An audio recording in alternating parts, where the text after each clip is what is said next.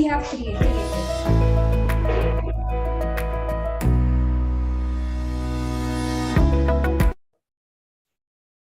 The world as we have created it is a process of thinking. It cannot be changed without changing our thinking. A very famous quote said by Albert Einstein. Good morning, good afternoon, and good evening to all the participants from different time zones across the globe. On behalf of Institute of Professional Excellence and Management, I, Anubha Gaumat, extend a warm welcome to everyone to the International Conference 2022 on the topic Paradigm Shift in Business and Management, Emerging Trends and Competitive Strategies, which is organized by Management Department IPEM in the collaboration with Nilai Field Research Center Malaysia and Ghaziabad Management Association. IPEM was established in 1996 in the heart of Ghaziabad under the aegis of Laksh Educational Society, registered under the Societies Act 1860.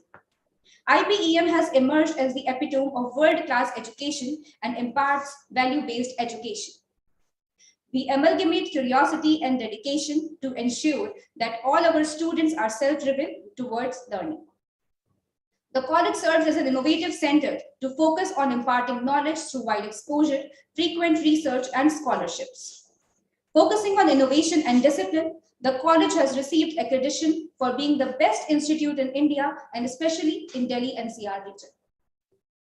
Now, moving towards the introduction of the conference, the global market climate is very competitive, ever-changing, and unpredictably volatile all over the world. Businesses are being forced to revisit their business models due to paradigm changes in customer behavior, technology, and market structure. Managers are continuing to plan and strategize for the future, which necessitates stable economic conditions. On the other hand, consistent and clear market ecology remains useful for decision makers. In this regard, the conference's aim is to bring together the best academics, business executives, research scholars, and students from universities and institutions all over the world and the industry to share their perspectives, new ideas, and research findings on all areas of business and management, as well as exposure, emerging trends, and competitive strategies. We will start our conference with the welcome address by Dr. R.K. Singhal, Director, IPEM, Ghaziabad. Working as a director at IPEM and previously worked as professor and head at ABES, Dr. Singhal holds position currently as Associate Dean and BOS Convener at AKTU Lucknow since 2016. Dr. Singhal is a BTech, PGDBM, and is certified in supply chain from IIT Kanpur. He has worked in industry and academic field and have an overall experience of more than 41 years. He visited and taught Indian HR practices and negotiation for 2 years at VIU, Vancouver Island University, Canada during summer. I now welcome you, Dr. Singhal, sir, to welcome our participants.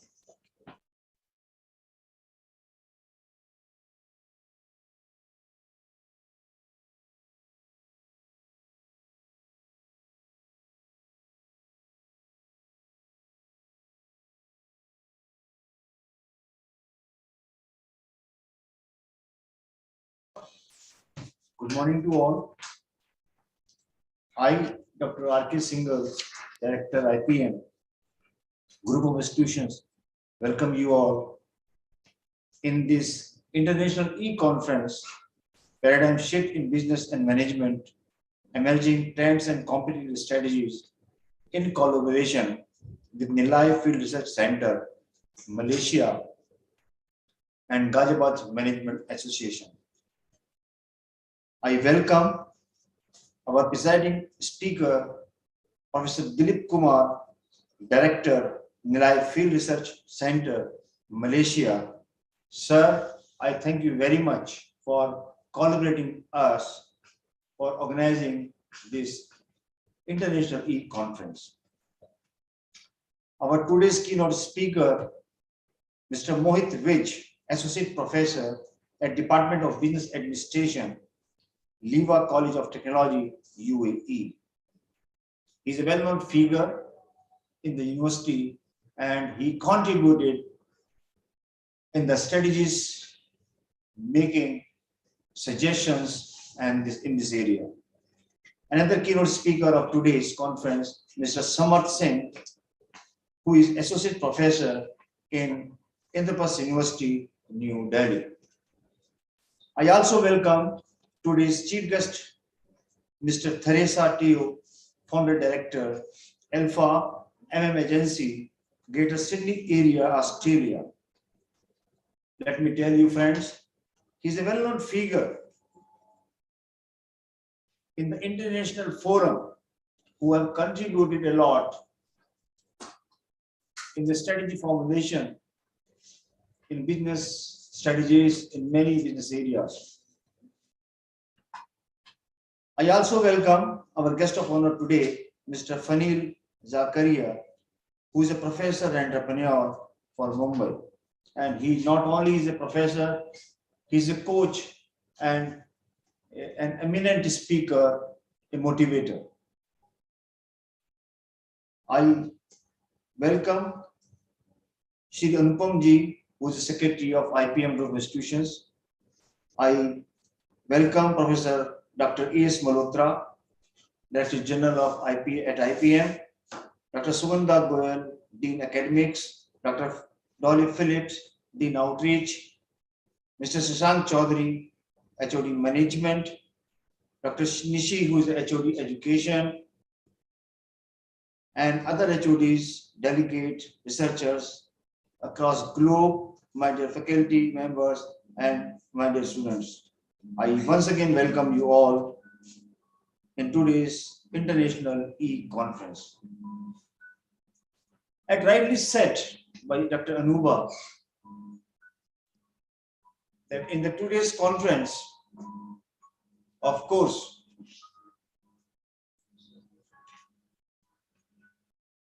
we have selected the theme,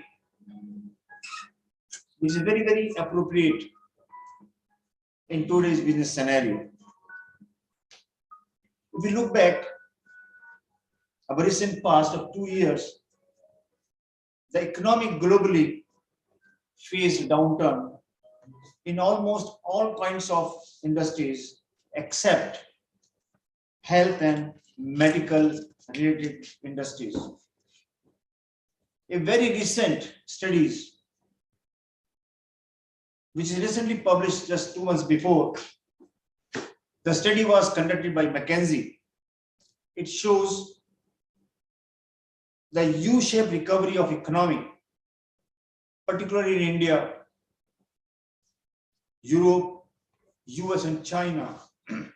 But at the same time, industry is experiencing many disruptions towards growth in the area like supply chain, inflation, labor market, etc., etc.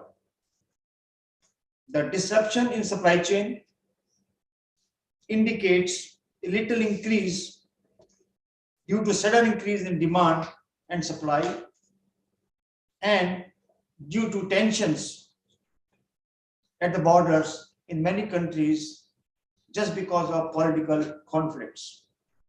Therefore, the potential risk to the economic growth in the particular developing countries like India has higher impact as compared to US and China. Again, the recent war initiated by Russia on Ukraine is further worsening the global market. You can see the market has fallen down very recently in last 3-4 days. I hope in this conference, our eminent speakers for sure going to put some lights on this issue. I am looking forward the suggestions like moderation of policies at the government level, strategies to increase GDP, strategies how to handle the disruptions raised, and household per capita income. Once again, I welcome you all in today's International E-Conference at IBM. All the very best. Thank you very much.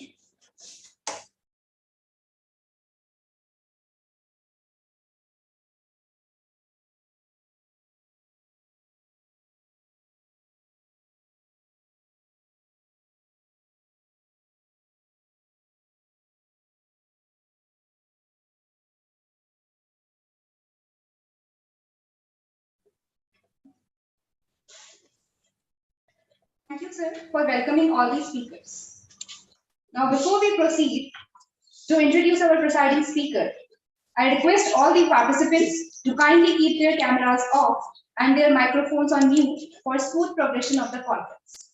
Also, if any of the participants have any queries regarding the topics discussed, kindly write down your questions in the chat box. Also, mark the name of the speaker while asking the question, and your questions will be answered after the end of the inaugural session. I now take this opportunity to introduce our presiding speaker, Professor Dr. Dilip Kumar M, Director, Nilai Field Research Center, Malaysia. Professor Dr. Dilip Kumar M is the Pro Vice Chancellor and full Professor of Business Management in GNS University, India. With a double doctorate in Behavioral Sciences and Business Administration, he has undertaken several research projects in various countries. Sharing his literary interest, he has written 80 short case studies in business management, 180 international and national peer-reviewed journal publications, and presented more than 76 papers in international and national conferences. Adding to his academic credentials, he has 2 patents, 4 patent publications, 6 copyrights, written 9 books in business management, including 4 case study books and 3 monographs. He has contributed substantially to academic and corporate services and committed his life to academics, research, corporate development, and institutional building process. The topic of the speaker is business crisis and paradigm shift in business strategies. I now invite Dr. Dilip to kindly share his views to the participants. Good morning, one and all. Thanks for IBEM to invite me for this second occasion where I'm going to present you a short understanding on the business changes. And this is the second time I'm coming because last year also I have participated in this IBM conference. So the second time, and this time I'm collaborating with IBM to slot this program. So thanks for the invitation, and it's my great pleasure to meet all of you.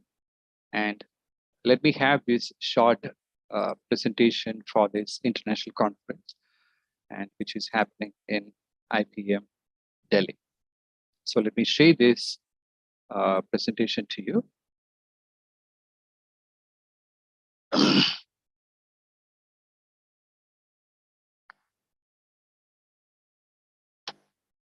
Right, connecting to this major theme of this conference, paradigm shift in business and management, linking to emerging trends and competitive strategies. So the topic is coming up like this. As it is mentioned by the introductory speaker, we are into the turmoils of a war between Ukraine, Russia, and disruptions of technology and like these are all part and parcel of the dynamic change of society. It may come one or the other way. It's going to precipitate, and we need to have the proper strategies to tackle to continue the business momentum. So here I'm going to present in connection with, specifically in connection with COVID-19 pandemic and the business volatility, and how it has given opportunities and how it has made the company across the globe to look at the possibilities of different operating models. This is exactly the way I'm trying to pitch in. So when I look into this paradigm and paradigm shift, what is all about this paradigm shift is talking about? It's all connected with ideas. It's all connected with the plan of action. It is connected with the strategies you are making, what you are believing exactly, and that is not working at all. And that with which you are not able to develop the business profit or the business surplus. In this particular context, every organization has to now think about whether our belief system connected with corporate strategies are good enough to pursue in this context of volatility or the dynamic business environment. So the paradigm shift clearly indicates that a belief system which is not contributing to the business surplus has to be changed, a new way of thinking in accordance with the new normal situation. Still, we have not caught up with the new normal situation. It is still, foundations are laying down now, the vaccines have come up, COVID has devastated the entire business, specifically certain sectors, it totally collapsed. So we have to think, or we have to approach new ways of thinking connected to the business operation. These are all the theme of this conference, and it is very relevant, extremely relevant in the context of COVID-19. So when you look upon the top priorities of the top executives before 2020, maybe around 2020 September, on before that and after that, what are the top priorities of these executives? This is exactly we need to think about. McKinsey has given a clear-cut picture that what are the areas the top executives were thinking about during the particular time of this crisis and before the crisis. Look at what are the competencies before the COVID pandemic in order to manage the crisis or in order to manage the specific scenarios and likewise. How we can understand or how we are measuring the enterprise agility. We are talking about resilience of any kind of contingencies. How we were exactly managing the cost-cutting measures, cost management measures, smart costing measures. And how we have ensured the workforce resiliency in the past with the various kinds of diseases like the pandemics like SARS or AIDS or MERS or different kinds of pandemics across the globe has gone ahead. And how the companies embraced with before the COVID and after the COVID, how it has facilitated a drastic U-turn to look at and the cash flow management. So when you look upon these aspects, top companies had different priorities in the past. But when you ask about these kind of priorities, not only turn up to the top management priority. Of course, it was there, but it is in a form of traditional brick and mortar style. But when you talk about the same kind of questions connected to the top executives, they have a different story to tell about it. How are you going to manage the competencies? And that means post-pandemic crisis or post-COVID crisis. How are you going to manage the cost? They never think about 2 years, they have to slow down the entire business.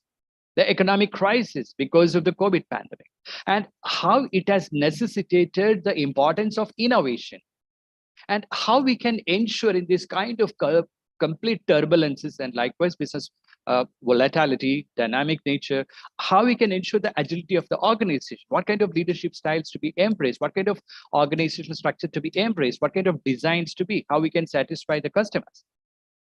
So resiliency, once again, redefined. This is exactly the priority of top management now, and the cash flow, major aspect to it. So when you look upon across the countries, the economic stimulus and responses to the COVID-19 crisis, that those to the 2008 financial crisis, you can see that how much exactly it has moved up. The economic stimulus, that crisis created the percentage of GDP. And now you think about it, how much volume of change? 3.5 to 33 point, or 2.2 to Japan, you consider 21, and 1.4 to 14.6. So you can see the changes across the developed countries now. Drastic changes it is bringing down into the GDP level. All right. When you consider the major industries hit hard by this COVID-19 crisis exactly, you can see over here, leisure and hospitality, entire tourism sector is collapsed, almost into the verge of closing down. Lot of hotel industry connected with the tour operators. It's gradually picking up now, but we are not sure when it's going to be picked up. Education and health drastically affected, specifically taken into consideration of African countries or third world countries, and likewise totally affected. Education is not penetrating. Otherwise, also it was difficult to provide the basic education. It is affected. A retail trade, personal businesses, services, manufacturing, all these have clear-cut impact. And these businesses, when you call it as a business or a service or a product or a movement, whatever the term we use, it has totally affected by this crisis. So when you expect, what kind of recovery we can expect? Now, when COVID has finished almost clearing off with the support of new vaccine and the vaccine stability, war has started, and it has created its direct impact on the trade and commerce. A lot of equations connected with different countries changing. Who will be with Ukraine? Who will be with Russia? And how we can manage these two in a balanced proportion, decisions to become, and that has affected the trade imbalances. Now, the China, Russia on one side, and different supporting countries like Serbia and likewise, but on the other side, the NATO countries, and in between, India is standing, where it can contribute to, or how we can balance these two thought process of what you would say, acquiring somebody's plot and somebody's land, and likewise, it has created a lot of changes in the trade and commerce. It will be going. And you look upon the recovery state, you can see over here, you can expect the art, entertainment, and recreation. It's only by 24 to 25. Accommodation and food services, it will be 24 to 25 itself. Hotel industry still couldn't pick up properly. 2-star and 3-star hotels, which are totally into the CAVO stage. They won't be able to get the business surplus because travelers have gone down. Even the domestic travelers gone down. So you don't have to ask about the international travelers. That also going down.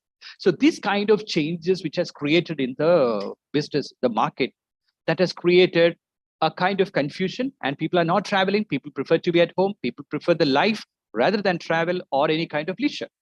So educational services badly get affected. This particular time has given a lot of opportunities for the tech companies to build up, to come up with a proper technology base or a platform which can provide a lot of facilities to the students to continue the education. Likewise, every issues, challenges faced by different time by society, it has created different opportunities also. You can see that it's not going to pick up very fast. And lot of, we expect 2022 and many industries, but it will take a little more time. It depends upon the control over the COVID. So when you look upon the 10 emerging trends which are shaping the new future, look at these aspects. Social capitalism. Earlier, capitalist country focus on their countries and they look at their business proportion and completely protected. And they themselves couldn't manage this COVID pandemic. They have to depend on some other countries to get the kind of vaccine into their country. And the kind of medicine exactly that is percolated or that is disseminated across the countries also varied. And different countries got the capability to produce it. So these in initial stages of that particular time, instead of capitalism, it has converted, or liberalistic capitalism, it has converted into social capitalism. And acceleration of digital transformation, demand workforce, on-demand workforce exactly.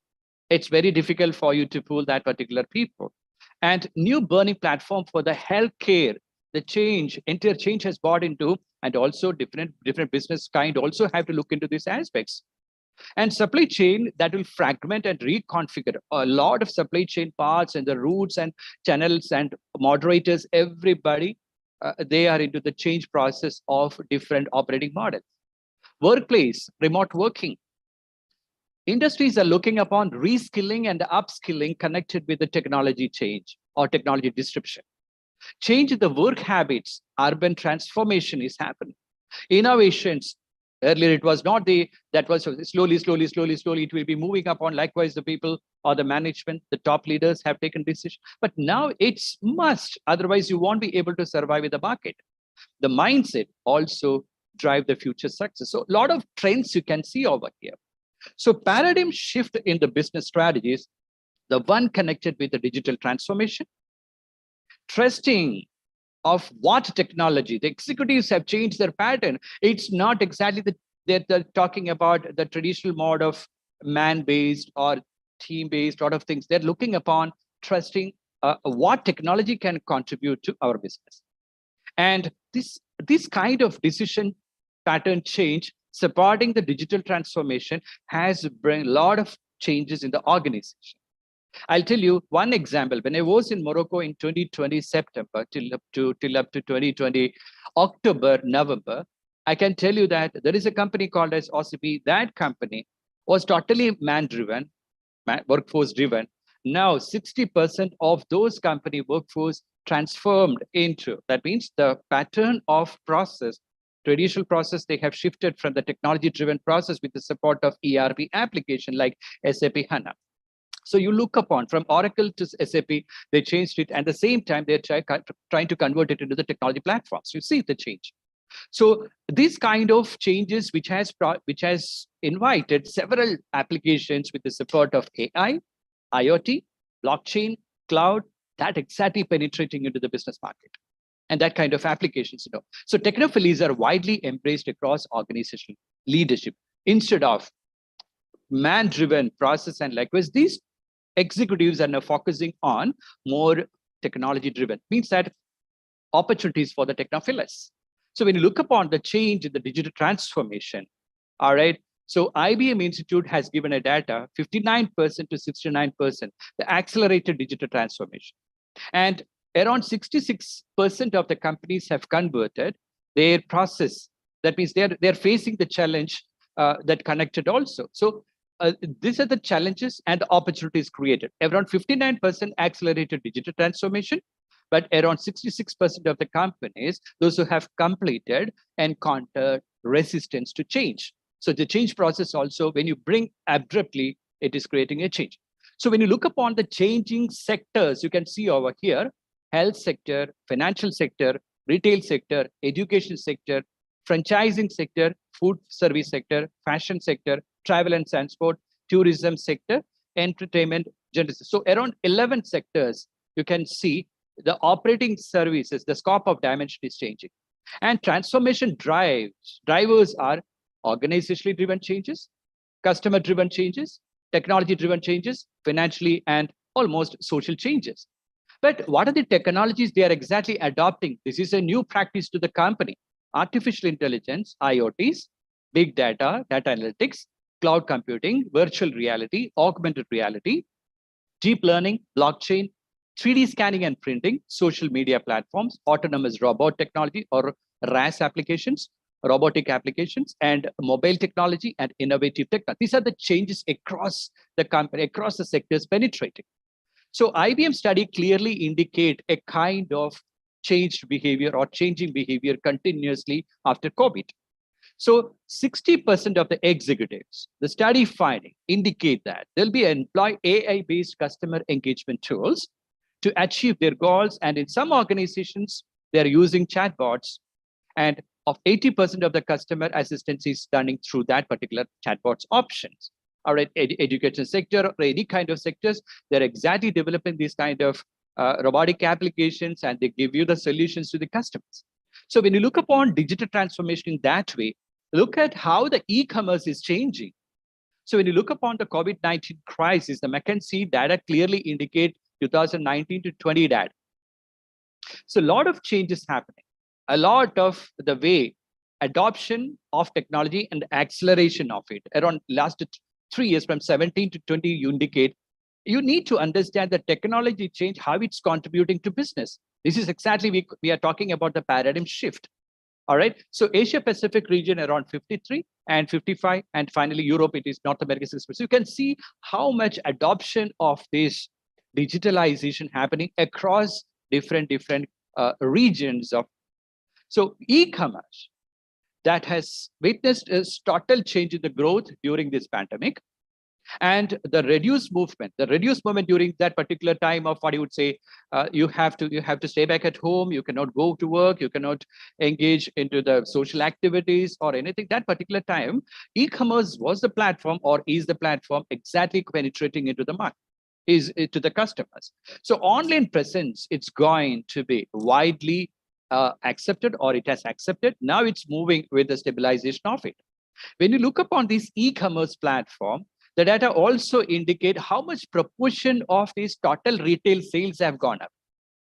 So the percentage point out a drastic change exactly from 1.3% to 5.7% in UK. In China, it is around 3 to 4.8, and United States 1.4 to 4.6. So multiplicities, you can see over different countries, how it has contributed the e-platforms. So consumer shift towards the digital channel is happening.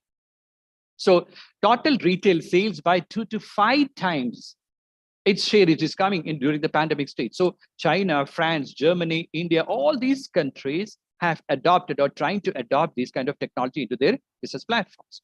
So when you look upon the consumer shift, this is exactly the data getting almost a double or a triple time the kind of adoptions with the support of digital channels happening or digital platforms happening, and it is creating an opportunity. Means that you need to look into your strategic options available to engage the technology for better customer experience or kind of delight.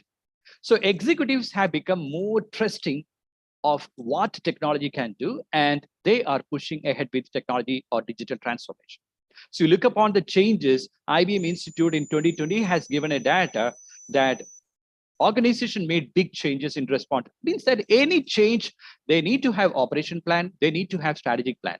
So strategic plan, it is connected to the next 5 to 10 years of duration, and likewise that particular time, you need to look into the every year or every month or every quarter of operating plans, whether it is contributing to your business or not.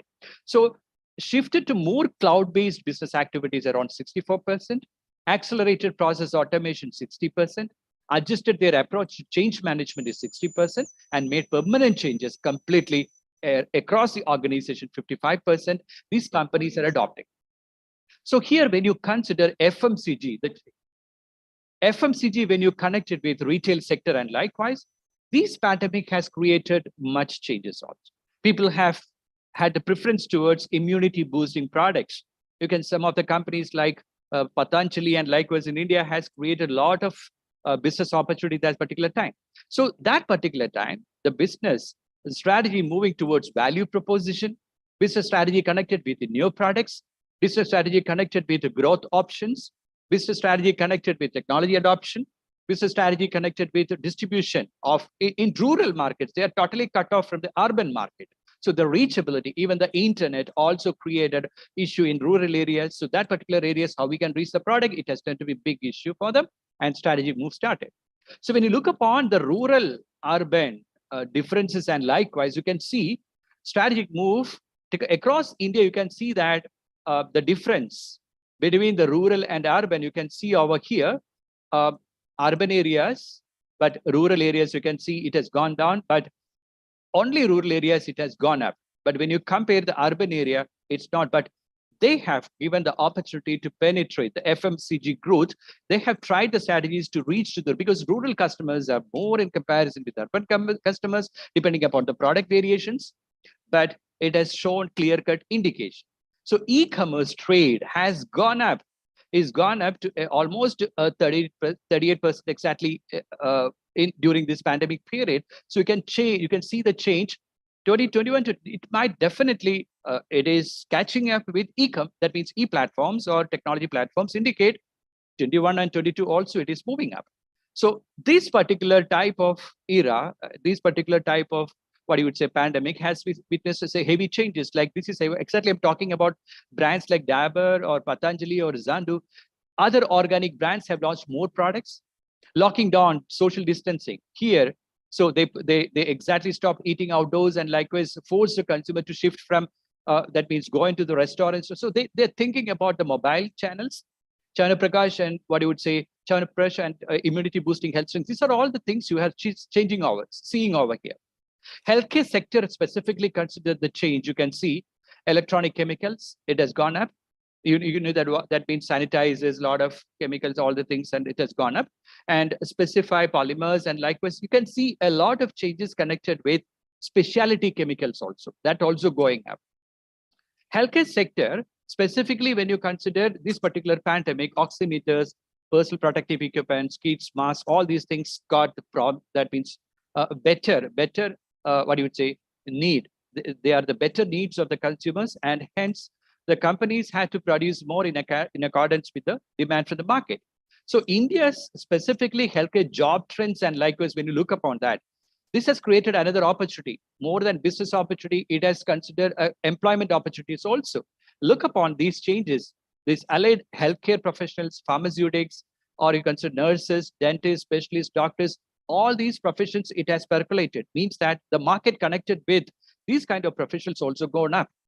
So telemedicines, when you consider, I told you, people were stuck up in the home, and likewise that particular time, now also they prefer to get the online options to get the products, right? So telehealth solutions also, they don't have the facility to go to, or they don't have that that means freedom to go to a doctor and see, and likewise that particular time, the practice started of telemedicine, and this also created a lot of opportunities, doctors through online medications and likewise. So this sector also has created tremendous business opportunities. So you can see the telemedicine market size, it has gone up like anything.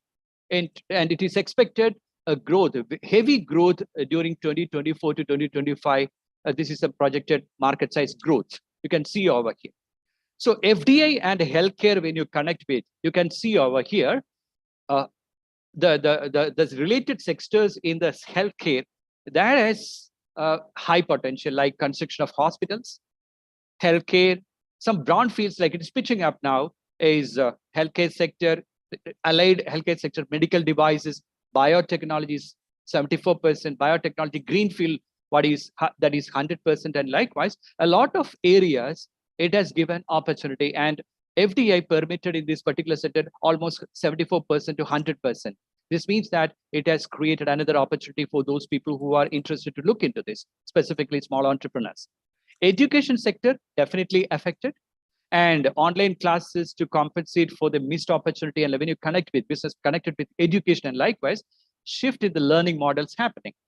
And learning management softwares and AI per tools are implementing. Everybody knows about it, and we are exactly going through it. Don't want to talk about too much, but accelerated a CAGR all about 20%, increment growth around 2.28%. But in India, you can see around 100% opportunity, and the growth is connected 19.02% exactly, and there is positive impact. This is also a great business opportunity.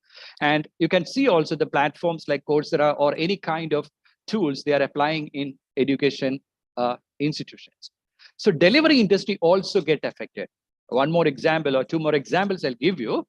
Delivery services also, that I told you, people are not going to restaurants, and likewise, it is getting into so that kind of business. At the same time, drone companies also team up, invest to deliver the food at home directly. So this is exactly another technology disruption with which it is happening. So most firms are now looking into reducing the, extra expenditure and connected to technology, and try to align themselves with the technology-driven platforms to get the business. So when you look upon this, the human aspects now, if it is connected with health or technology and all the e-commerce and likewise, now I'm connecting with the human aspect. Here, organizations have widely adopted the remote working. So an analysis of more than 2,000 work activities across 800 occupations, drawn with a loss of productivity from home. That means without a loss of productivity, they could contribute. So why they have to? This is, I told you, OCP company in Morocco has completed around 60% conversion of those workforce, those are engaged in to brick and mortar type, to technology driven. They are sitting at home and doing. Only those people working at the acid location or phosphate specifically connected, their requirement is their technology cannot replace them, that people only working. So these kind of hybrid plans are happening now. So the strategy connected over here earlier, traditional process, when you look upon that, it is the strategy is connected with top management values and stakeholders priorities. This is exactly traditionally we were given importance. But prediction model indicate it's not exactly the management values and stakeholders profit priorities, but more this to be decided by forecasting the current reasons of change or a paradigm shift. The belief system changing, the paradigm shift need to be happen and connected to the operating models. So Here, the strategy is basically connected with sensing of those changes, paradigm changes, or what is happening and where we have to pitch our organization, experimenting and adapting that change process, and making a learning model. So you have to move towards a learning model in comparison with different kinds of operating models that you have practiced in.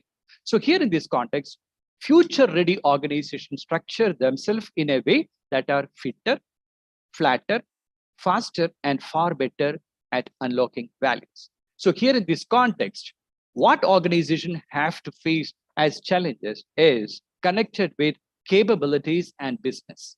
This is human side of enterprise I'm talking about. You need to have a match between capabilities and business. So existing capabilities and new capabilities, existing businesses and new business, where we have to pitch our organization. This is exactly the issue connected.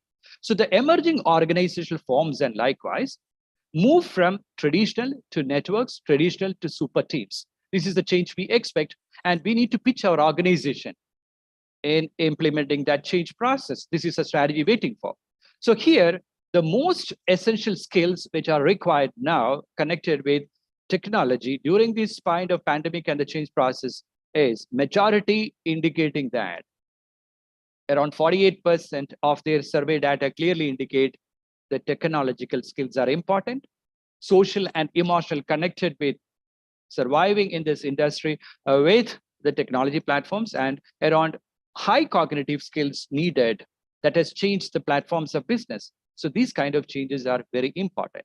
So the change strategies at organizational level, which include McKinsey clearly indicating that flattened structure, data-rich tech platforms, talent has scarcer than the capital. So we have to look at the talent management system, new competencies, accelerating organizational learning process, and turbo change in the decision making from individual top management driven business decision making to a kind of different team based and the different styles of decision making to be embraced. Take an ecosystem perspective, what is changing and what kind of changes happening. Based on that changes to be brought on to the organization. And that exactly the message I'm giving to you in this conference, which is paradigm shift in the business and management, organizing by IBM. And I'm sure about it. The papers connected with this particular kind of change-based conference. That means the theme is well connected to the change management.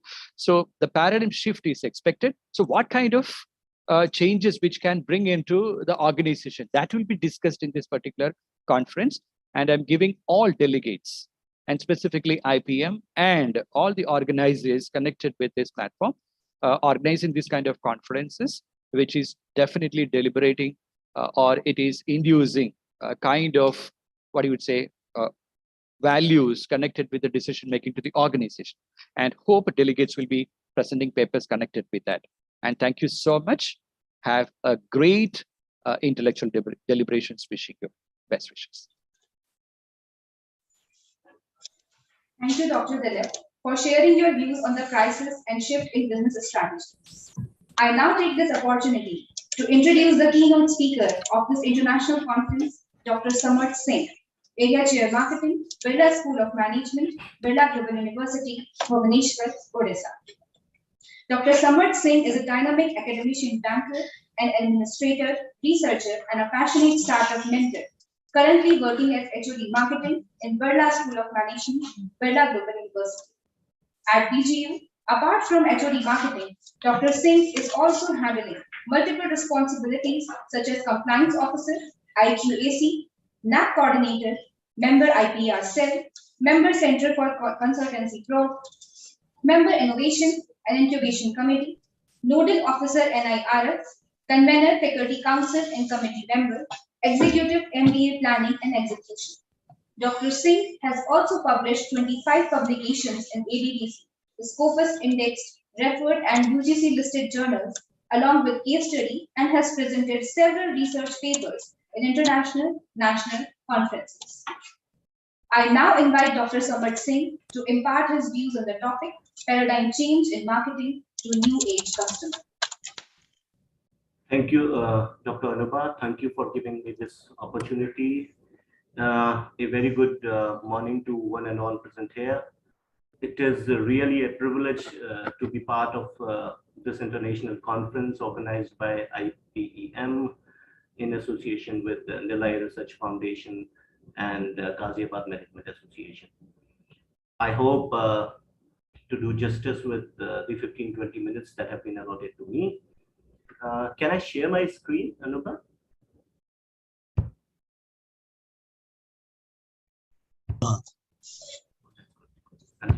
Yes, sir, you can share the screen. I hope it is visible to all of you, the screen. Yes, sir, you can share the screen. It's visible, sir. It's visible. Okay, so I'll be discussing a bit on the paradigm changes in marketing to the new age customer. We have seen that marketing has changed, and particularly post-COVID and the new customer realities, this change has become very prominent and is accelerating at a very fast pace now. So I'll be taking you through a few of such new realities which we as a marketing professionals and researchers can further explore for the benefit of organizations and society. Recently, I was just going through a few of the literature and came across a very interesting article from Harvard. So I'll draw upon a few pointers from the article itself. Let's begin with the process. See, what we have witnessed is that, and we have always seen that marketing begins with knowing our customer. But the new reality, the new truth is that marketing begins with knowing the customer segment. We have seen this COVID-19 crisis has in fact reinforced this view of ours, what we actually know. We believe that brands must communicate in a very local and a precise terms, targeting very specific consumer bases according to their circumstances and what is more relevant to them. It means truly understanding the situation on ground, country by country, state by state, pin codes by pin codes. But beyond geography, we have learned marketing messages need to be personally relevant now. We see they are more aligned to consumer situations, their values, as opposed to demographics now. So this is a big change that we have started witnessing. So as opposed to demographics such as gender and age and others, so we are seeing that they're more aligned to situations and the values of an individual. Creating a very personal human connection within any commercial message would require defining the consumer segments that describe people according to multiple dimensions that influence their purchasing behavior, from psychographics to attitudinal characteristics. So we'll have to think beyond the customer and now think of some other dimensions now. Apart from this, if we see, the old truth in marketing had always been that we are competing with our competitors. But the new dimensions talk about that we are competing with the last best experience my customer had. Consumer expectations were already on the rise before COVID-19. There's no denial to this fact. Generation Z is there, which is highly tech savvy, which requires seemingly integrated experiences, tech-based experiences. But when coronavirus actually hit, digital transformation accelerated overnight. This in turn sent consumer expectations skyrocketing in terms of what companies could do for them with a more digital experience, for that matter. Today's customer expects so much more than just a seamless digital transaction. They are actually looking at a digital experience nowadays, because as an organization you have a lot of data available with us, you have a lot of personal data, so they want more anticipatory, they want more participatory experience across their entire journey, and they do not want it to be just as a digital transaction now. It is an old belief that customers hope you have what they want, but the new truth is customer expect you to have exactly what they want. This is something uh, emerging at a very fast pace now. Consumers today expect that any experience will be frictionless, anticipatory, relevant, and connected also. They want it to be highly integrated, connected. If I have to, if means they are concerned with getting only what they want when they want it, and they are actually not insisting on if anything gets in their way in experience that entire marketing, in the experiencing their entire customer journey.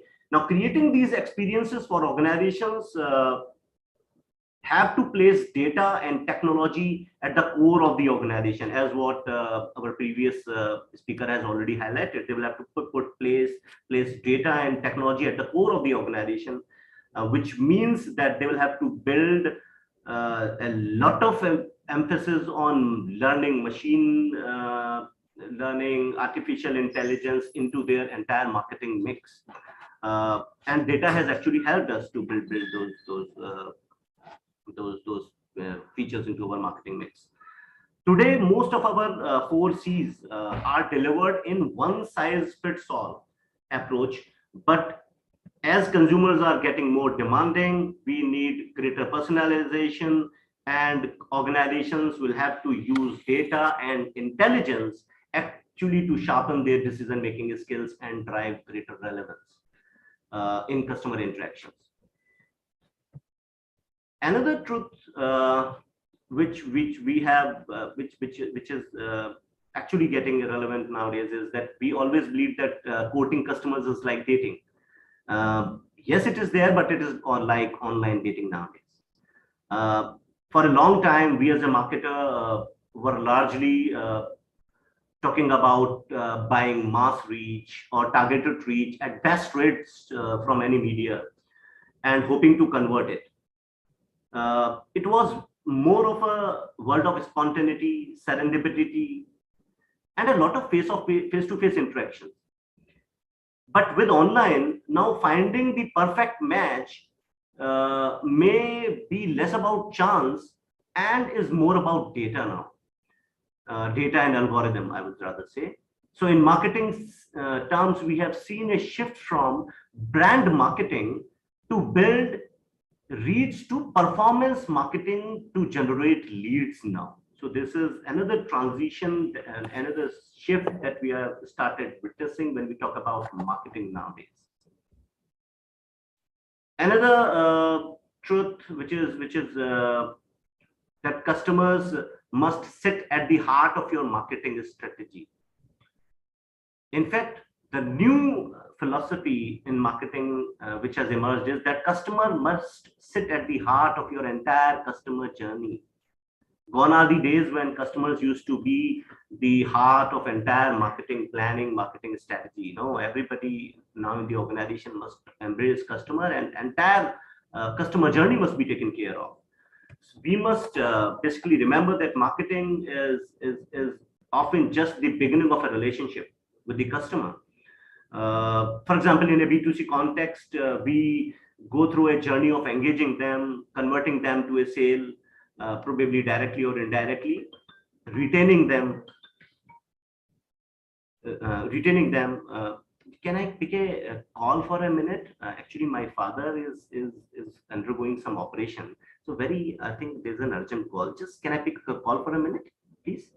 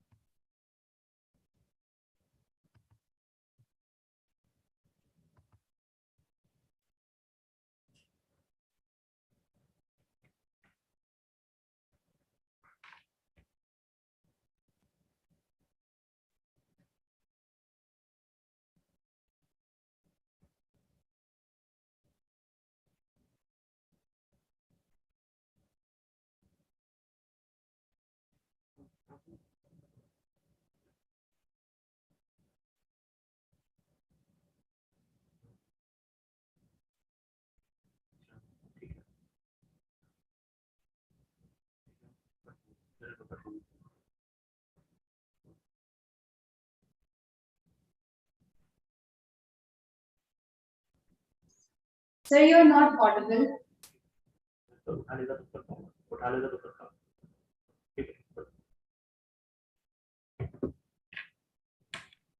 Sir, you are not audible. I hope I'm audible. Yes, yes. Yeah, apologies. It was a very urgent call. Actually, my father is undergoing an operation. His hand has to be amputated.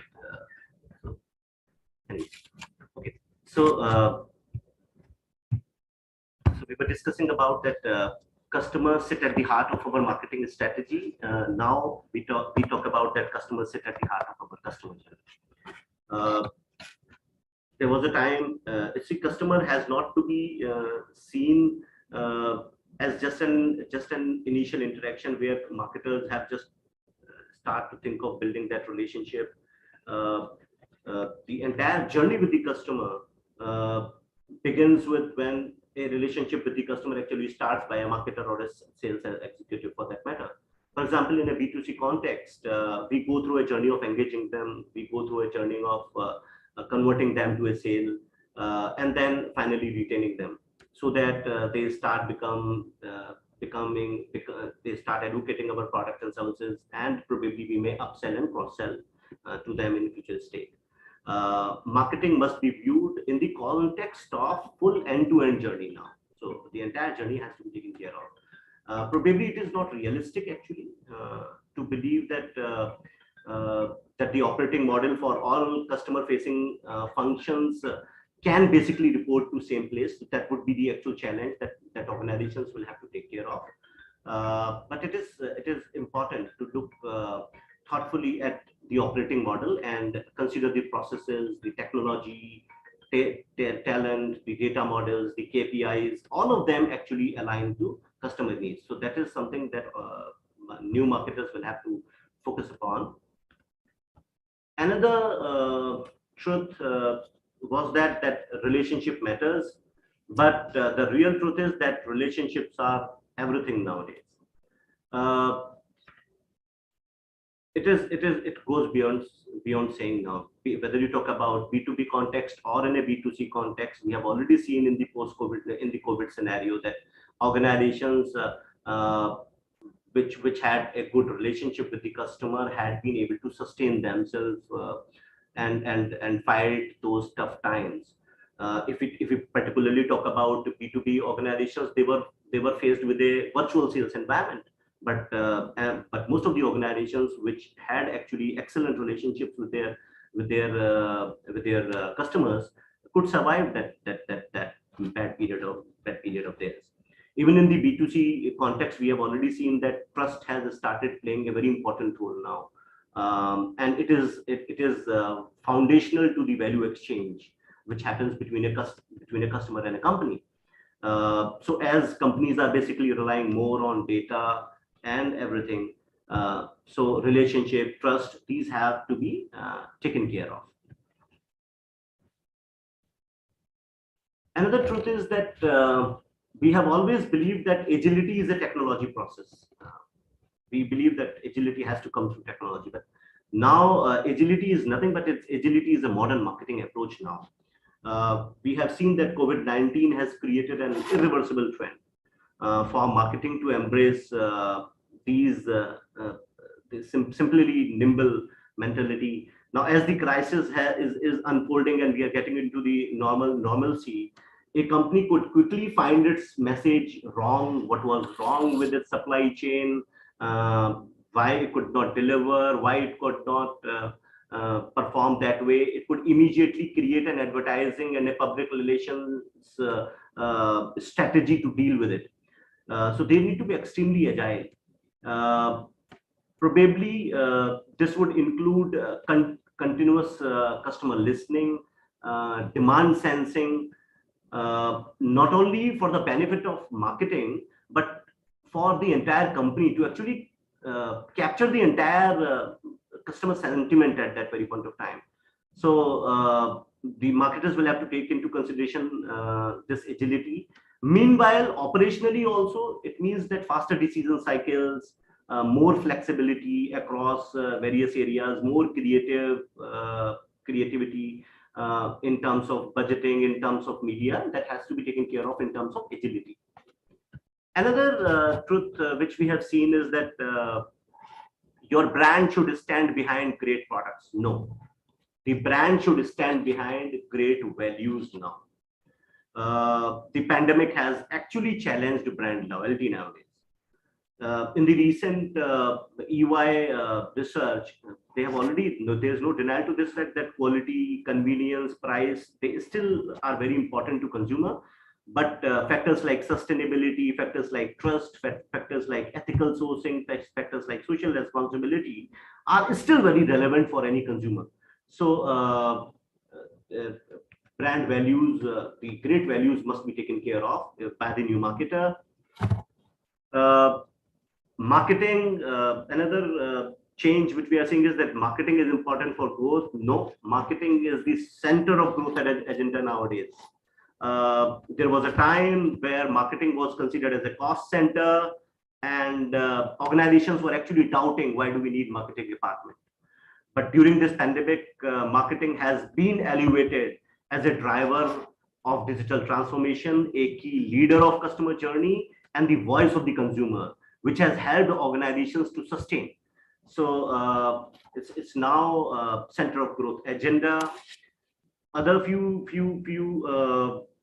shifts that I see is the rise of a programmatic advertising. We already know how in digital media and how we do it in digital marketing. We have real insights, we have real-time reporting, and we have finite reporting options, optimizations, and all these things. So it's all programmatic advertising, which is taking shape in terms of marketing. Influencer marketing is getting even bigger nowadays than ever. When you collaborate with the right target audience influencer, probably that is helping us in generating better ROIs. So that is something which is again reshaping. So a lot of research in marketing is actually happening on word of mouth, influencers impact, and all these things in various industries.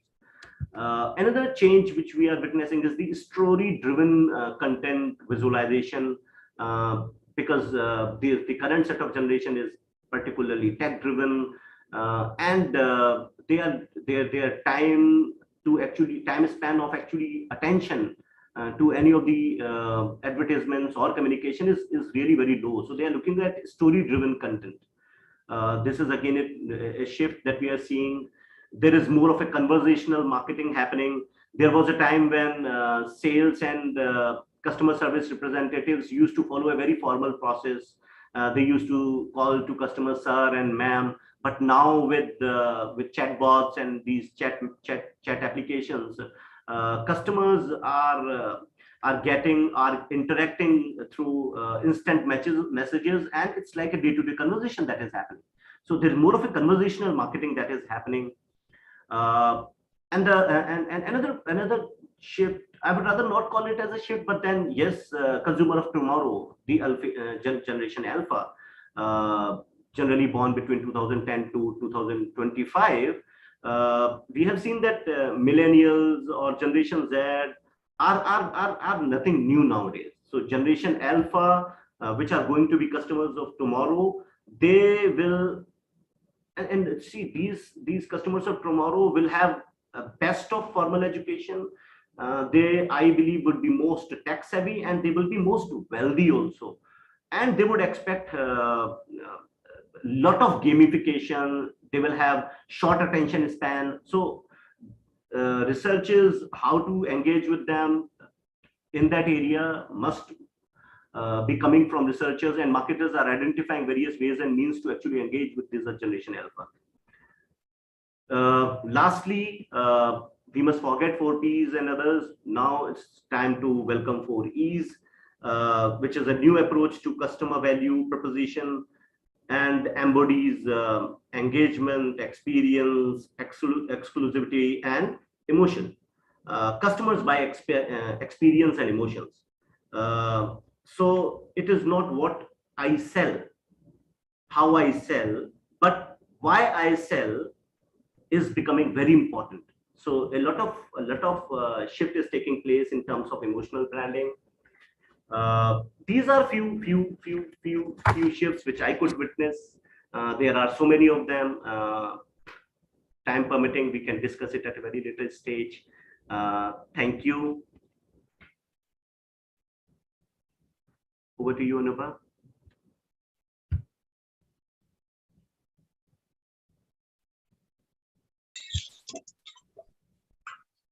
Thank you, Dr. Samarth, for providing your insights on marketing and how it changed with the new age customer, and also for clarifying the new truth of marketing strategies.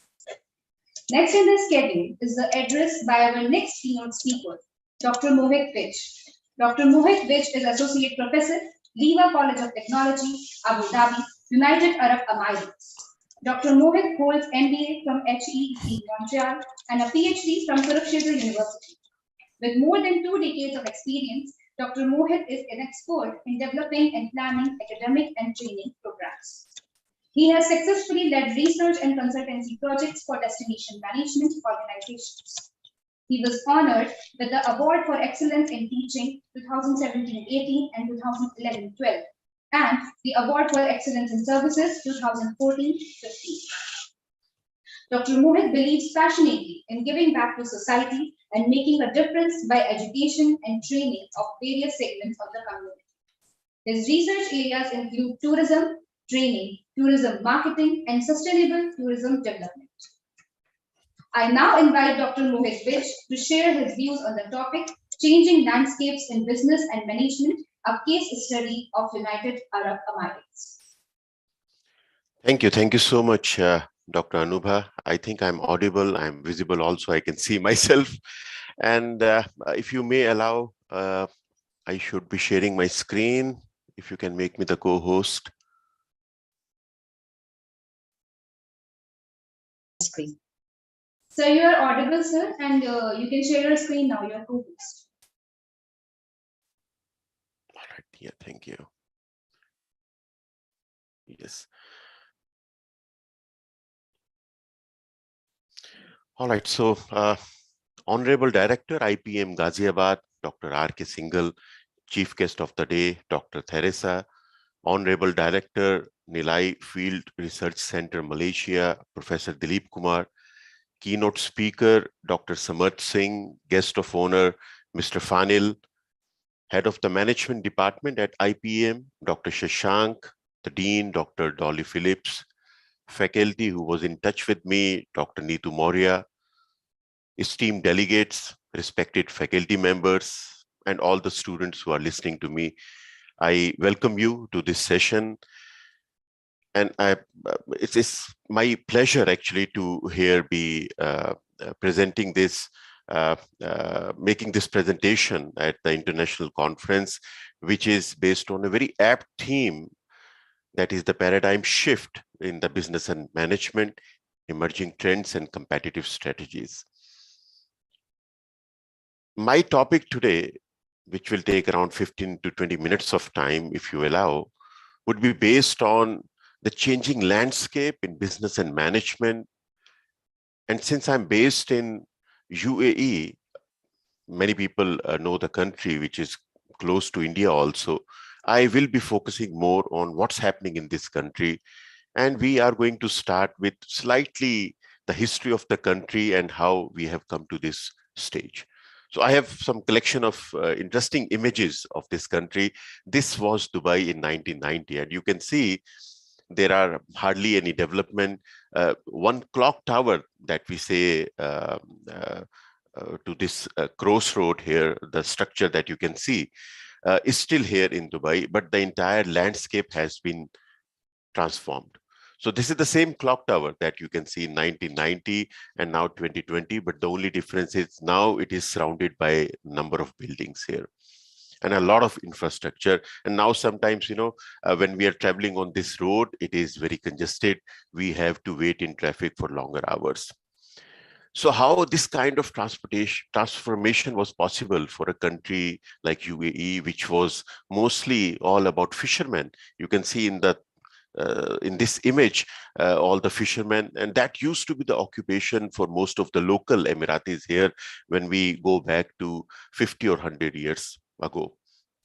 The mode of transportation used to be camel, but now this country has been transformed into um, not only a hub of trade, but also a very hot tourist destination. You can see Burj Khalifa, and this is the tallest building in the world. And um, uh, if I may use the words, Hollywood movies, Bollywood movies are being shot here, and the students who are listening to me, they know that the Tom Cruise or the Mission Impossible or the Fast and Furious movies have been shot here in this country. Now, most of us, we know about UAE and Dubai and Abu Dhabi, but I don't know how many of you know that this is a very small country. And if you look at this tiny dot on the world map and compare it with a country like India, you will be shocked to know that it is 40 times smaller than India. Forget about China and all. It is even slightly of the same size as Sri Lanka. And if we go a little deeper into the map of UAE, again, a very interesting fact that you all can see that though we know about Dubai because Dubai is Dubai, and we know about Sharjah because of the cricket matches and all, but then look at the size of Abu Dhabi. Abu Dhabi is the biggest emirate, and it is covering more than 80% of the country. On the left side, you can see here, this is Arabian Ocean. And on the right side here, little bit, is the Gulf of Oman. So most of the Emirates, there are 7 Emirates in the country: Abu Dhabi, Dubai, Sharjah, Fujairah, Ras Al Khaimah, Al Quwain, Ajman. You might not have heard about all these Emirates, but they have their own significant economies. So most of these emirates are present on the Arabian Ocean side, except for a few emirates like Fujairah and little part of Sharjah, which is on the Gulf of Oman. And there are many countries which are touching the border with the UAE, like Saudi Arabia, Oman, and a few others. Abu Dhabi is the 6th largest oil reserve in the world, and that means something. And that is the reason that for a long time, since its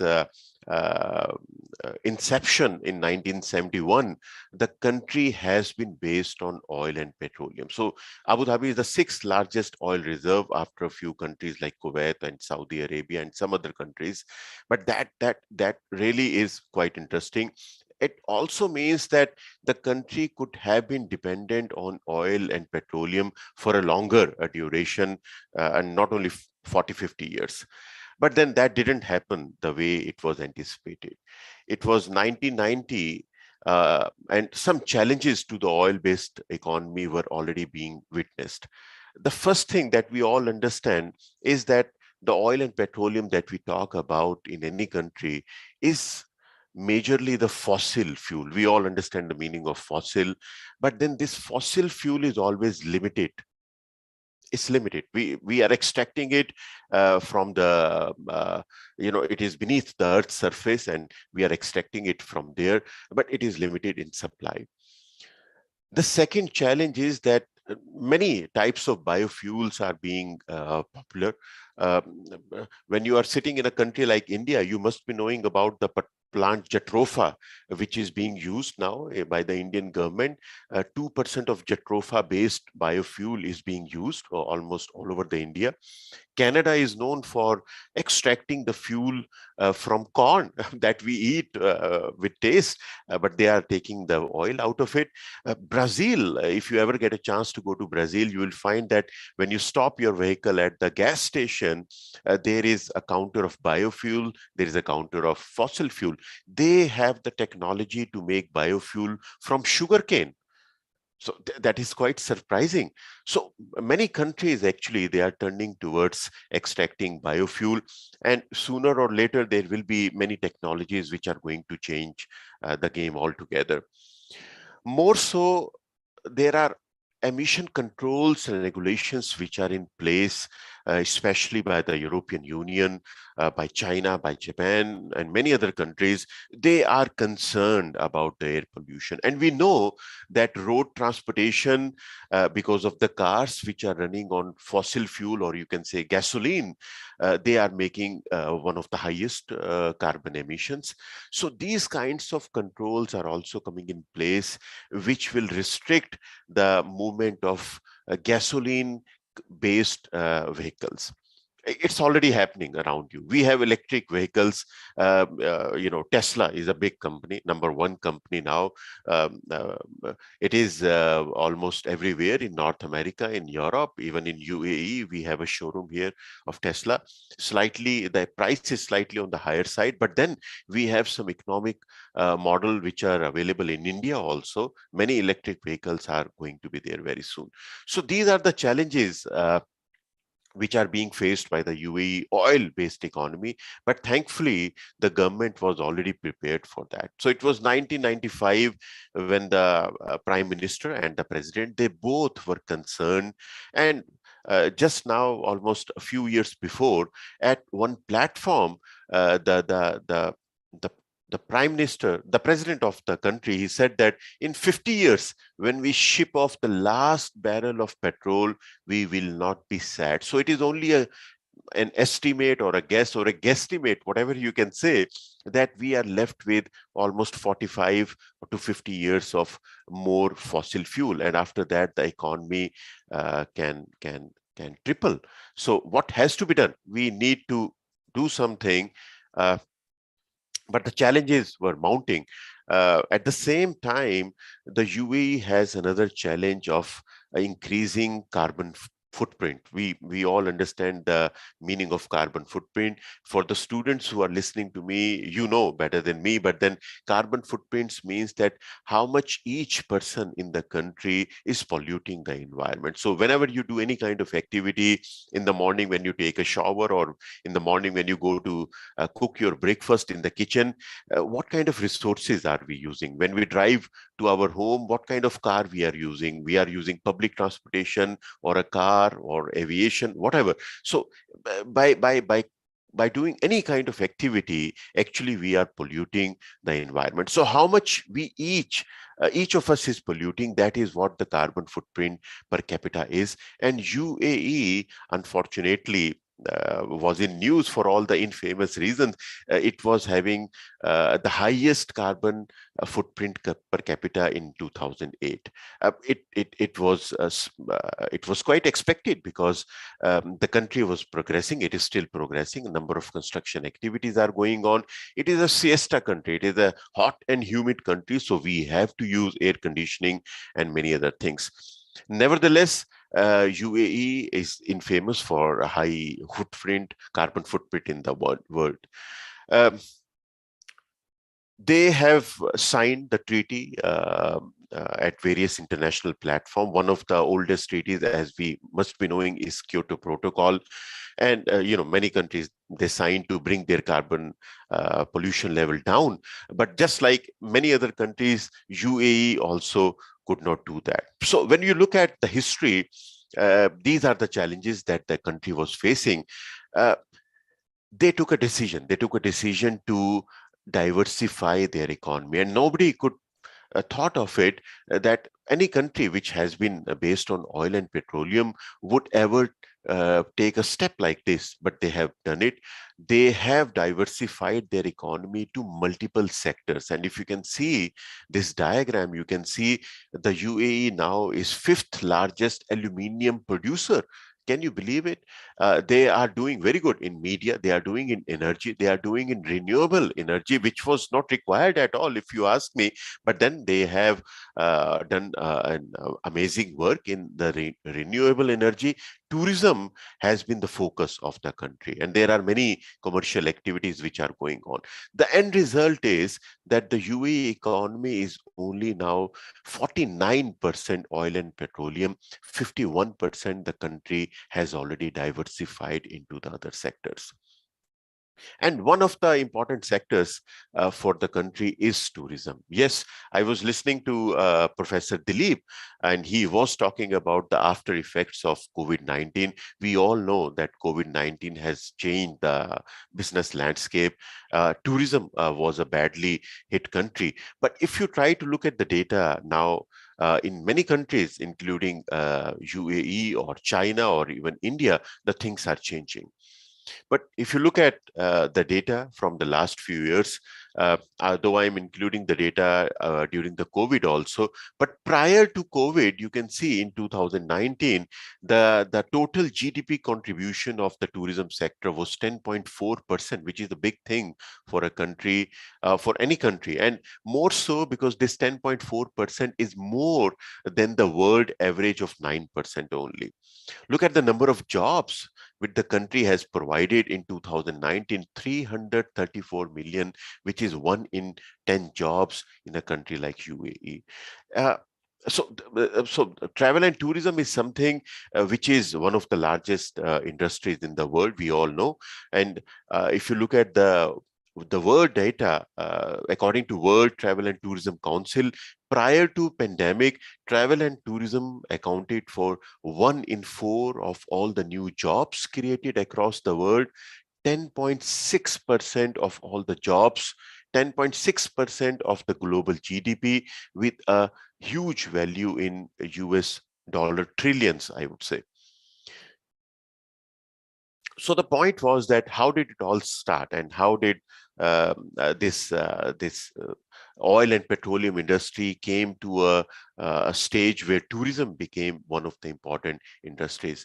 When you look at the topography of the country, you'll find that it is all desert, or there are some limited number of beaches also, and limited heritage. If you try to compare it with a country like India, which is full of tourism resources, blindly, if you keep your fingertip on the map of India, and when you open your eyes, you zoom that place, you will find that maybe there is a mosque or temple or church or a water body or mountains or greenery or culture, custom, colors, so many things, fairs, festivals. There is something in India which catch attraction and attention.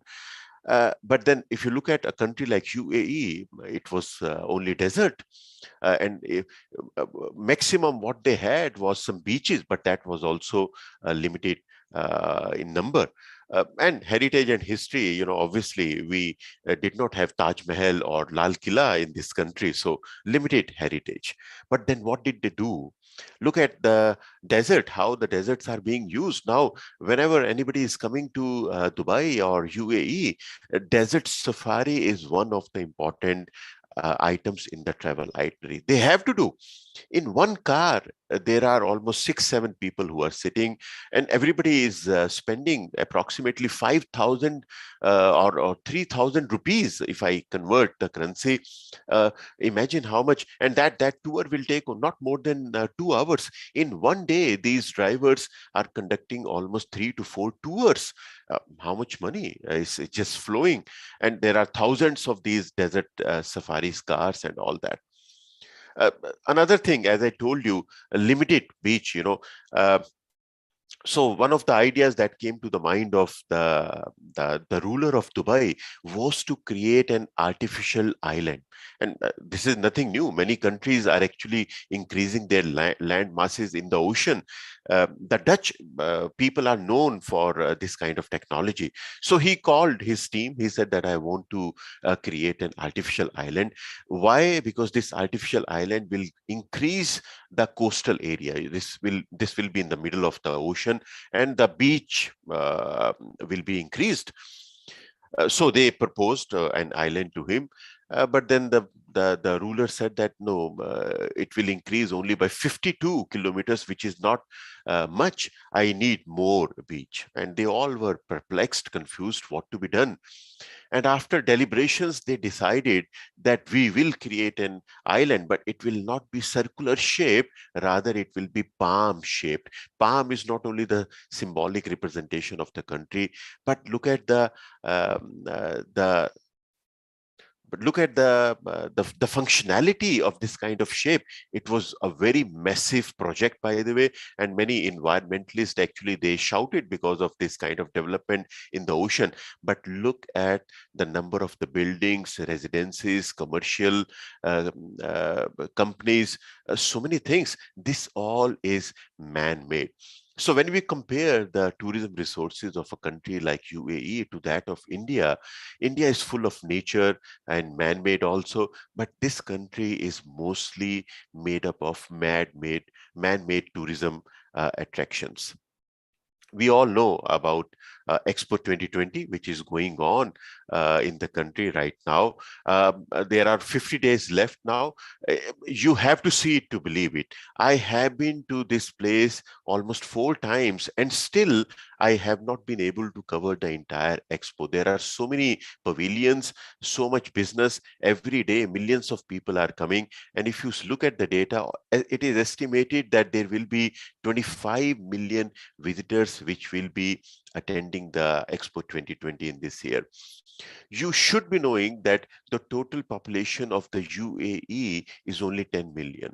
And this country today is standing in the league of the countries which are attracting double the number of their population as tourists every year to there. Now, you must be thinking that how do we compare it with a country like India? In India, the total number of visitors are 7.5 million.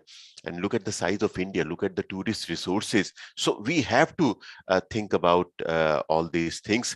But I'm sure that India, which is also 40 times bigger, 1,000 times more resourceful and can do wonders in tourism in future.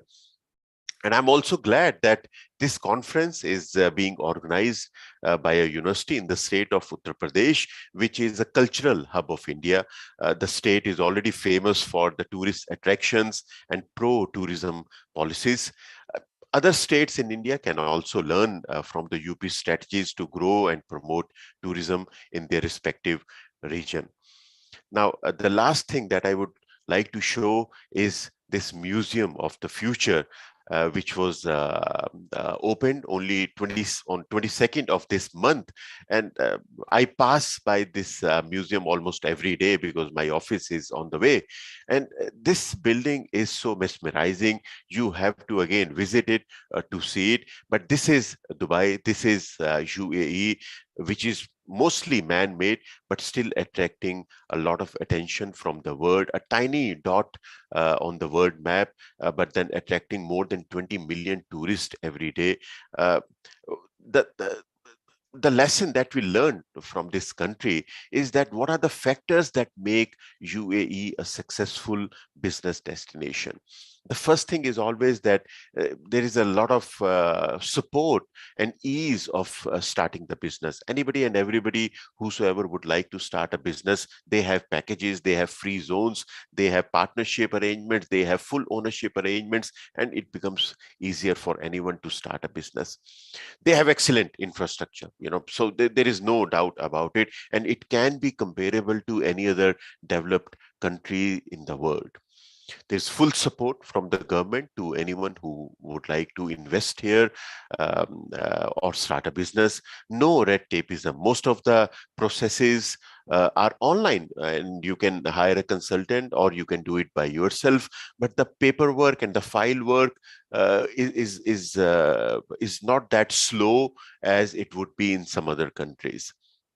There's a lot of cultural proximity. If you're sitting in India, it is only 3 hours away from you. And, when you come here, you will see that there are more than 120 nationalities who are living in this country, but then 40% of the population, of the expat population, is from South Asia, majorly from India or the neighboring countries of India. No income tax at all. There is no income tax. A few years ago, they introduced value added tax of 5%, but that is a separate story. But as such, there is no income tax. The law and orders situation is very strong. And One has to be afraid of the law and order. One has to be afraid of the police and the rules and regulations. The penalties are very high. The fines are also very heavy, but then that is the right way if anybody would like to have a blanket of safety and security. The rules are clear to everyone, and you can go to the website of the government offices and you will read, and you will find that the same rules are being implemented and applied. There is no corruption. At least in my tenure of the 13 last years, I haven't seen an iota of corruption here in this country. So these are the things which are changing the business landscape in the UAE. It is a technology-driven country. And if you look at the ownership of mobile phones, it is 120%, which means that many people in the country have more than 1 or 2 phones, actually. So this is what I just wanted to share with you. I think I have taken the time which was given to me.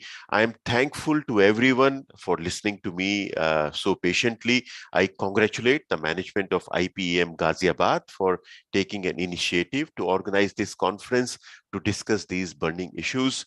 And I'm confident that the conference proceedings will contribute meaningfully to the body of knowledge with clear implications for the practitioners.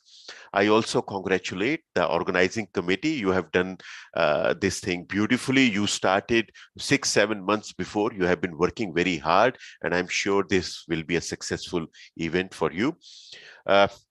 My best wishes to all the delegates and the speakers who are going to make their presentations, and also to the audience who will be listening to them. Thank you very much once again for inviting me and having me on this occasion. Thank you. Thank you, sir, for such an insightful keynote address and for telling your views on the changing landscapes in business in UAE and how tourism has increased and the factors that made UAE a successful business destination. Now, I would like to invite our guest of honor, Mr. Fanil Zakaria. Mr. Fanil Zakaria is a serial entrepreneur who carries 11 plus years of professional experience with a blend of doing audits for 14 plus varied industries and building his own venture right from scratch into the Indian startup ecosystem. He carries a vision to someday provide an affordable travel solution to all. During the pandemic, he has rendered talks on opportunities and challenges for entrepreneurs post-COVID in various colleges and universities, and has inspired more than 3,000 students to take up entrepreneurship as a career choice. I will now request Mr. Zakaria to share his views on the topic, innovation and entrepreneurship. Am I clearly audible? Yes, you are audible. All right. Hello, everyone. Greetings for the day. Thank you for the warm introduction. And it's my total pleasure and honor to be part of this international conference today. I believe as entrepreneurship and innovation is a catalyst or acts as a catalyst for the overall development, as well as it fuels the growth. If we rewind back our journey by 2 to 3 years,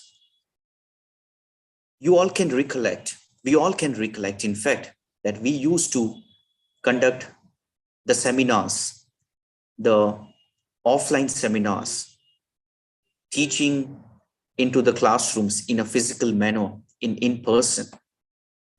But when we all were hit by the pandemic 2 years ago, we all went into a paradigm shift where we had to adopt and get familiar with the technology. And that's how we all are conducting the virtual sessions in terms of webinars, virtual classrooms, and alike.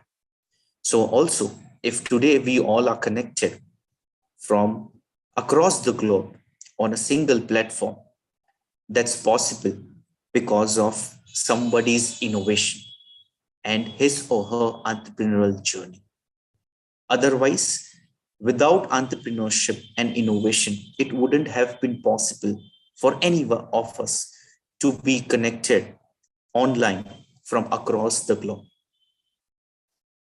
Today, I would like to share few thoughts of mine which would help the companies, the institutions, and the organizations in order to face the change and adopt the same. Talking about first, identifying the challenges.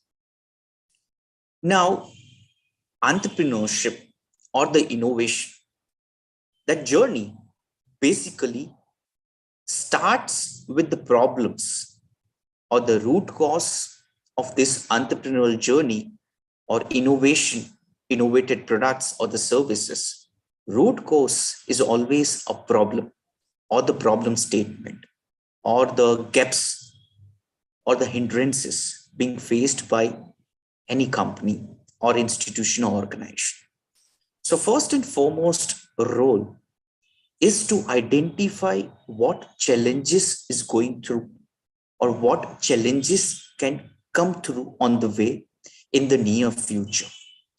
So with the help of this, there has to be continuous amount of research that how the consumer behavior is being changing, how the market is acting, reacting, how the industry is looking alike going forward. So in short, we have to be prepared on a prior hand so that we will get enough room or a breathing time to develop the products or the services which would be technology based, which would be innovative in nature. And that would also help our teammates, the employees, to get familiar with the changes. Because all of a sudden, overnight, change is not possible.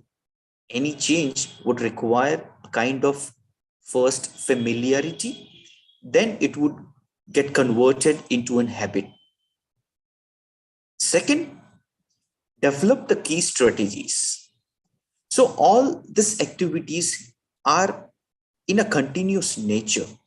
It has to be incorporated or inculcated in a routine way or in a routine manner.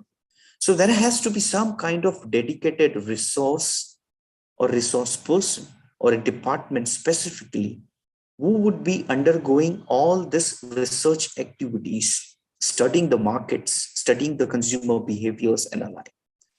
So all this data would actually help to craft the strategies about tomorrow. Strategies are nothing basically that how we would be playing our role in terms of action point for tomorrow and day after tomorrow.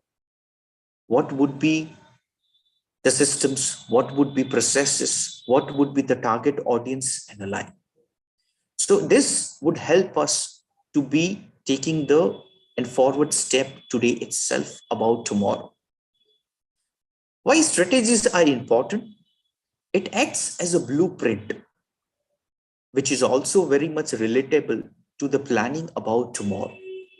So once we have blueprint and the planning in hand, we are very much clear about tomorrow, day after tomorrow also on a prior basis. Accordingly, everything can be arranged on time. Third and most important, I believe, is prioritizing your customers.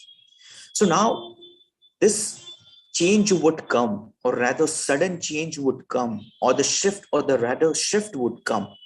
But the priorities should always be given to the customers.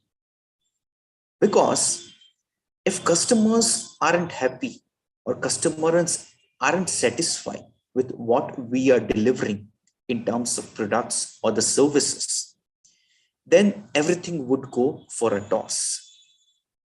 So continuous studying about our target audience, customers, their needs, their requirements, their likings, their interests, what's not working, what's not working for them, it's very much important. So this actually helps us to build the innovative products and the services with the help of entrepreneurship, so that there is equal mapping as per the demand and the supply, what they are looking for. We can deliver the same or near about exact the same, so that customer retention happens and we can sustain for long. Last, collecting the helpful data. Now over here, all this consumer behavior, market trends, industry insights is all about statistics, I believe. So collecting the timely, helpful data is very, very important these days, because we would be knowing from a retrospective manner, in a trend manner, that what's working, what's being liked by the people, what's not working. Accordingly, we can plan our future or future strategies rather, so that there would be no wastage of resources, saving of time, efficiency and effectiveness would be on the table.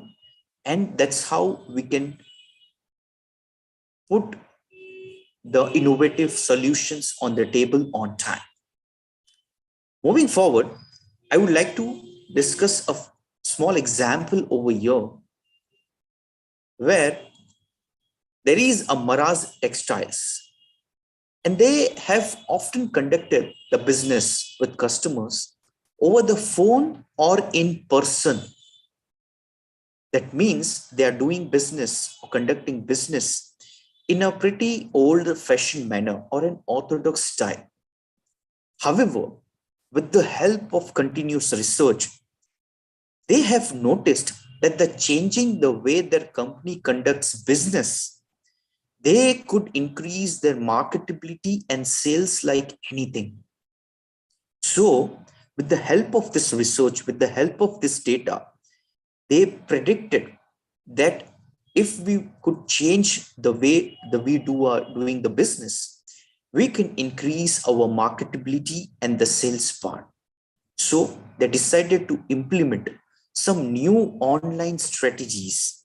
So when we say online over here, that means technology comes into the picture. And in today's world, technology takes a huge stand with respect to, with the combination of technology and innovation. It acts like a miracle or a magic for everyone, we can say. So likewise, if you see, they have adopted the strategies like customers can schedule their appointments online, emailing the custom textile designs to customers for the approval on a prior hand, allowing the customers to pay online instead of collecting the cash or cash in hand, setting up a store where customers can purchase the pre-made textiles. So if you see this changes into the business as compared to the phone or in person they were doing, Maraz Textiles over here understands that there is a lot of changes to make within the company at a time. So they can conduct consumer research to understand what their customers want to see implemented first. Remember, in the previous slide, I highlighted that customer satisfaction is very, very important.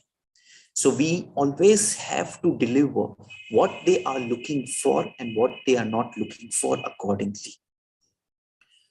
So through this research, they had realized that the purchasing of pre-made textiles is the most desired option. So they set up company strategies to prioritize the creating an online store and then continue executing the other additions incrementally. So again, this research is linked with the collecting the databases, how the consumer behavior is changing on a timely basis with the shift coming into the picture. Moving forward, I have one more small example to share. Their Marble consultants normally consults with other companies by traveling there and working them in person. So two common things in this, both the examples, both the companies and institutions are operating their businesses or doing their businesses, conducting their businesses by in a person manner. So there is no involvement of technology. There is nothing. They are doing this business in a very old-fashioned manner. So over here, because of the travel cost, this company has often kept their work inside the country. So only helping the companies they can reach through domestic flights or car rides, considering the transportation cost and the budget. However, Marble consultants realized that they could conduct worldwide business if they adopted some telecommunication strategies. So now how this was possible because of continuous research, how the market is changing, how consumer behavior is reacting, acting, and alike. Though Marble consultants could have a majority of their work to telecommunications right away, they take the cautious approach of using the video conferencing only when talking with companies outside their home country. So now over here, it's also important to understand and highlight is if we are making any shift during the transition phase, overnight or in a quick manner, it's not possible considering the practical factors coming on the way. Also, the feasibility plays a very important role. We can do a trial and error method, or a kind of demo or kind of beta version can be implemented first and check whether it's working, what are the feedbacks, recommendations, and alike. Accordingly, beautification, modulation can be done in the products and the services. So they still travel for all domestic business opportunities. So once Marble consultants feel like they have a better understanding of how telecommunications can work within their company, they will continue their paradigm shift into the further virtual business. So this happens when we are in continuous touch with the industry, market, and our customers. Why entrepreneurship and innovation is important? Before 2 years, we all were into lockdown. We all were hit by the global pandemic. But if you see the domestic statistics, in fact, the national and the global level, during the pandemic times also, many new startup companies have emerged, have extended a helping hand to the government in order to combat the COVID scenarios. So how this was possible? This was possible with the innovation and the technology which was brought by the entrepreneurs in the country. Also, they have innovated the products and the services which have helped us to reach to an endemic stage from a pandemic stage in past 2 years. They contribute to our overall economy. They have significant amount of. Am I audible? Just to confirm. Yeah. Yes, sir, you're audible. So they have significant amount of contribution towards the GDP of our country. Second, why they are very much important. So students, if you are hearing out, don't get disheartened.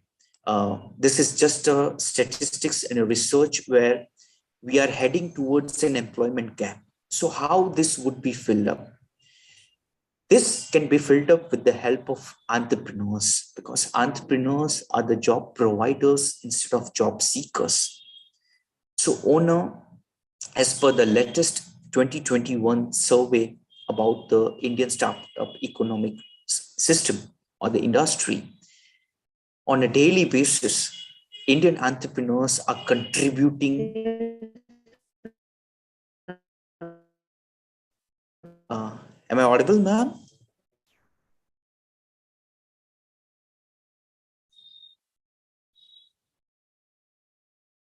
Am I audible, ma'am? Just to confirm.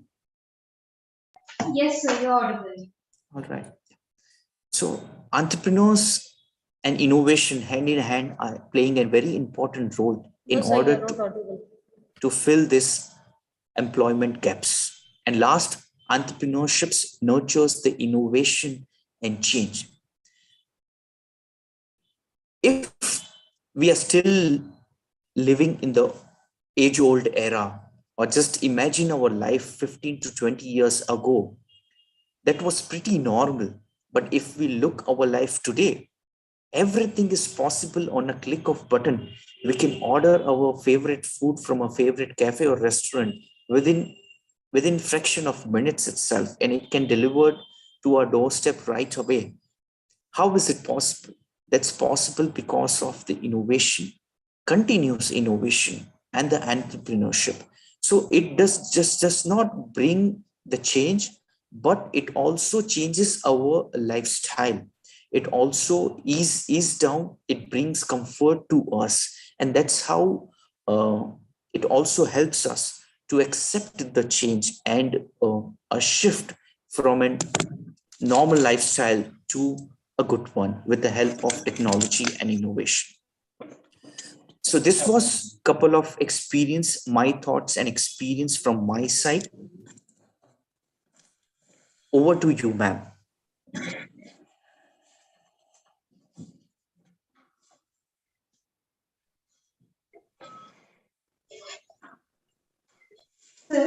For broadening our outlook. Your examples were really insightful and helped us in understanding the topic. By your presentation, the participants were also able to understand why innovation is important and how entrepreneurs, with their innovative ideas, helped combat the drastic situation of pandemic. Now, I would like to welcome the chief guest of the day, Dr. Theresa T. She is the founder director of Alpha M Agency, Greater Sydney Area, Australia.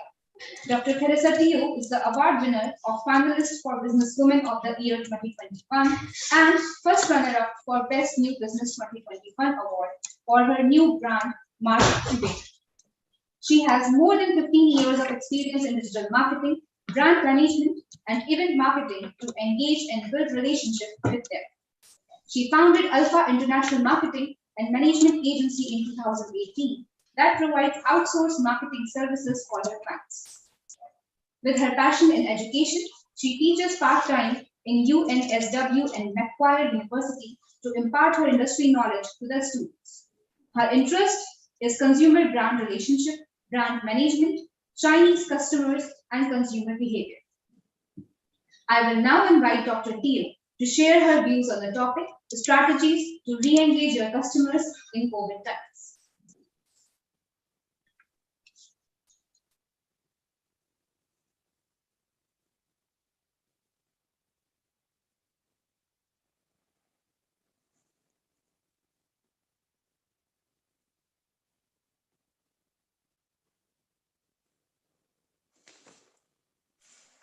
Right. Can you guys hear me?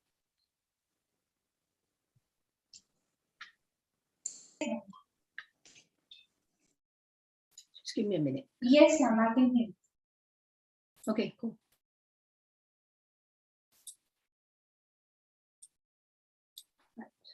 Presentation is not visible. Yeah, okay. Yes. It is visible now. Yeah, can I start now? Okay. Thank you very much for inviting me. Yeah, thank you very much for inviting me. I'd like to thank the IPEM committee for inviting me to share the ideas about strategies to re-engage your customers in COVID times. I guess I'm the furthest from you all. I'm coming from Australia, and it's such a privilege to be sharing with all of you here with management and all the students. Thank you very much. All right, today, I think what I'm sharing with you today is really some of my personal experience. At the same time, what I observe in Australia, the trends here, it may be similar to what you see in India. So, but I like to say from the perspective of what I observe in Australia, okay? All right, you know that when the COVID first started in 2020, all right, everybody would just suddenly enter into this new change, and we call it as the new normal. As you can see here, like a mask become a norm, and suddenly everybody start purchasing online. which some of you the speakers have mentioned. But really, what we really see is a change of habit. Sometimes you wonder whether will these consumers go back to the original state? I don't think so, right? Even weddings are affected. Everything from online purchase, suddenly everything is going online, okay? From even education services. So nobody's leaving home, but you know that from there, okay, everyone is really be very unfamiliar lifestyles and living a very familiar world. So there's a lot of a big change there, right? And what about next then?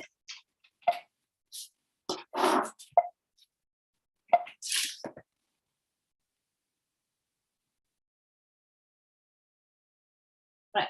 So in fact, right now, after the 2020, the new normal happens, that during that time, all the businesses suddenly put a stop. They're not sure what this coronavirus bring us in Australia, and everything just stands still. But I remember last year, 2020, when everything started picking up, all the marketers are all familiar with what they expect with the COVID situation. Although initial round, there's a lot of retrenchment.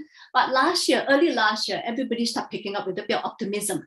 But nobody expect, like in the midst of end June, suddenly there's a lockdown again. And that is really what we call the next normal. Yeah, a lot of marketers are really wondering, okay, even though we are very kind of used to the pandemic situation, but what is next, right? So now they're actually moving to the path.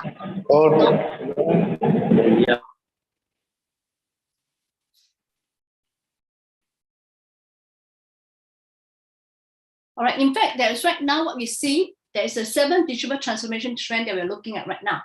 First, you know that, of course, the digital transformation is suddenly accelerated. A lot of companies are those who are not used to e-commerce, which actually started in 2005, but a lot of companies are not moving fast online, but they are forced overnight to do it straight away. All right, we get to see a lot of CIO roles coming up, and consumers are definitely looking more at their customer experience and user experience, and companies are all focusing on that. Okay, and we know that companies are also working from home. So that itself poses a new challenge to the company.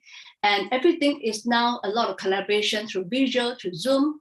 And like what Fania said, that yes, I agree with you. In Australia, there's also a rise in small business entrepreneurship. It's happening here right now. And a lot of people are talking about using tech tools, okay? All right. In fact, actually right now, the biggest challenge to all the marketers is actually, what should we do next? As what most of you have mentioned. Okay, so as what most people has mentioned, there's a big paradigm shift, all right? In fact, there is, all the leaders are ready right now, reset for growth. In fact, I would say that the way we do business has changed completely. You know, it's not so much as whether how should we approach a customer, but really, when you say the paradigm shift, is how you lead the whole team into doing the whole business, from the employment to the marketing, in every aspect, to technology even, right? So then all the leaders need to have a fresh leadership ideas. So exactly, before any company can grow, it has to start with the top leadership to want to grow. And in fact, during the COVID, a lot of entrepreneurs, some companies keep asking the government for subsidy. And the subsidies can only take you that far, all right? And right now, the government has said, no, we're not going to give you any more subsidies because the reserves are already running low. So right now, companies are forced to think of a more innovative way and to break through into the market to see what they have to do to survive in these COVID times. All right, so as you said that, you know, right now, in this new normal, really we have trained a group of customers who's very digital savvy, right?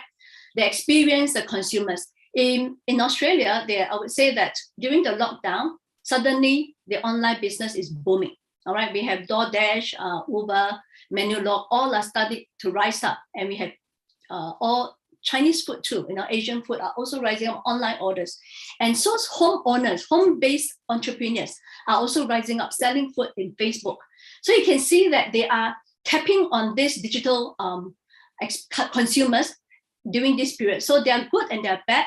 There are some business closed down. There are some who knows how to tech technology. They're actually rising up in this state. All right. So I'd like to say that, in fact, what we're observing right now, okay, it is really an offline to online. We call it the O2O strategies, right? Offline to online is that there are companies who are actually offline, which is a store, and now moving to online store itself. All right. And that's where you see they're forced to do it online because like Woolworth and Coles, yes, although they have online business itself, but during the pandemic, everyone is really no choice, have to order online. We see a lot of Indian stores, Asian stores are actually suddenly created a brand new online stores just for consumers during the pandemic, all right? So the next thing is you also see companies going on from online to offline. What do you mean? So those online stores, they are used to selling clothes online, but they realize that consumers are also looking at, they want to touch the product, they also want to feel the product. But at the same time, sometimes you think that when you do it online all the time, we do not have a feel of the touch of the customers, and their companies are now running events to have face-to-face event to engage the customers. I'm not talking about lockdown, okay? When the lockdown is over, the companies are now, they feel the need to engage the customers, so they actually even have face-to-face event to do that, all right? So in fact, actually, if you see from all this, those companies who are not able to innovate fast enough, all right? Like famous brands in US, like JCPenney, Macy's, and they're all closing down. In fact, JCPenney was closed down last year. Macy's are looking to close down this year. It's quite sad because I love all these brands. And when I see that they are closed down, it's like, wow, they couldn't catch up with the times. So you can see that even though the heritage brands are not able to survive this pandemic, but that will mean that what is the best thing for the marketers now from now forward? So while it is online to offline strategies, I want to stress the importance is it's not so simple as, oh, when I have an online store, I just create another offline pickup point, all right? And that's good enough. It is more than that. I mean, while it is easy to say that, you know, if I have a retail store, I just create e-commerce, I just put it in there, customers will definitely go there. It's not so, because customers are also very sharp. They're like, they're already existing e-commerce store are very advanced in the technology, their 360 virtual tour of their products. So those companies who are rushing to go online, in fact, they're lagging behind. On the other hand, for the online store to go offline, all right, they are thinking about a showroom, all right? When the customers buy online, they also want to, the trend coming up right now is many customers are actually wanting to have a pickup point in the showroom, all right? They may see everything in online, they want to go and pick up in the showroom itself. So there are a lot of companies are using this online to offline, offline to online strategies, all right? So this part is a very interesting thing to see appearing in the current scene. So how do we successfully merge offline to online or the other way around, okay? In fact, like some of the speakers have said, there's a very, very important thing here we're looking at more closely than before, is the customer journey, all right? It is not the same as what we call, you know, we use as a marketer, we talk about 4 Ps, right? But now we really look at customer journey even more in depth, all right? Why do I say that? Because if you really take a very good look at it, you know, companies are now really looking at the persona, all right? Each customer, what are they thinking? How do they see? How do they perceive their, the problem they have, and how companies meet their pain point, and where do they search for information? So we know that in the customer journey map, you know, when assuming this young guy called Eric, all right, he's now got a new job and is requiring to drive to a new place. So he decided to buy a car. So from the considering stage to explore, to compare, to test and negotiate to buy a car, it is a whole journey that he's facing, right? So thinking about it, before he think about buying a car, he probably think about start looking at TV, commercial or online, all right? And then from there, you can see that he probably look at things from Facebook. So you can see a consumer not necessarily just looking at TV. In fact, right now, People hardly watch any TV program. Okay, everything is online, watching the Netflix, that they're looking at, so or YouTube. So this person will likely to be exploring from online what are the available car out there, and then probably look, or then they'll go and visit the company's website, and after that they are looking at exploring the products in what are the available brand out there that meets budget.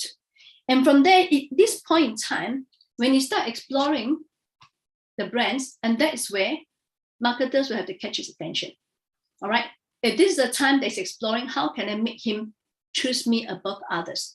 In fact, there's something that I thought was, I would like to highlight here, is that a lot of small, especially entrepreneurs, they think that building brand is not important.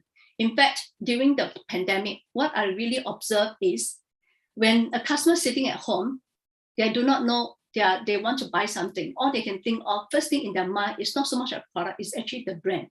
So as an entrepreneur, it's really critical for them to even start building brand, even right from day one. Even they have limited budget, there are many ways of building their brand. So here, when the customers start comparing, they're always comparing the brand that they prefer, all right? And that's where they start consulting their preferred individual. And that's where companies will start to get engaged with them. And this could be something that could be a face-to-face event that you try to organize to reach out to them, okay? And this touch point here, when they're comparing, next thing, they're probably testing the product. Whether the markets are out there to be ready to serve them, whether it is online or face-to-face, is very critical, because there are some companies that actually run in the store, okay, allow them to try out in the store. Or it could be some they actually even send, like right now you see a lot of online store, they allow you to try their products. If you're not suitable, they come back, right? So here at this point in time, we want to say that through all the steps of the customer journey map, the marketers have to really examine at what point or what touch point they want to reach out to the customers, be it online or offline. In fact, Google did a study, okay, of 3,000 customer journey. And it shows that every customer journey is very different. What does that mean to us? It means that for marketers, they actually have to look at their customers, all right? Customers are not homogeneous. We cannot say that, oh, my customers like this, everybody behave the same. Not really so, because even if you're 100 customers, some are different. So we need to look at them as non-homogeneous and start examining them. So Google found out from these 3,000 customer journeys that everyone is unique, all right? And that's why it is so important to look at that touch point. And as a marketer, what we want is to be able to solve the pain point of the customer, and then where the customer source information, we must be there to meet their needs, okay? And this is exactly what you mean by why is it online and offline is so critical now. And because consumers are now not just going for one source, which is just a retail store. They are actually using multiple points, okay? From looking at website to going to the store or to looking at YouTube, different places, all right? So that tells us something that, multiple digital touch points, customer still prefer to finalize their purchase in the physical store. This is what Google found out, that customers, no matter what, although you can give them a wonderful online experience, they still like to buy their product, their final product in the physical store itself. So that's a very interesting discovery, all right? And knowing the customer journey is one thing, but what's next?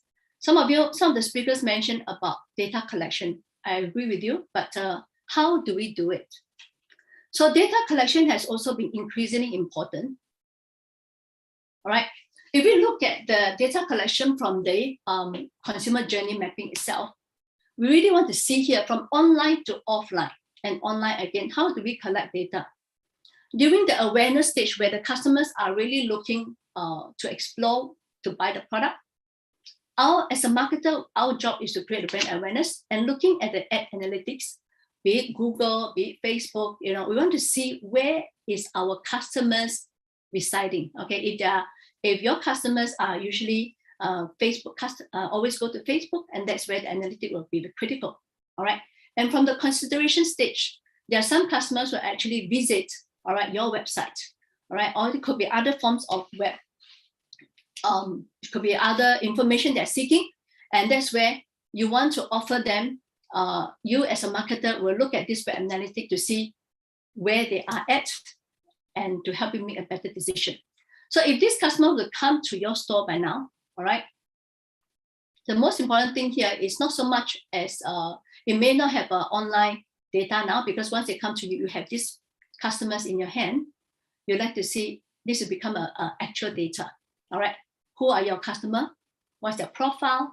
All right, and that's why I mentioned about are they homogeneous, meaning that if some customers may choose to spend more, some choose to spend less, and that's where marketer strategy will be looking at their target customer, their existing customers, and start segmenting them based on their behavior. All right. So there are some customers that we actually don't want to serve because they are probably they don't pay in time. All right. Or they are just too small. Some companies may choose not to service them. And that's the part where the data management system becomes very critical.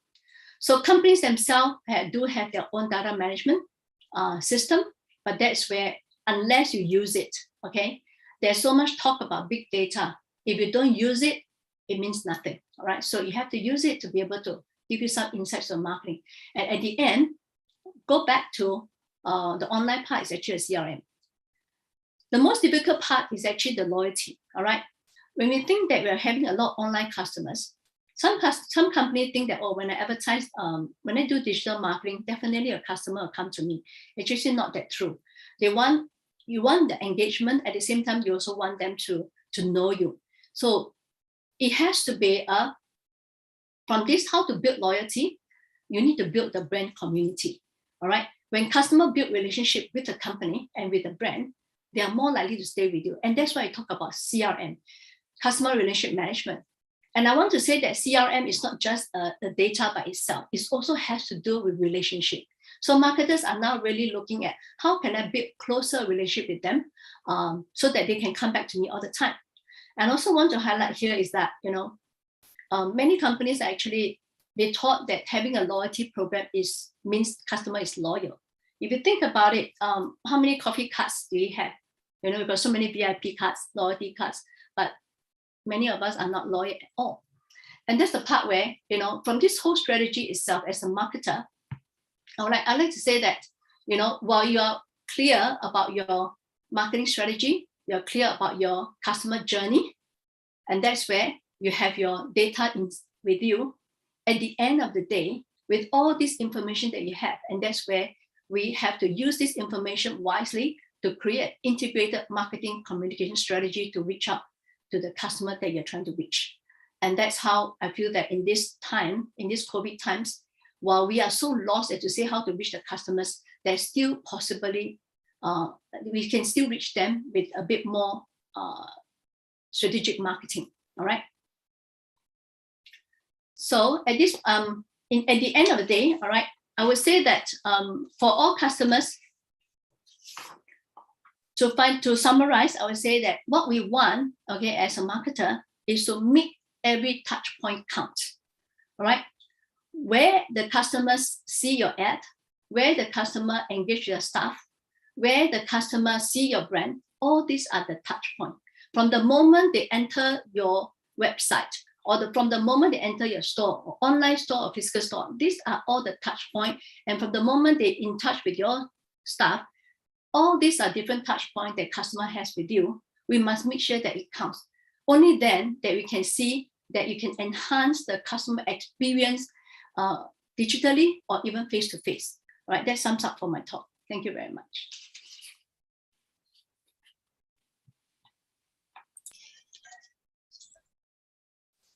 Thank you, ma'am, for making us aware about the journey customer goes through and the possible strategies that can help in re-engaging the customers in COVID times. Now, for the vote of thanks, please welcome Mr. Shashank Chaudhary, Head of Management Department, IBM Ghaziabad.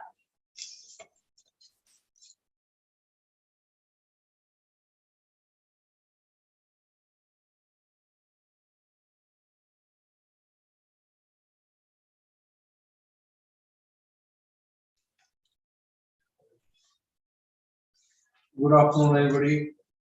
And it's a privilege for me to share from the bottom of my heart the acknowledgement and gratitude for the people who are making this international conference a great success for us and all the people who are part of this conference.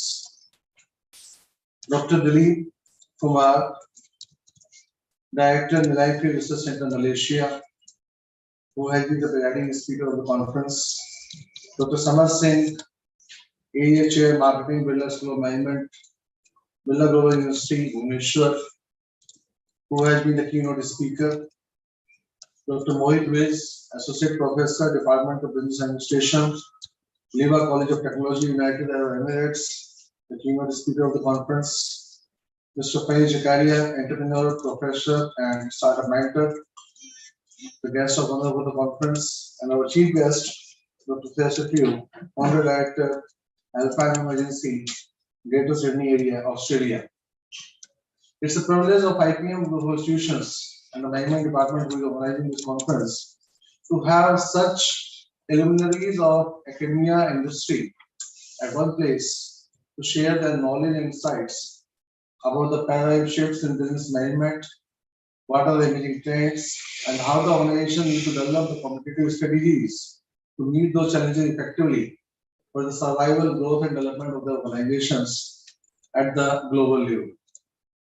We are really thankful to all of you people for making this international conference a great success.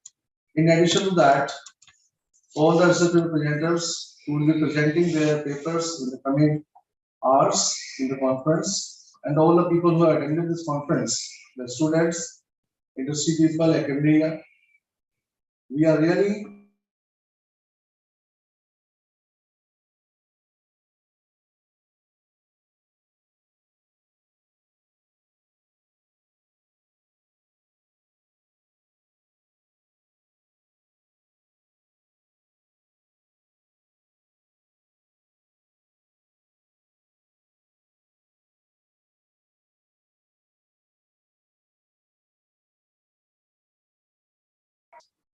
with this wish and hope, I just conclude that we are really thankful to all of you for making this event a great success. And last but not the least, I would like also to thank IP, the management of IPM Institutions, to providing us the opportunity.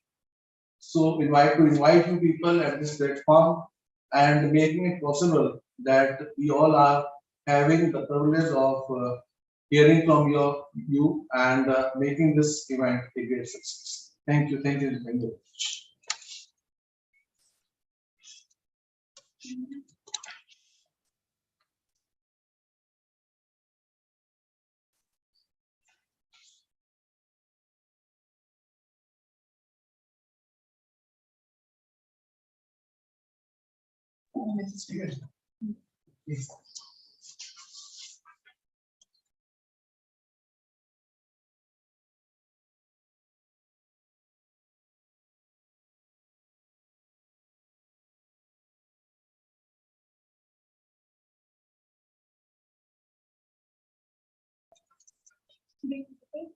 Thank you, sir, for your vote of thanks. Now is the time for the question answer round. First question is from Professor Dr. Dilip Kumar. What will happen if the organization resumes operations at pre-pandemic levels, but consumers do not return to pre-pandemic spending behaviors? Anupa, can you just once again? So kindly slowly. Answer this question for the participants. Okay, I understood. Can you just repeat very slowly?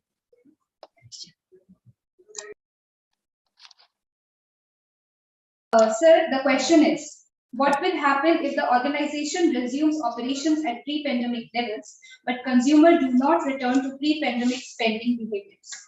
Okay. See, nobody can sit at home. This is one thing everybody should understand. They have to go for their own many aspects connected to shops, connected to if they connected to health, or it's connected to the medicine, is it connected to their job? Nobody can sit at home basically. So organizations responding the operations and the consumers do not respond. This is most important aspect. So the question we need to ask ourselves as an organization is why they are not responding. And in comparison with the past pandemic scenario, this pandemic has extended its impact to the people very high. And the recovery stage, many people don't have the jobs, especially you take into consideration of hotel industry, you consider the tourism sector and retail picking up through e-commerce. The skeleton I have shown you, when it is expected to get a proper recovery and likewise, still it is moving on with the variants and likewise, complete uncertainty. This is exactly, we call it as the VUCA period, completely VUCA period with which we are exactly going through. So difference between two kinds of consumers is that one is rural consumer and it's urban consumer. So when you talk about the consumers are not returning back, who are the consumers not returning back?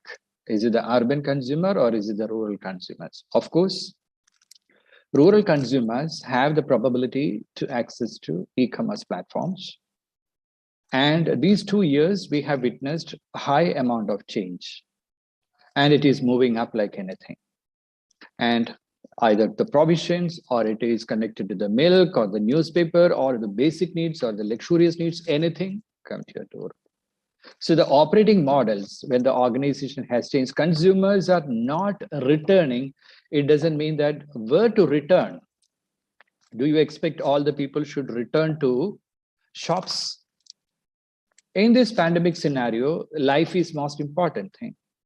So when they prioritize 2019, 20 or 2020 September before, the way they are prioritizing the needs and requirements, it's totally changed in 2022, 2021, even 2020 made completely changed the priorities. Means that they have changed their sentiments connected with the products. So organization has changed their mode of operandi or operational platforms or business operating models, but the consumers are not still ready to accept the change because of many factors. One is connected with, maybe it is connected with affordability. How much they can afford. Price is most important aspect. When you consider rural people, semi-rural, semi-urban, price is an important aspect. It moderate any kind of relationship between the causes and the effects. Second aspect is connected to the value proposition, affordability, and the value expectancy behavior of these consumers. How much value you are exactly extending and how much you are getting. They're making a kind of cross validation. So if they're not getting that things properly, and if they cannot afford with the value they are exactly suggesting you, and you exactly as an organization fixed up, there is a mismatch, value expectancy mismatch. Third factor is connected with the experience you can give through the platforms if they are accessible through the network, internet connectivity, and like this is very highly challenging to any consumers in the rural areas or semi-rural areas, towns, and likewise. Of course, urban areas are not connected, they're all connected, well connected. Their way, this complexity of not returning home with the different reasons in comparison with the rural areas. So the service aspects, the value aspects, the experience aspects, and the affordability. These are the four factors with which behavioral variations are happening, one side. On the other side, preferences of the consumers have changed. Which product you are talking about, you have not mentioned in the question, or which services you are talking about, you have mentioned. So this question is too generic in nature. They're not returning. How they will return? Take an example. If you don't have a confidence to do certain things, your self-efficacy is not that sufficient enough to perform a task inside as well as outside. So the self-efficacy component is acting a kind of perceived behavioral control aspects. So because of that, the intention to engage in similar type of buying pattern that we observed 2020, 2019, and likewise, you cannot expect the same thing because they don't have that kind of determination, reliance on their own lifestyles that they have followed. So we need to understand several aspects in order to look at a possible solution for it. So organizations they are existing in that particular locations, and likewise, many organizations are struggling. So the modus operandi that should follow certain aspects, like I can tell you a few aspects with which we need to really focus on is service, experience, sentiments of people, affordability, value mismatch and matches, and absorptive capacity, how much they can trade off. They do have little amount of money, how much they can trade off with the basic needs and the life needs. And reachability is a factor. Reachability, accessibility is a factor. And the vendors specifically can provide that kind of, what you would say, facilitation in the rural areas or not. And channel distributions, exactly another aspect. During this particular stage, the supply chain got really affected. So many aspects with which they are not coming back or they're not returning back, maybe because of awareness of the product, maybe because of the experience that through their internet platform is not getting properly, maybe because their affordability, many factors are connected with that. So one challenge organizations are facing is understanding their consumers before the pandemic, during the pandemic, and post-pandemic scenarios that they are supposed to build up. So here, if they can invest a little bit time for market intelligence, then only some of the questions we can answer connected to the developing, developed, or underdeveloped and countries. Developed countries, it's not a matter at all. They're easily connected with. But developing countries and underdeveloping countries, all these factors which I have mentioned to you is really going to impact the business. So the recovery stage will be a little bit delayed, and returning consumers, the modes to be changed. If you cannot catch them through direct interaction, so indirect mechanisms to be built up through the possible ways offline or online that to be built up, then only they would be able to catch up their services and products available in the market. That's it. Anuba, any other question? Thank you, sir. There's a second question for you. Please throw some light on social capitalism, mentioned as trends in one of your slides. Okay. What do you mean by this? We have seen, when you talk about, take an example, when you talk about socialism or communism, all kinds of things, and likewise, this is basically for the community we are talking about. The interest of the common man is most important aspect. That is ignored by our society. Maybe I can tell you, or many incidents happened, still they have not recognized so far the human aspects of the needs and requirements. So here, when you connect with social capitalism, it's market-oriented economy. They do believe in absolutely the business profit, individual consciousness, individual return of investments, exactly. So capitalism as an ideology, it is existing in the market. And some continent as well as some countries are believing in that, and their entire, country models are moving with that. Country plans are moving with that. When you talk about the opposite side, the communism and likewise, it's also existing in that. But what we have seen in this last 2.5 years of pandemic or 2 years of pandemic scenario is that no isms could help the common man as well as the rich. So this kind of pandemic has reduced the bridge between the common man and the rich, because both of them required the life rather than the lust or any kind of luxury products. Both of these people are lining up and getting the injection. Both of these people are looking upon sanitizer. Both of these people's needs and requirement comes to the same platform. In order to support this trend, Who has supported? It's not the rich countries. They totally failed. America failed in producing the medicine or the kind of things. You have witnessed all kinds of things in the almost 1 year duration, and likewise, it's complete chaos. What exactly worked? The healthcare workers, their roles, the humanity, the value orientation, value propositions connected with life has worked. So the most important aspect the entire community recognized that particular days is that it's not the money matter. It's not the capitalism matter. It is the social being matter. So a drastic, the change happened when the third world countries, or specifically I'm talking about India and likewise, or the China-like countries, they have started producing the vaccines, and it spread across the entire rich as well as semi-rich as well as developing as well as third world countries, and develop everywhere they have spread it across. But why these people couldn't produce that? The capitalists, the so-called capitalistic nation couldn't. If they produced also, they were selling like anything with a heavy price structure. But who has exactly helped it? It is exactly the developing countries, they exactly fetch towards. So a drastic change happened over here. It's a movement from capitalism to social capitalism happened. And that has penetrated. Still now it is penetrating across. The needs of consumers changed. The products they choose changed. It's all connected with, not connected with the luxurious needs now, it's social needs.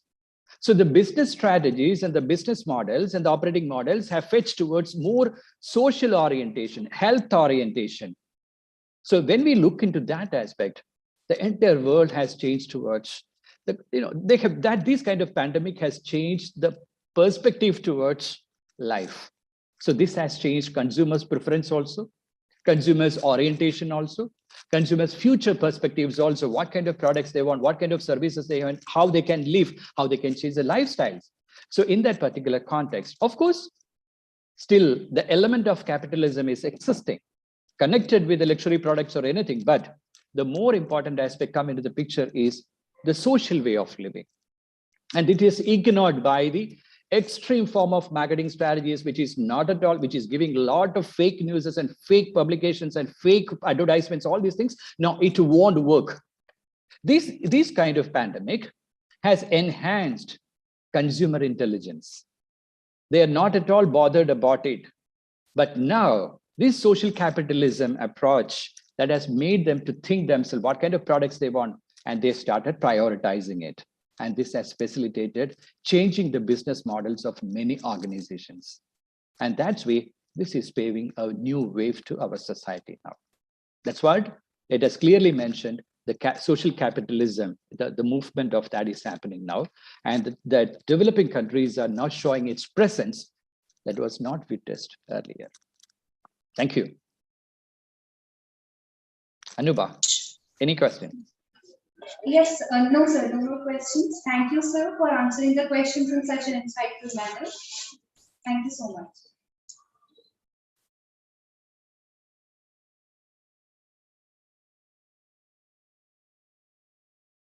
Question for you is, in your opinion, how can the loss of productivity due to lower human interaction during the pandemic be offset?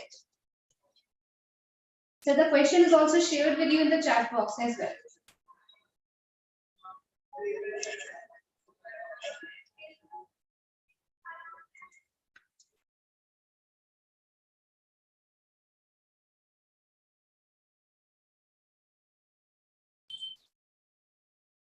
Yes. So the question is, during COVID times, several working people lost their jobs and subsequently became entrepreneurs. What is your message for such movers?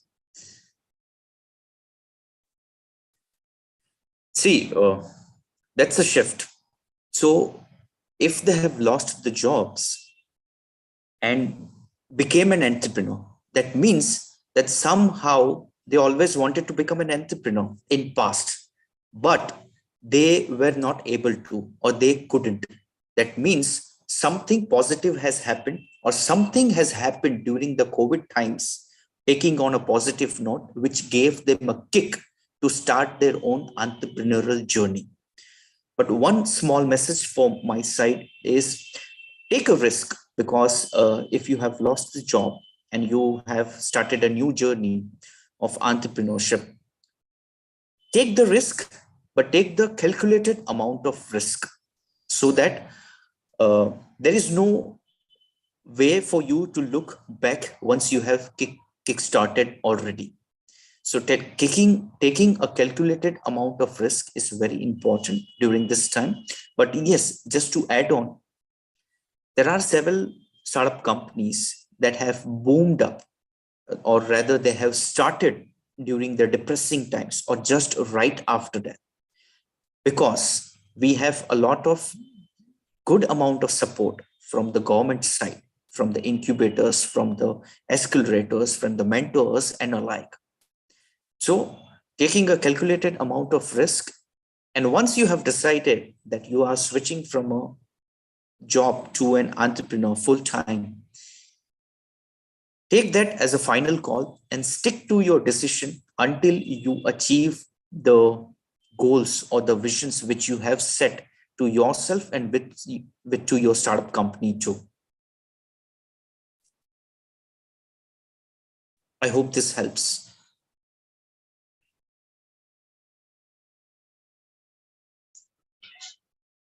Thank you, Mr. Pagaria, for answering the question. Dr. Singh, I am repeating the question. In your opinion, how can the loss of productivity due to lower human interaction during the pandemic be offset? For you, Dr. Singh. It is also shared in the chat box for you.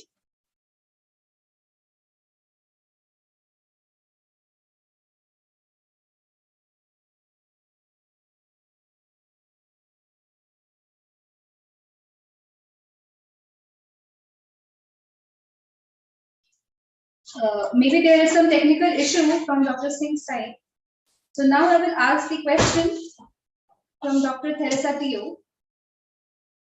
Ma'am, the question for you is, do you think that the various touch points in online marketing miss the human touch of offline marketing? If yes, what steps can be taken to solve this issue? This is also shared in your chat box for your reference. Okay. Do you think the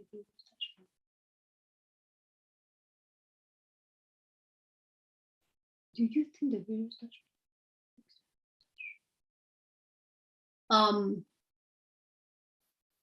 Yeah, I would say that the online and the offline need to be integrated.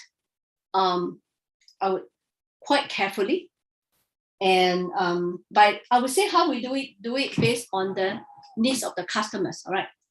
So when you say that from the customer journey map itself, we look at each touch point and understand what is the best strategy to use. Okay, let me give you an example. There's this in Australia, there's this Malaysian restaurant. Okay, they were actually parked at a very, very, very rural area. Okay, nobody knows the place, but they advertise in Facebook. All right, and because the customers are looking for new food, right? So we're looking for new food during that time in the pandemic. They just can't wait to try new things, and then that's where this company itself, they use the online to connect with the new customers and then direct them to the place where they are at in a very rural area. So that is online to the offline strategy. So here it's more like really looking at the whole consumer journey very carefully, where your consumer resides. If they are residing at particular media, then you reach out to them. Does that answer the question?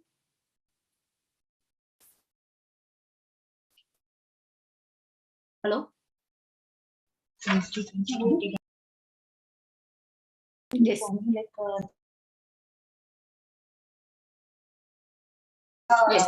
Thank you, ma'am. Thank you for your answer. With this, our inaugural session comes to an end. Thank you so much to all these speakers for enlightening us with their views on their respective topic. and we are really privileged to have you in this conference. Now, before we move towards the technical session 1, we have few announcements to make. We are glad to announce that we are coming up with the edited book of IPEM, the cover for which is being shared. Also, we are very glad to announce that we have received the acceptance letters for Scopus General for a few of our authors.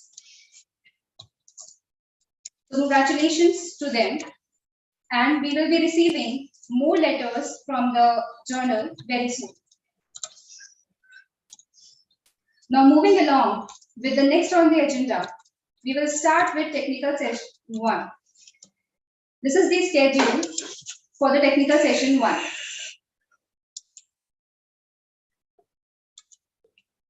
During this session, research scholars, students, and industry experts will be presenting their presentations on their research topics.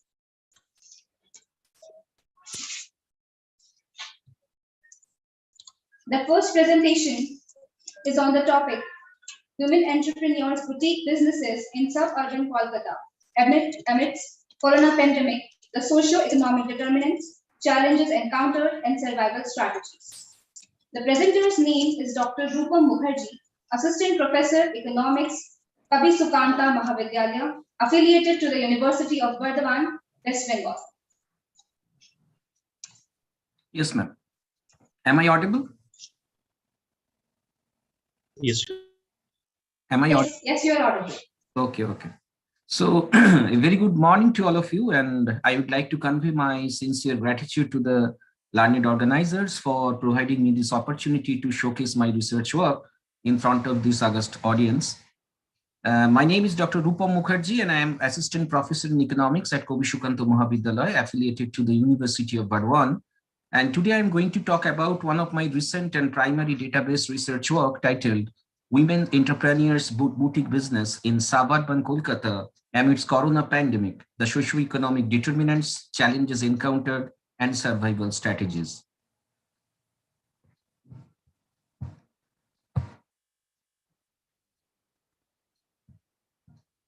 To begin, it is a reality that women entrepreneurs in India have untapped potential to accelerate economic growth.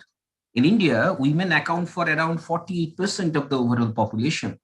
However, just 14% of them pursue entrepreneurial endeavors, according to the 7th Economic Census 2019. According to the Global Entrepreneurship and Development Institute report 2015, India ranks significantly below the developed markets such as US and UK and many developing markets in terms of female entrepreneurship.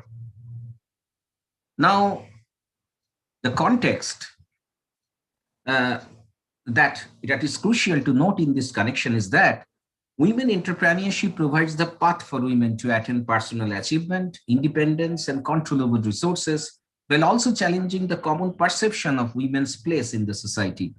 Entrepreneurship can boost women's empowerment, and women's employment generates substantially high social returns since they spend most of their earnings on their children's health and education, benefiting the future generation. Now, Corona pandemic had a grim impact on all types of business worldwide, including women entrepreneurship running small and medium-sized business in India. The majority of those firms saw a steep fall in income and many were forced to shut down. However, some women entrepreneurs altered their business models to make them more relevant to survive the pandemic. Now, studying how the Corona pandemic has impacted women-led business, the challenges they have faced, and the transformational business strategies they have used to overcome those challenges will serve as a lesson for budding entrepreneurs on how to realign their business models to survive the unprecedented market situations. The study will also assist the government in fine-tuning policies to foster growth of women entrepreneurs in the nation. And the research on women entrepreneurship is also crucial for addressing the problem of gender equality. Now, the relevant literature on women's entrepreneurship in India shows that both pull and push factors are responsible for its growth. Here I have mentioned few important studies in this context. When it comes to push factors, they function as an element of need, forcing women to start a business to supplement their family income, and pull factors are associated with the feelings of independence and self-esteem, entrepreneurial zeal, and the desire for more income and social prestige. Technical abilities, experience, financial resources, family support, a family history of doing the business, and the entrepreneur's educational level all contribute to the dynamic growth of women entrepreneurship. Despite several government initiatives to promote women's entrepreneurship in India, now it is still in its infancy. There has been very little research on the influence of this pandemic on women's boutique business. Now, this article can fill this research gap by contributing valuable insights in theorizing the strategic business models of women entrepreneurship to survive the pandemic that can motivate further research in this domain of study for the days to come. Now, the objectives of the studies are to investigate how various socioeconomic factors influence the boutique business of women entrepreneurship during the corona pandemic, understand the problems these entrepreneurs faced during running their business during this challenging period, explore the different innovative business strategies that these entrepreneurs adopted during this time to survive the pandemic, and propose policy recommendations to aid women entrepreneurs and policymakers in dealing with such an unprecedented crisis. Now, for this, a snowball sampling technique was adopted for generating data by interviewing 63 female entrepreneurs operating small-scale boutique business in suburban Kolkata using a semi-structured questionnaire. The time of study was January 2022 to April 2022. The study employs a multiple regression model to investigate how various socioeconomic factors have impacted the revenue earning of these entrepreneurs during this corona pandemic. The dependent variable considered for the study is the average monthly sales revenue for these entrepreneurs for the last 1 year. This slide illustrates the 5 explanatory variables considered in this study.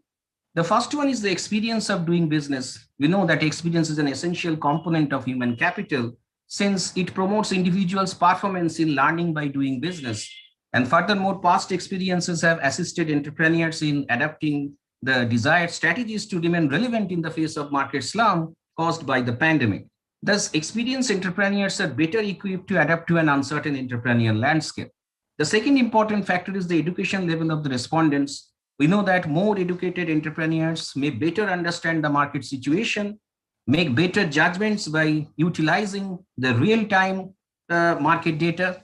Furthermore, better education improves communication and problem-solving abilities and assists business in reaching out to more clients through effective marketing and sales channels.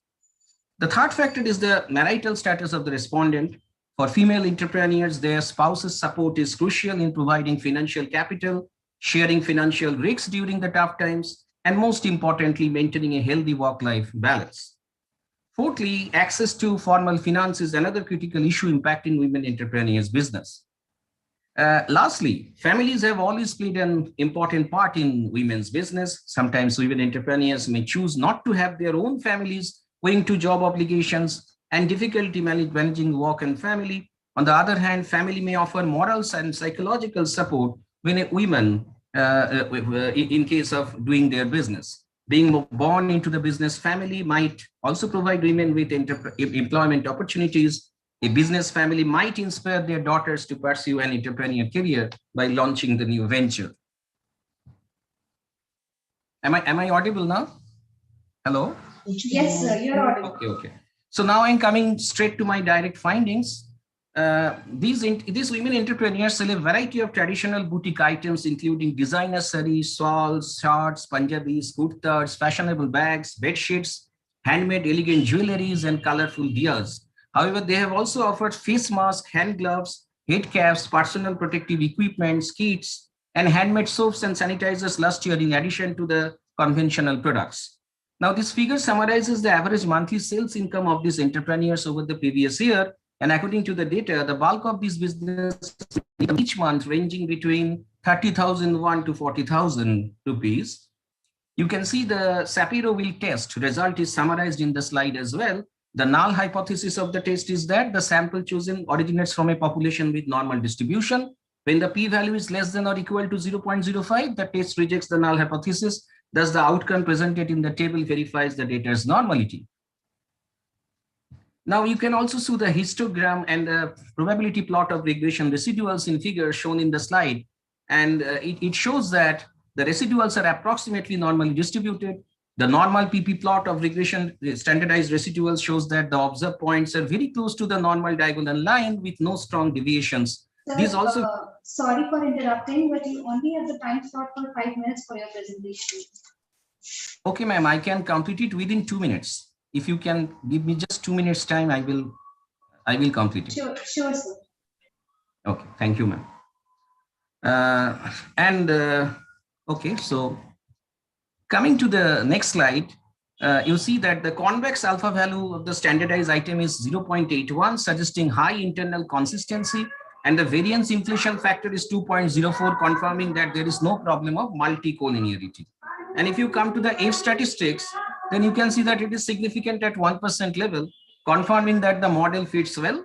And the value of adjusted R square is 0.831, which demonstrates that the 5 explanatory factors chosen for this study explain 83.1% of the variation of the entrepreneur's average monthly sales revenue over the previous year.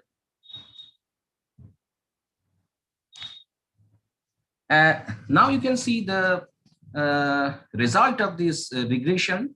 You can see that among the 5 explanatory variables chosen for the study, the 3 variables came very significant: the experience level of the entrepreneurs, the education level of the entrepreneurs, and the marital status, if they are married or not, and almost all of them are significant at 1% level.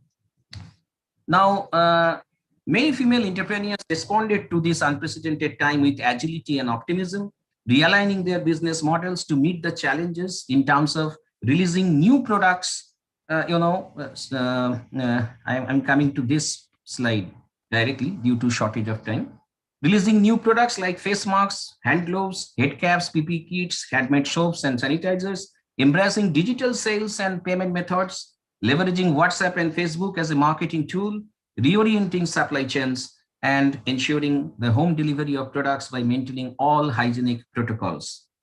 Now, at last, in terms of the policy prescriptions, the following policy initiatives are critical in this regard. The first and foremost, women entrepreneurs in India need better access to capital and networking opportunities. Financing needs the greater genders responsive to ensure women have equal access to credit and resources. Second, greater efforts are required to raise awareness of existing regulations and support mechanisms among the women entrepreneurs. Third, women intending to start their business should be encouraged to take business training courses that include different fundraising options, product development, marketing channels, and investment decisions, which could further pique their investment in starting the business. Fourth, trade fairs, exhibitions, and conferences provide an excellent way for government to encourage women business owners to join worldwide, national, or local trade. And last, not the least, women entrepreneurs need to have family and social support to pursue their entrepreneurial zeal. Thank you all for your patient hearing. Thank you, Dr. Mukherjee, for presenting your topic. Now, before we move towards the next presenter, I would like to tell that there is only 5 minutes of time for your presentation. So kindly try to conclude in 5 minutes. Also, there is one more announcement. At the end of the conference, we will be giving Best Paper Presentation Award as well. Now, moving towards the next presentation, the name of the presenter is D. Vigneshwara, Dr. S. Mohan Kumar, and Dr. B. Damara. Kindly present your topic.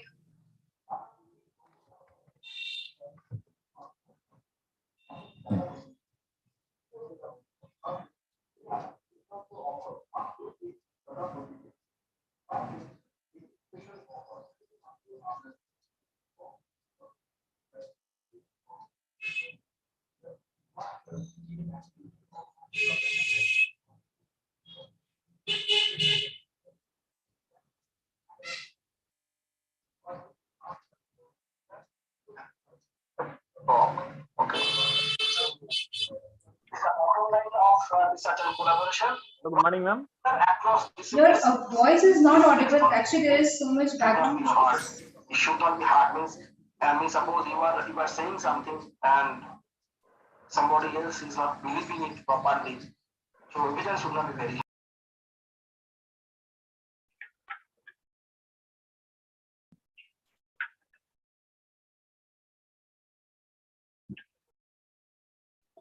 Your voice is not audible, sir. Yes, ma'am. Yes, ma'am. Yes, now it is audible.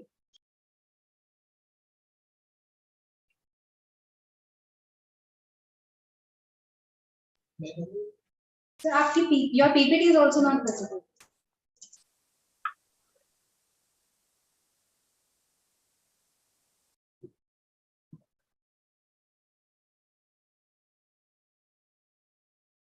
Can we share your PPT by access?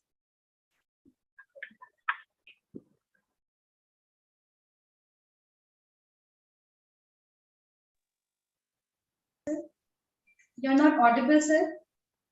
Yes, ma'am. Yes, ma'am. Sorry, ma'am. Please say, ma'am.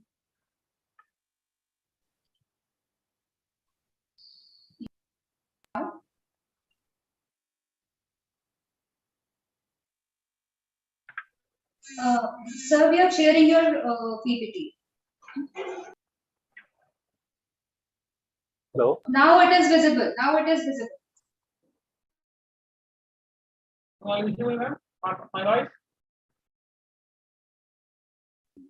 Yes, now it is audible. Yes, ma'am. Good morning to all. My research topic is of optimally complex and non-employee insurance sector. The topic is based upon the personal structure, the condition based of the placement assessment of the professions, and the one of the struggle. There are points in variable and included. One of the depot variable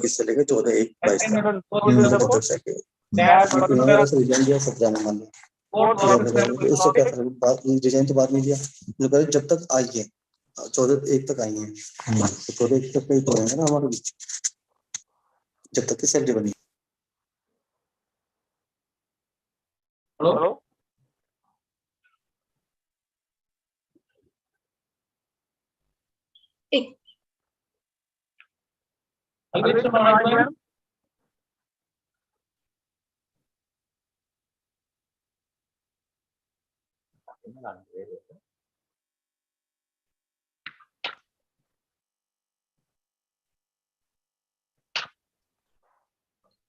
Sir, your voice is not audible. So now we will move it towards the next presenter and we will give you the time after that. Solve the technical issue meanwhile.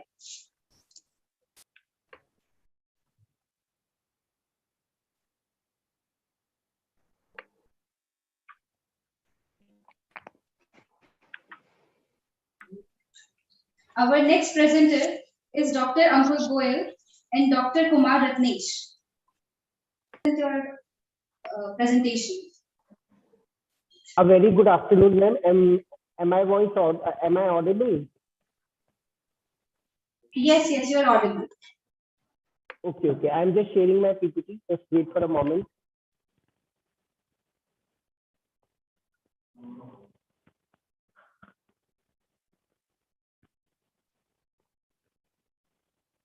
Is my PPT visible, ma'am? Yes, it is visible. Okay. A very good afternoon to one and all present here. First of all, I would like to thank to all the organizers and the eminent speakers to provide me an opportunity, and my co-author, Dr. Kumar Ratnesh. Due to some unavoidable circumstances, he is not available today, so I will be presenting my PPT. Thank you, ma'am. The title of my research paper is Evaluation of Attributes Related to the Paradigm Shift in Business and Management in Current Scenario, a Dimension Reduction Approach. Let's move on to the introduction part. As we all know, just because of this particular pandemic, COVID-19, there has been a paradigm shift in business and management in the recent, and it is a recent buzzword in the current scenario. The pandemic has emerged as the most specialized pull and push for the business to rethink, resize, reorganize, restructure, remodel, and rearrange themselves with the paradigm shift and some transformations, competitive strategies. So this paper, in this study, we had explored the various variables, attributes of the paradigm transitions in business and management with secondary data. This secondary data has been further subjected to the empirical research with the help of 75 valid respondents. These respondents are the MBA pass-out students, 2019-2021, who have seen this pandemic and seen the transformations in business and management, students of Meerut City. This is all about literature review, which I am not covering in this aspect due to shortage of time. As far as my research objective is concerned, to explore the various attributes related to the paradigm shift in business and management in the current business scenario, and to further extract the manageable factors from the explored attributes related to paradigm shifts in business and management. As far as my research methodology and methods and materials are concerned, primarily the secondary data has been explored for exploring the various attributes, various variables which are related to the transformations in business and management in the recent COVID-led scenario. And then then for this purpose, dimension reduction approach from SPSS 12 has been applied to further point out some manageable factors. Moving on to data analysis and interpretation part, these are the total 12 variables, attributes has been explored through the secondary data, like complete digitalization with virtual interfaces, safe and secure business practices, long-term investment orientation, local to global orientation, socially responsible business, adaptability and acceptability to change, entrepreneurship, creativity and innovation in each and every aspect of the business is required nowadays. Non-deterministic business conditions have to be seen. Venturing into sustainable business avenues, side business avenues are required. Circular CRM is very, very important. Optimized inventory and workforce. Prioritizing healthcare is one of the most key elements for each and every business aspect. This is one of the parts. Now, second point is, now I have applied the dimension reduction approach for analyzing the manageable factors. Out of these 12 factors, we have to come out, demonstrate the manageable factors. So after applying, these are the results of my SPSS 12. CMO Bartley test, which tells about the suitability because the significance ratio is 0.000, which is less than 0.5. P value is 0.0, which is less than 0.5, which tells that factor analysis approach is suitable for sale. Then in second slide, we have the extraction of commonalities. These are some extraction of commonalities. If we see the interpretation, it means that almost all the variables commonality values are high, resulting in the maximum variation explained by the extracted factors. Next slide is component matrices. These are the component matrices in which it presented the correlation coefficient between the variable and the corresponding component. These values were used to compute the eigenvalues of each factor. Now moving to the eigenfactors, the main interpretation from this particular table is that 4 components were available whose eigenvalues are more than 1. Hence, the total of 4 factors extracted and total variance explained by these factors are 78.466%. Now, this is a component score covariance matrix. The main important slide in the result is this, where is the rotated component matrix and 4 component has been chosen. Then the cutoff percentage was taken 0.80, and finally 10 variables were highlighted under 4 expected components. All the variables which were appearing under one component had not repeated in the subsequent components. As far as my final results are concerned, as an outcome, it could be stated as follows. Component 1 was the combination of socially responsible business, entrepreneurship, creativity, innovation, and prioritizing healthcare. This is the prime expected component, which is labeled as healthcare and social entrepreneurship. Component 2 related to safe and secure business practices, long-term investment orientation, and circular CRM, and it is labeled as safe and long-term CRM-oriented investment. So, moving on with component 3, this is related to local orientation, optimized inventory and workforce, so labeled as localized control on inventory and HR. Component 4 was adaptability and acceptability to change any time, any of the time. This is what dynamics in business. We really need a change in business. However, surprisingly, digital practices and virtual interfaces have not been accepted as a major component in the study, though considered as a major one. The reason for the same can be interpreted as the business practices are normally accustomed to all digital environment and processes, and they are accepted as an integral part of the functioning domain, so it has been ignored as a major component. So these are my fundamental results, and concludingly, I can say these are the four major factors that can be, has to be ascertained or required as a transformation in this after this COVID-19 in business and management practices. These are some of the limitations. Time constraint, more scientific study, data collection, time was short, so data was not collected extensively, primary data. These are some of the, limitations. Further references are there. And with this, I would like to say thanks and open to the queries if you have. Thanks a lot. Thank you, Dr. Ankur Goyal. Our next presenter is Ms. Yogita Malik. Kindly share your presentation now.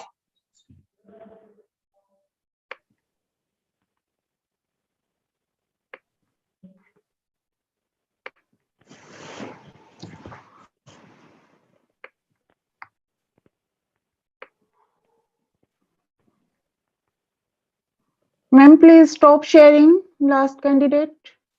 Yes, ma'am. I'm just stopping this moment. Stop share. Yes. Thank you, ma'am.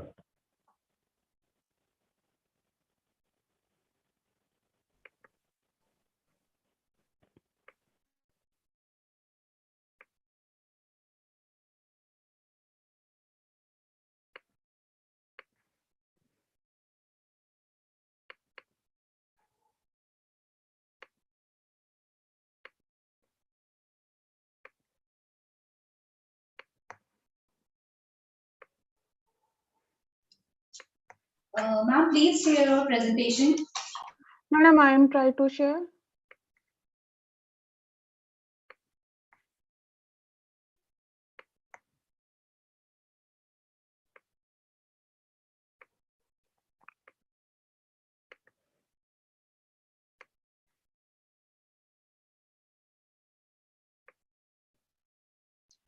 Madam, my screen is visible now? No, ma'am, it is still not visible. Then please share my PPT from yourself.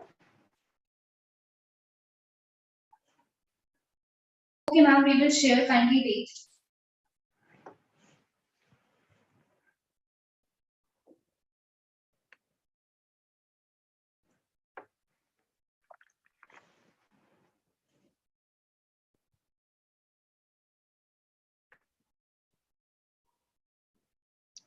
Yes, ma'am.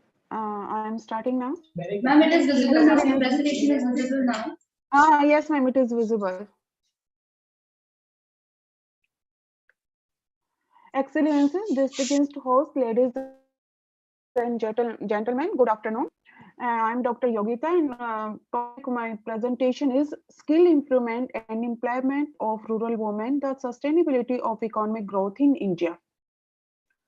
India's demographic curves are towards the young. In developed countries, the working population is decreasing due to aging factor. However, India's median age is merely 28 years. Viewed from an economic lens, a younger workforce translates to an advantage, energizing fast-paced development and growth. But even as a section of India's youth propels the country towards becoming a global power, many are left behind in the process. The participation of the women in the country's workforce has been woefully inadequate, and this need to change for India to reap its demographic dividend. Employment our women is also the key to generational social transformation. Second slide, ma'am. Women, please, second slide.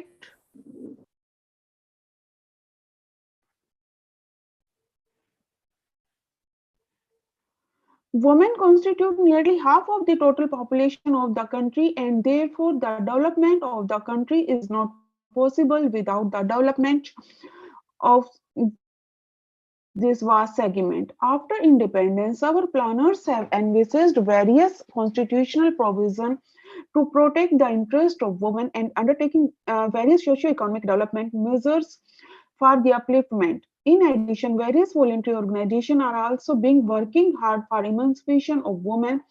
Despite all these efforts by the government as well as voluntary bodies, still majority of women are subject to relative deprivation. Please, third slide, ma'am.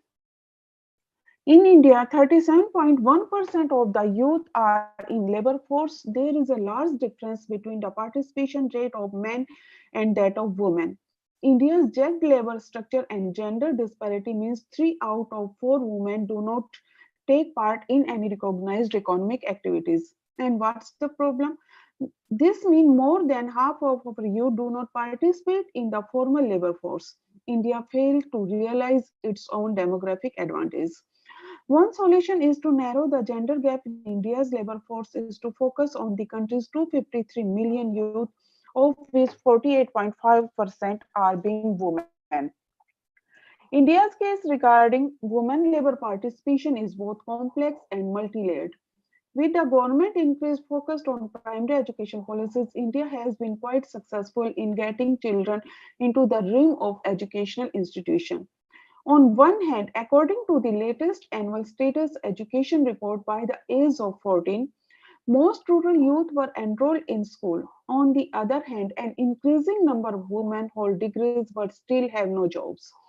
This suggests that there are other issues to be addressed. Literacy does not translate into relevant skill for employment and existence, social, historical, and cultural hindrance. Empowerment of women, which can to an extent be addressed by integrating life skill coaching into skill program and interfacing with their families and communities to change backward mindset. These are critical aspects of helping women reach their potential. The economic survey marked the policy debut of the Hindu goddess as role model to emulated by the rural women in the country, summarized in the acronym BADLA, Beti Aapki Dhan Lakshmi or Vijay Lakshmi. The document confidently states that by drawing on the imaginary of the form of goddess Lakshmi that symbolize wealth, Dhan Lakshmi, and victory, the message of treating women as a form of Lakshmi need to be emphasized. Madam, switch to slide 14, 1 for 14. Please slide 14, 1 for 14. The status of women in India, a report released by Union Finance Minister Nirmala Sitharaman in September 2019 says that Narendra Modi government skill development scheme and initiatives are not benefiting women and special measures are needed to provide the appropriate skill and employment opportunities. The report is significant because it specifically assesses the impact of various government schemes on women and finds that they are lagging behind men in acquiring employable skill. Please slide 15. Periodic Labor Survey 2017-18 shows that India's unemployment rate has increased from 3% to 7.1% for urban men and from 5.2% to 10.8% for urban women. The figure suggests that employment generation mechanisms such as skill development and vocational training are falling short in meeting the demand of the changing urban job market. Please, ma'am, slide 16. Global Gender Gap Report 2020 by World Economic Forum note that India has one of the lowest female labor force participation rate in the world and ranked 145 out of 153 countries. According to the Consumer Pyramid Household Survey 2018 conducted by the Center for Monitoring Indian Economy, the median monthly income of the women in India is 43% lower as compared to that of men. The picture so far make one thing clear that there are so many critical issues like gender-based inequalities, discrimination and violence faced by the girls and women, discrimination in income, and lack of skill that need to be addressed through planned and targeted intervention.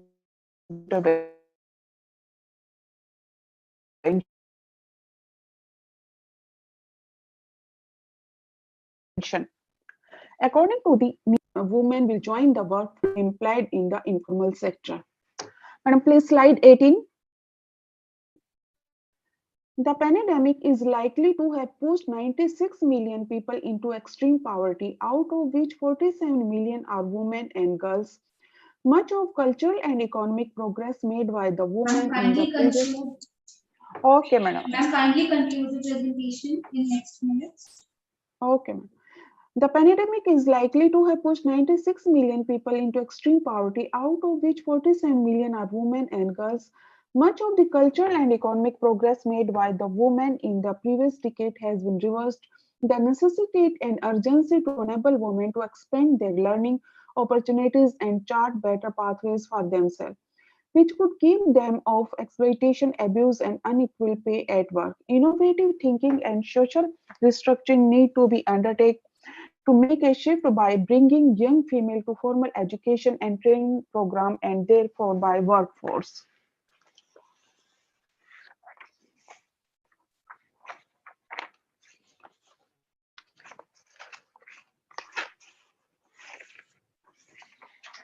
One of the most common obstacles for women to enter employment is the stereotype gender basis. Madam, I am concluding now. One of the most common obstacles for women to enter employment is the stereotypical gender bias, which put women as a disadvantage. While an Indian woman spends 25% of her time performing unpaid care and domestic work, a man only spends 2.5% of his time on such activities. Such disparities change women's priorities and keep them away from the formal workforce. Women in India suffer due to discrimination, exploitation, are exposed to harassment at various levels.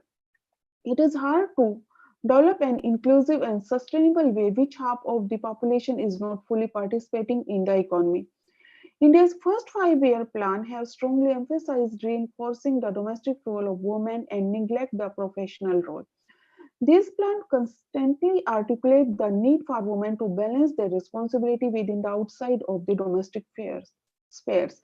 The various welfare programs have been adopted by the government are meant to emancipate the women from social evils and cruelty.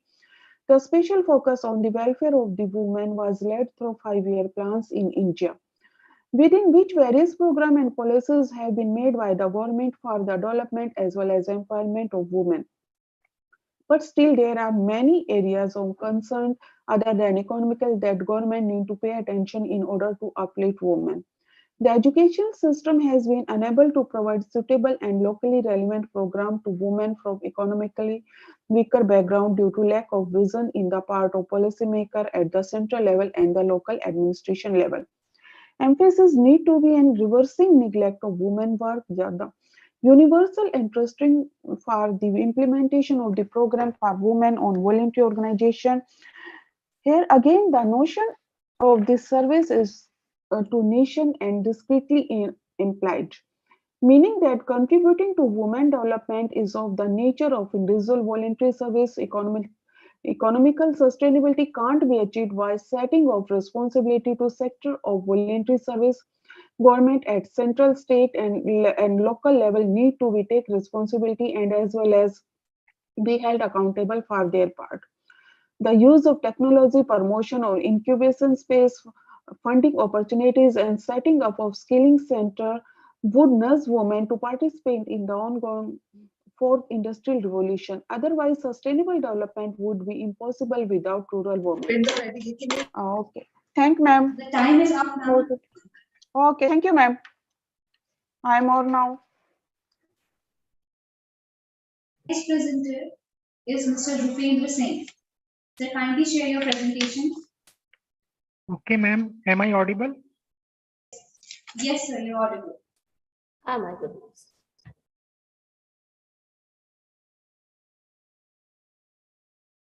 Ma'am, the other participant has not stopped sharing the screen.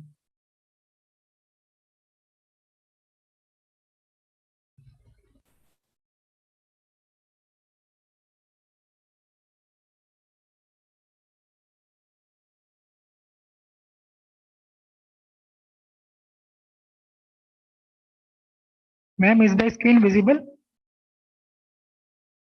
Yes, sir, it is visible. Okay, ma'am.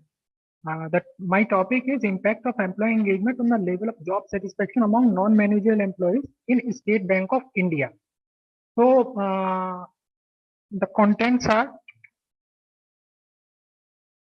introduction, review of literature, objective of the study, research methodology, data analysis, and conclusion. Now, introduction. Now, as we all know that a happy and satisfied employee is an asset to the organization, as they attract more number of customers than the unsatisfied and tensed employees. As we all reach bank, we find that the employees who are sitting in the bank, if they are happy and satisfied with their job, so ultimately customers are attracted towards them. And in bank, there are 12 public sector banks, and among the banks, the State Bank of India is the most trusted bank, especially among the rural masses. And recently, that is on 1st April 2017, the bank merged its 5 associates with itself. So the working environment has changed, and it has affected the level of employee performance. As we will see in this PPT further, that how the profit per employee was affected due to the merger. And there has been and since then there has been a paradigm shift in banks' HR policies with the aim to increase the engagement levels of the employees and boost the employee morale and to retain the employees. Now, workforce in the branches of bank majorly consists of non-managerial employees, who account for 75 to 85% of the total employee force. So they are accountants, cashiers, single window operators, or clerks. So these employees, they are the backbone of the bank, and so their engagement matters most. Then this is the review of literature, such as Rana et al. In 2019 revealed that for the success of any organization, the human resource of that organization must be treated well, and most importantly, they should be satisfied. And we know that employee engagement, there are many factors that affect employee engagement, such as working environment, pay benefits, organization culture. And the point is, if the employee is engaged, whether he is satisfied with the job or not. So then this research paper brings out the satisfaction level of the employees as a result of their employee engagement. Next, this is the bank annual report since 2011 to 21. It shows that in 2016, that is on the April 2017, when the bank was merged, there was a downfall in the profit per employees, and after that it increased sharply. So this downfall may be due to the change in the working environment of the bank. So there has been a paradigm shift in the bank policies since then, due to which the performance of the employees has improved drastically. Next, the objective of the research is to determine the effect of engagement on the employee job satisfaction among non-managerial employees in the State Bank of India. The hypothesis proposed are job satisfaction is a significant dependent on employee engagement. Second, gender significantly differentiate the employee engagement, and third, gender significantly differentiate employee performance. The research methodology adopted is, it is an exploratory research where the effect of employee engagement on job satisfaction was explored for the bank employees. The sample consists of 283 non-managerial employees, out of which 160 are males and 123 are females.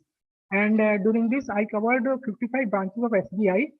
And the data is pre-COVID, that is 2018-19, and it was immediately after the merger. So it was a part of my thesis that I was writing then. Then the Likert 5-point scale technique was used with coding strongly agree 5, agree 4, undecided 3, disagree 2, and strongly disagree 1. The questionnaire job satisfaction consists of 6 items that was adopted from the scale of Datta for her work during 2017, and scale of employee engagement composed of 9 items of Utrecht work engagement scale. That is a popular SACS scale, it is called. The data analysis consists of KMO test, and from this it can be seen that the Bartley test of sphericity, the p-value was 0.000, and it is said that if it is less, if it is significant, then the sample collected is adequate, and we can conduct the factor analysis. So factor analysis was conducted, and it was found that almost 71% of the variance in the data collected was explained by the first 3 factors. The 3 factors explored for employee engagement were absorption, dedication, and vigor. And in order to test the first hypothesis, a linear regression model was tested in which the independent variable was employee engagement, a dependent variable was the job satisfaction. So this is the regression model. So in this, we can see that the coefficient of correlation 76.2%. So there is a great association between the employee engagement. So can we conclude in another 2 minutes? Okay.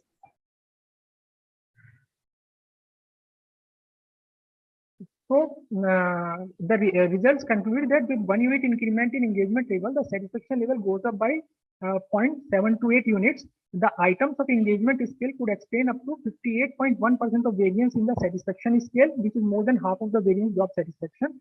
It is also revealed that there is no statistical difference in employee engagement job satisfaction on the basis of gender of employees. So both male and female employees, they have got the same attitude towards employee engagement job satisfaction. Now, employee engagement is a vast concept, and there are various cyclical factors that have impact on the job satisfaction of employees, and as such, a future scope for further paradigm shifts in organization HR policies. Thank you. Thank you, sir. Our next presenters are Dr. Srinath TK and Shweta KR. Kindly share your presentation.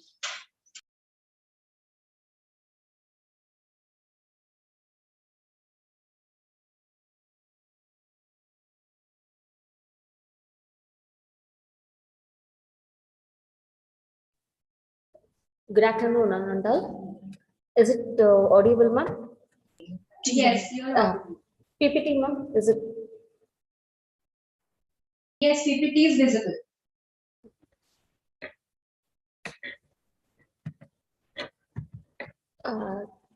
One minute, ma'am. It's trying to. Okay. Good afternoon, and all. My topic is exploring. I'm Shweta KR, Assistant Professor, APS College, and I'm also a research scholar from University of Mysore. The topic is exploring the impact of artificial intelligence on the forensic accounting and fraud detections. This topic was very interesting to me because the fraud is, in the 21st century, we have seen that many frauds are taking place. At the same time, as the technology is improving and we have our standards where accounting standards have been already set up. We see the loopholes, the people are looking into the loopholes and making a lot of frauds. So, and we have seen that there is a lot of creative accounting or window dressing of financial statements, which has been already been done to want to impress the stakeholders. So this topic gave me an interest about how to detect the fraud, and also what is the ICA department ICA Institute is doing to bring out all the frauds in one place and to detect it. So the main reason for this topic is because we have a artificial intelligence is being used where cognitive computing and the machine learning has been done, and also the model has been prepared to find out the filtering of data has been done, so that we'll be knowing what is the initial fraud detections can be done, and what is the improvement has to be done is being taken in the place of accounting.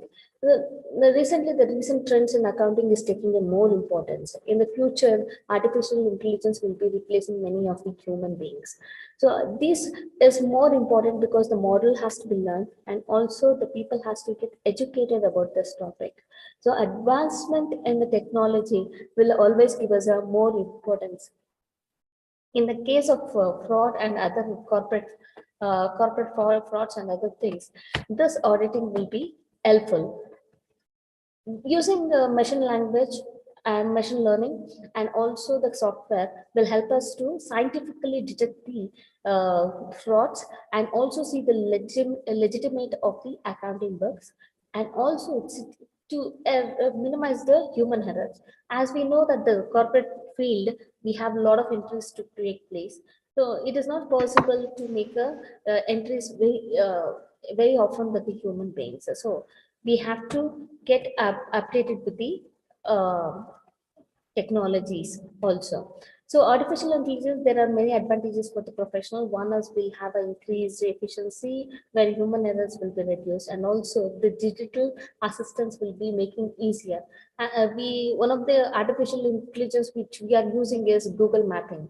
Google Map we are using, and also Google search, which will give us with the recent search what we have done. Based on that, they'll be giving us a suggestions. So this digital assistant also will tell us where we are going wrong. The faster decisions will be taken place. Next, for the study of this research paper, the three objectives were framed. One is to understand what are the frauds and corporate scams, and the second one was to identify what is the role of artificial intelligence in the accounting, forensic accounting.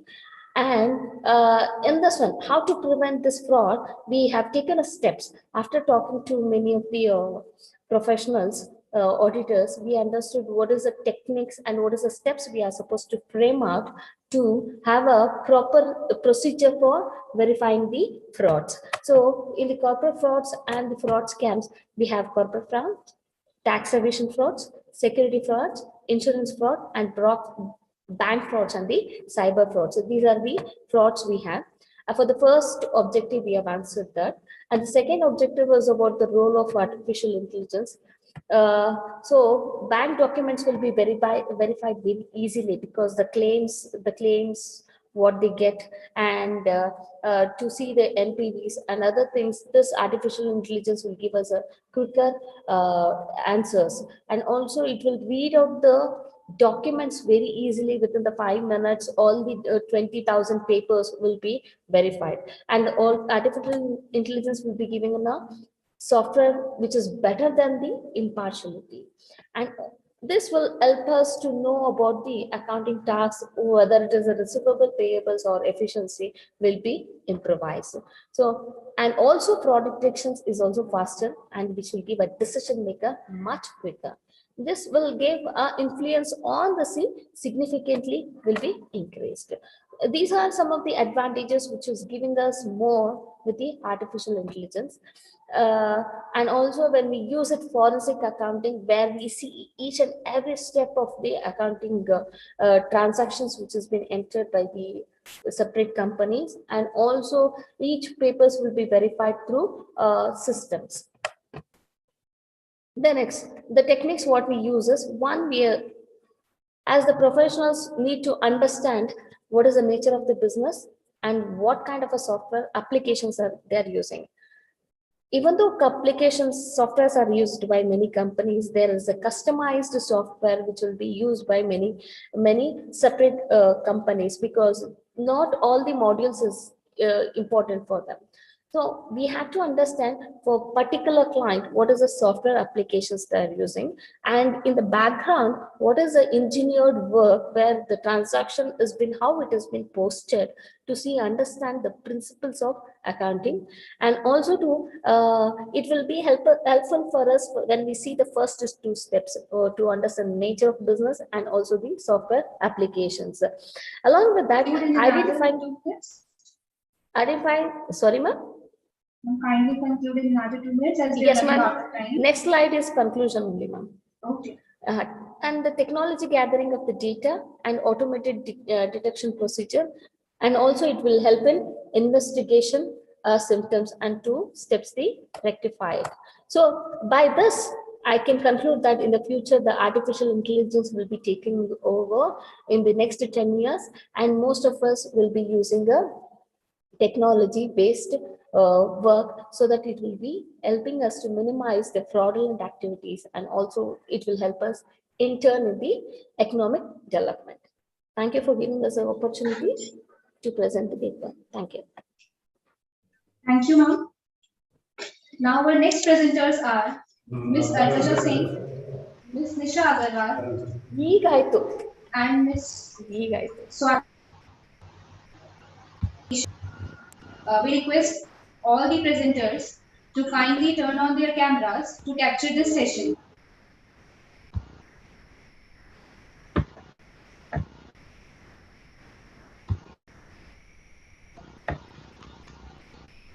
Am I audible, ma'am? Ma'am, just a second. We are trying to capture the session, so that so please kindly switch on your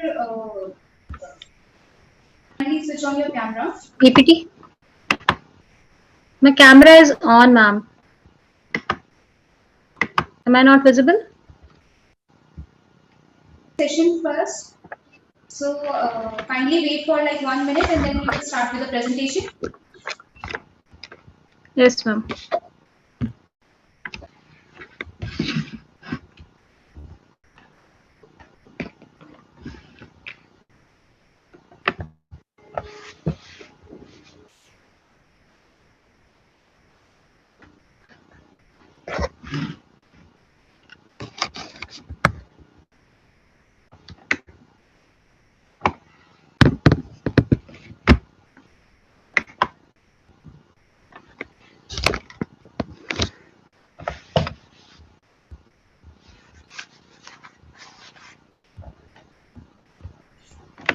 All are requested to turn on their cameras, please.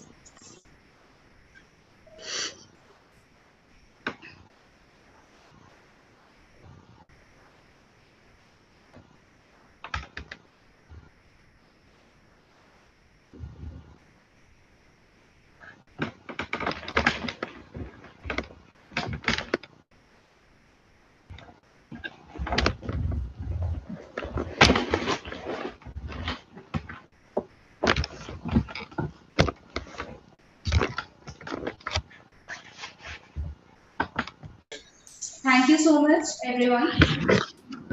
Now, the next presentation from Ms. Arkaja Singh, Ms. Nisha Agarwal, and Ms. Swati Rai. Share your presentation now. Ma'am, I have shared it now. Is it not there? Just a minute. I'll share it again.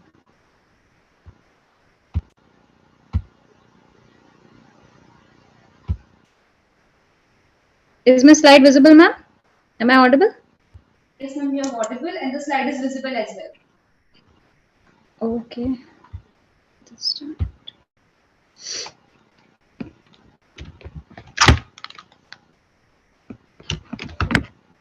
Okay, shall I start, ma'am? Hello. Yes, ma'am, you can start. Hello, am I audible? Yes, ma'am, you're audible and you can start now. Okay, right. Hello everyone, this is Dr. Arkaja Singh, and along with my co-authors, Dr. Nisha Agarwal and Dr. Swati Rai. My presentation would be on green innovation, and I'm focusing on the India chapter specifically. I'll just quickly move to the theoretical part. As we can see over here, green innovation will be done to facilitate the lessening of a company's environmental impact, either through reusage or recycling of the products, or to engage in the company's environmental concerns by means of diminishing the usage of dangerous or damaging components, and to build up the environment friendly products and employ effective methods with employing fewer resources or energy. As I have a lot of examples to discuss over here, so I'll quickly move to the India chapter, where I would like you people to know that about 120 climate tech startups raised 1.2 billion US dollars over past 5 years, as per the report Early Usage Climate Tech Startups in India Investment Landscape Report 2021. And the various segments that were covered here were sustainable mobility, including electric vehicle manufacturing, clean logistics, and novel components, followed by energy, including clean energy, generation from new feedstocks, excess energy, energy storage, energy optimization products. And then there was this clean tech sector, which also include financial inclusion, healthcare, agriculture, education, etc.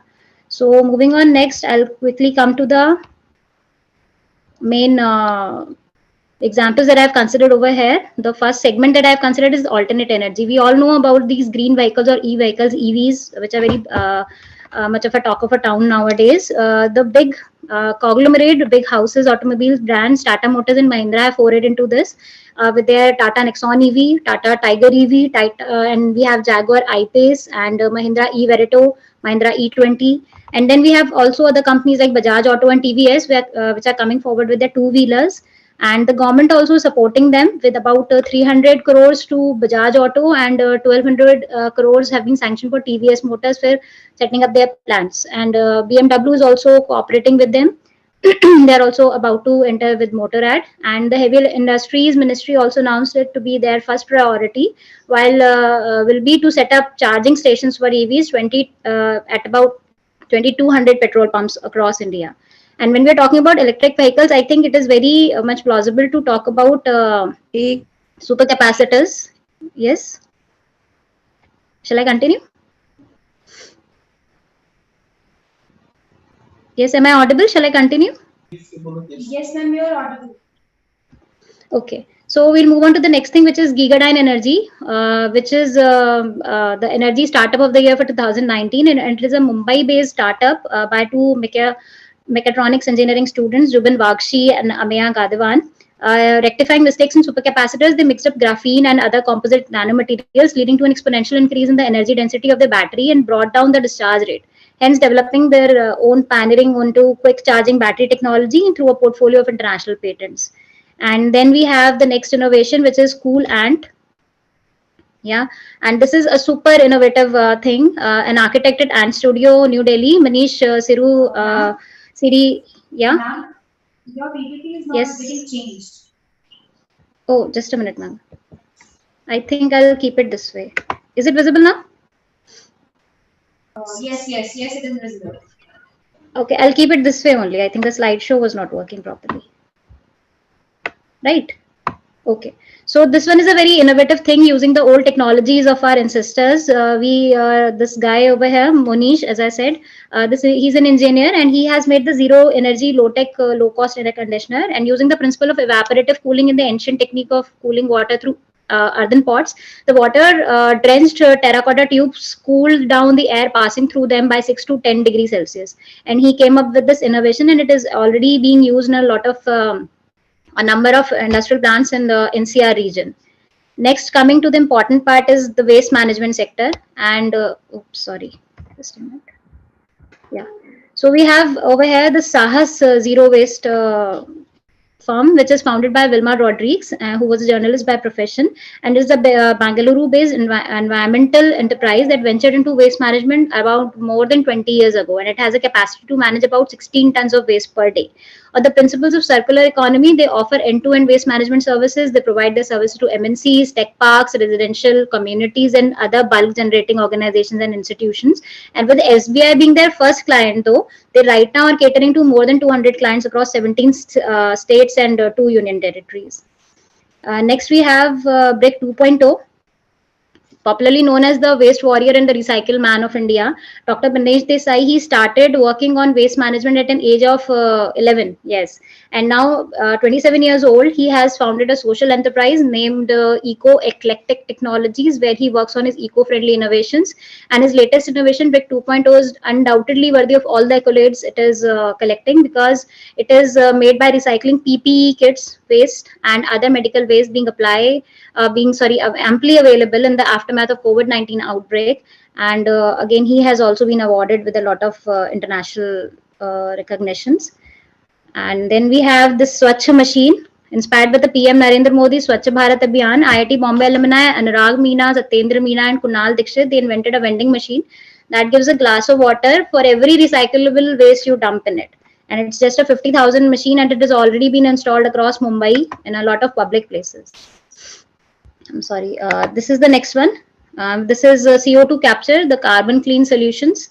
And this has again been developed by Aniruddha Sharma and Prateek Bam, two IIT undergraduates. They founded this company and they developed this mechanism, this factory, where they extract all the CO2 present in the industrial waste and affluents, and they extract it and they provide it to the other factories who need CO2 as a raw material. They also are providing this raw material to Tuticorin Alkali Chemicals or EON Benelux in Netherlands, and Solvay Chemicals in India also. And similarly, for the environment, the next company that they are doing something is Strata Enviro's air pollution controllers. It is founded by Amol Chapekar in 2016 as Strata Enviro Private Limited. So what this one does, it sucks in all the polluted air and it it distributes purified air through it. And it has also been installed in more than 100 cities across India. And it is being installed free of cost because the sponsors are providing, they are giving this advertisement space on the product. That's why it is free of cost being installed. It's a sponsored product basically. And this one, yes, this one is my favorite. This is Ulta Chhata, and it deals with scarcity issues. And NRI couple Samit Choksi and Priya Vakil Choksi. Yes, ma'am. Please conclude. We're running out of time. Yeah, sure, ma'am. Just this one and the next product, and I'll conclude, right?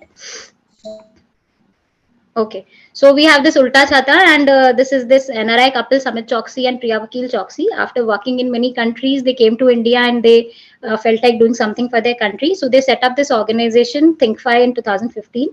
And they devised this novel device called Ulta Chhata. Named after its appearance as an inverted umbrella, it boasts of solving an array of scarcity issues with rainwater harvesting, purifying rainwater into drinkable water, integrated solar panels capturing for about a maximum of 35 kWp, and provides shade for nearly 20 people or 2 cars. And already the Indian Railways and Godrej Interior are in contract with these people to set up these all over the place.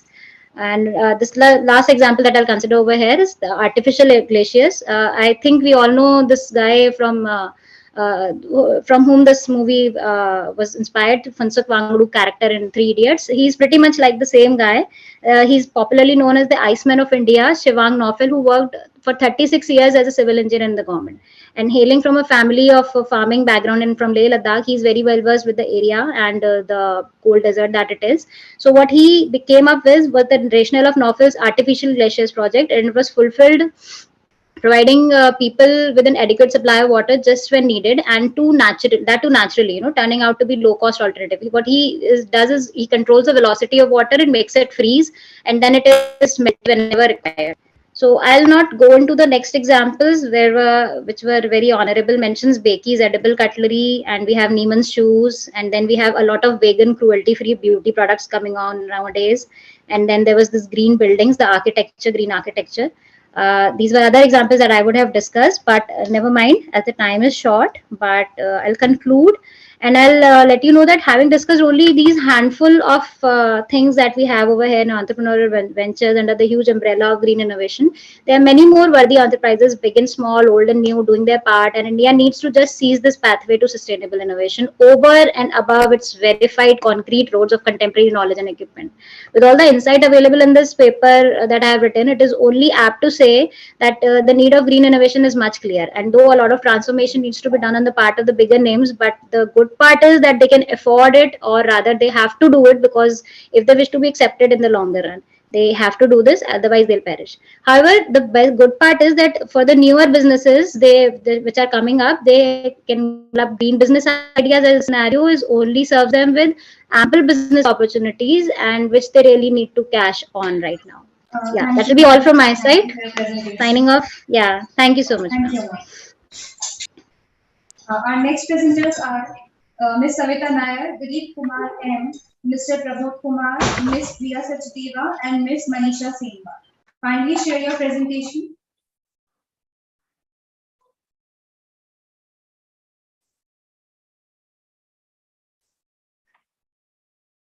Is it visible? Am I audible? Yes, you are audible, ma'am, and the presentation is visible as well. Okay. Good morning, everyone. The topic of my presentation is Women Personal Care Product and Rural Market Penetration, Rural Marketing Implication. These are the contents of my study. Introduction, review literature, theoretical framework, research gap, research questions, objective of the study, method, research hypothesis, methodology, discussions, practical implication, theoretical implication, and conclusion.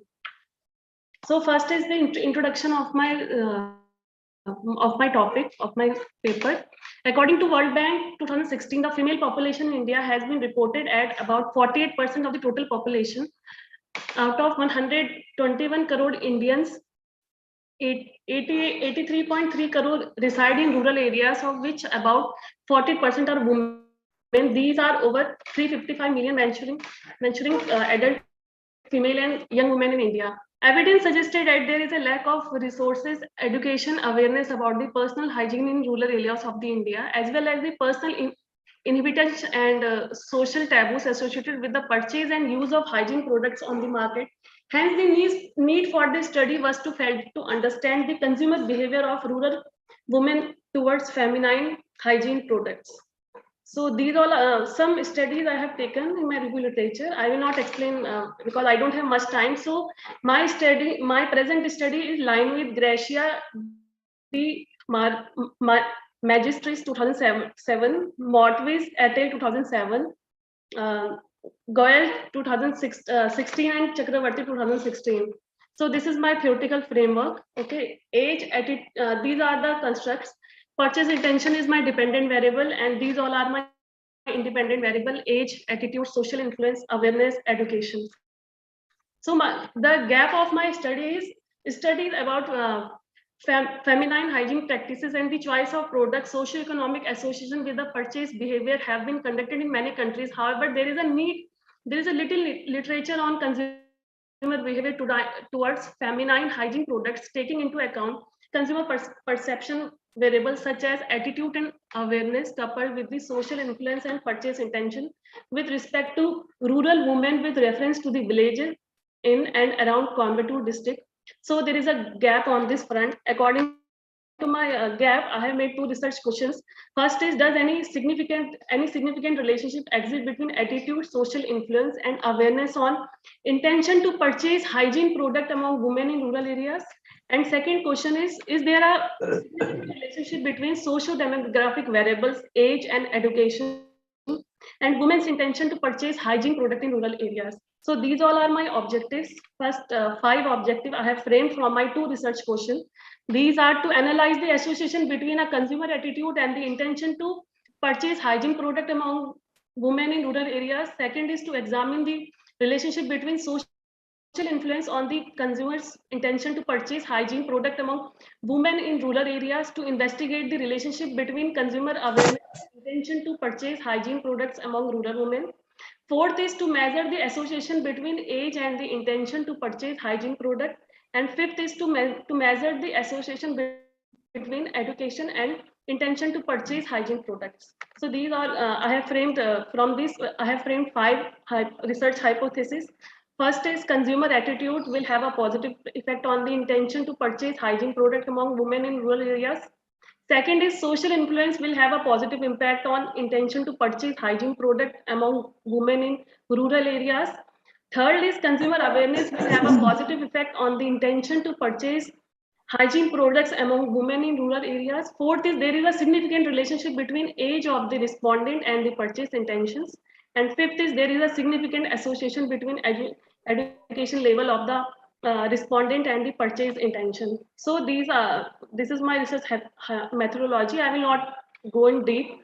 So research design, I have taken cross-sectional design. Sampling population is women residing in rural villages around in and around Coimbatore district. My method of sampling is pervasive sampling. Study area is Coimbatore district. Sample size is 384, and my collection, I have collected primary and secondary data from various sources. And my research instrument is semi-structure questionnaire, and scaling I have taken 5-point Likert scale, and my pre-testing I have done with 120, and my Chromec alpha is very good, like 0.931. So directly I will move to discussion. I will not explain my research methodology in deep because I don't have much time. So this is, if I talk about my discussion, the research outcome evidently suggests that there is a direct and positive association with all the factors considered in this research. Attitude has a substantial effect on the purchase intention with a predictive probability of 49.1%, social influence with a predictive probability of 54.6%, and consumer awareness with the predictive probability of 55.2%. The study also indicates that there is a significant variation among the age groups as well as the education group in their attitude towards hygiene product and their intention to purchase. Ma'am, please wind up. How much time I have? So these are my. Ma'am, we have already passed with 5 minutes, so please wind up in 1 more. Okay. So these are my, like I will conclude my topic. Like market penetration to rural areas is identified as one of the major challenging for hygiene product company regularly in rural India, and raising awareness through formal education among young girls through adult education for the older generation will enhance the eradication of myth and misconception related to menstrual health and hygiene. Henceforward, efforts are required to enhance awareness, strengthen attitude, and influence purchase intention, thereby creating a positive menstrual hygiene management system in the rural part of India. So there is a good scope for future research as well. The study can be concluded with a large sample size with other wider geographical coverage, and comparison between state and regions can be made to get further insights. Thank you.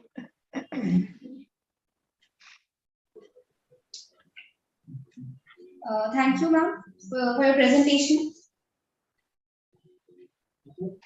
I request all the participants to kindly please wrap up your presentations in 5 minutes, and as we are running out of time. Our next presenters are R. Sivaranjani and Dr. I. Premrose. Presentation.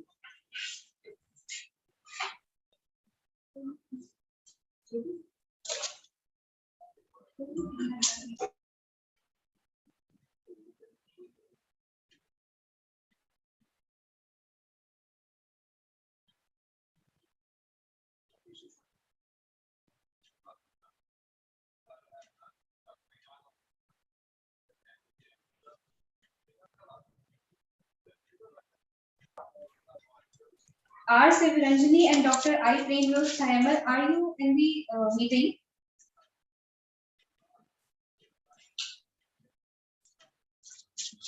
Okay. Okay. We will now proceed with the next presenters. Ms. Swati Rai, Ms. Nisha Agarwal, and Ms. Arpita Singh. Kindly share your presentation.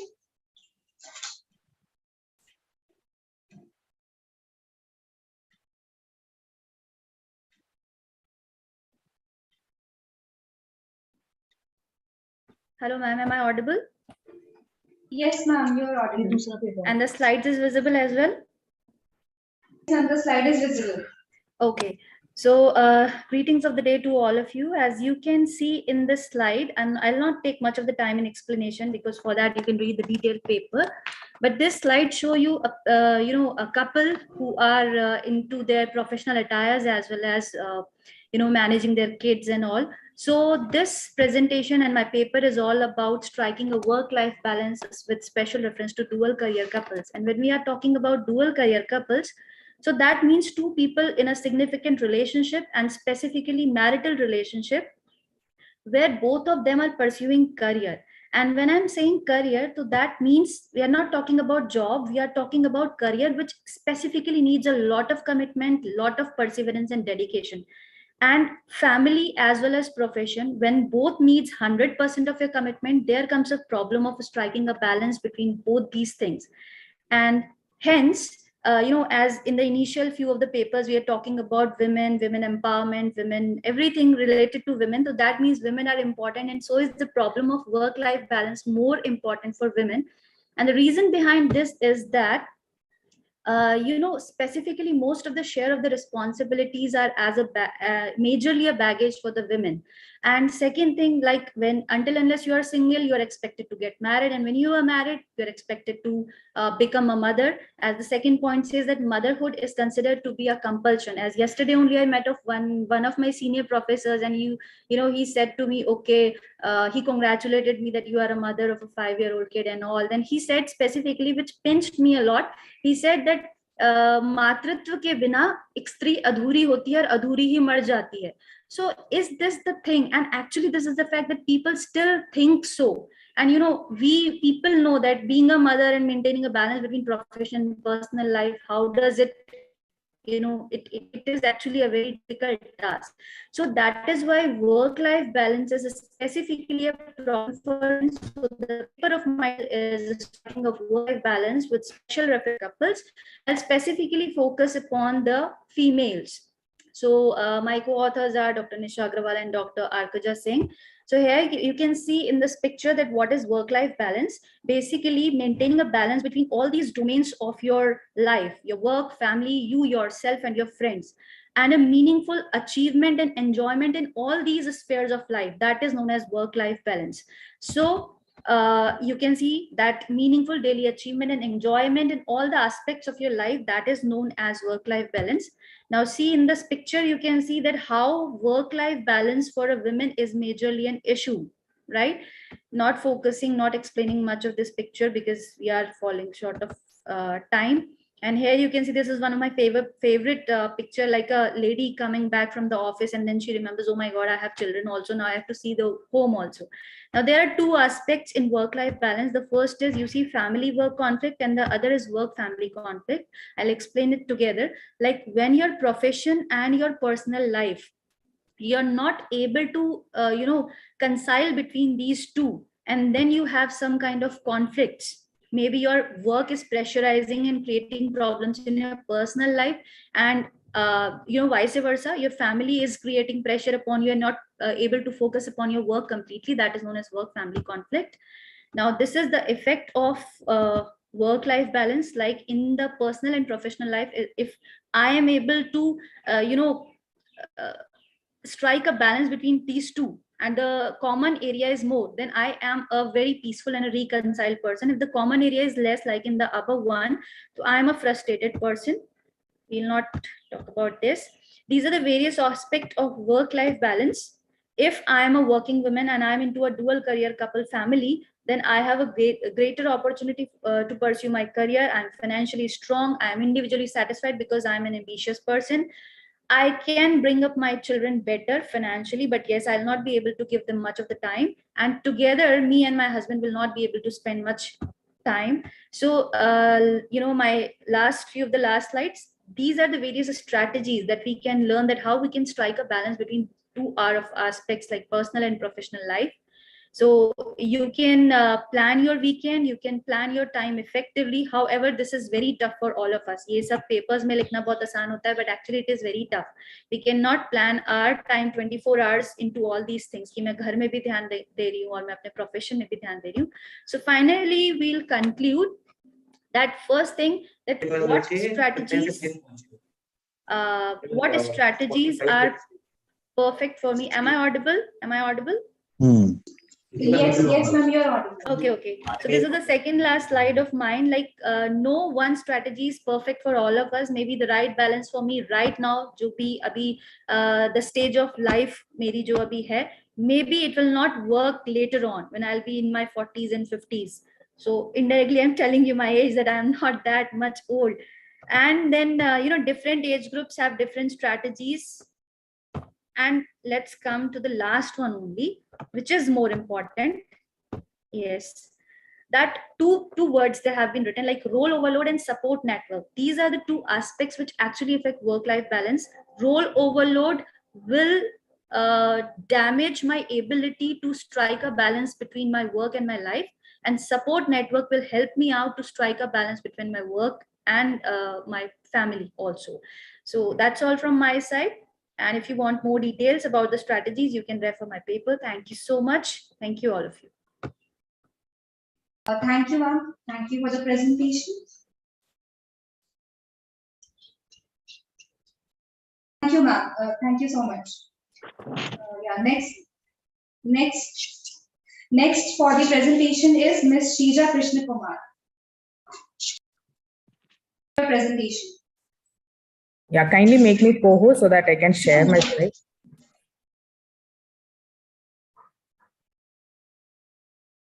Ma'am, you can share.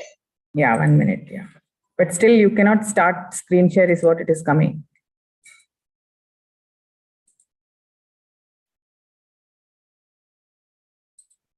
Yeah, okay. Can you see my slide?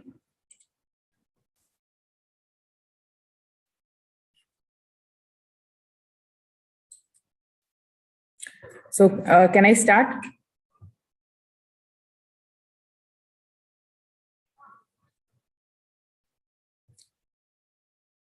Can I start? Can you hear me?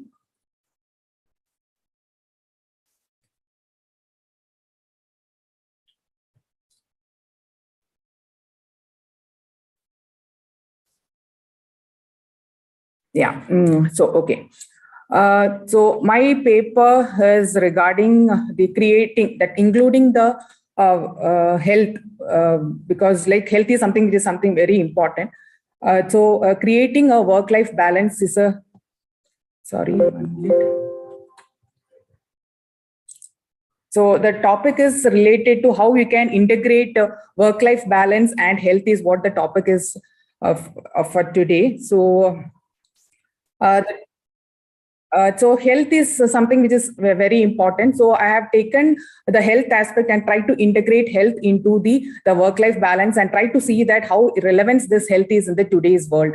So that is what the topic is all about. So here in the introduction, I'm just trying to explain about the relevance of health, because if it is not proper, it will lead to the imbalance of your life. So how far is the impact is what we are trying to see it today. So for that, first what I've tried to do is that I've taken work-life balance and then work-life health, work-health balance and work-life balance both have been taken into consideration to see to that, like how exactly, because so many studies have done related to work-life balance, but related to work-health balance, not much of a studies have been done.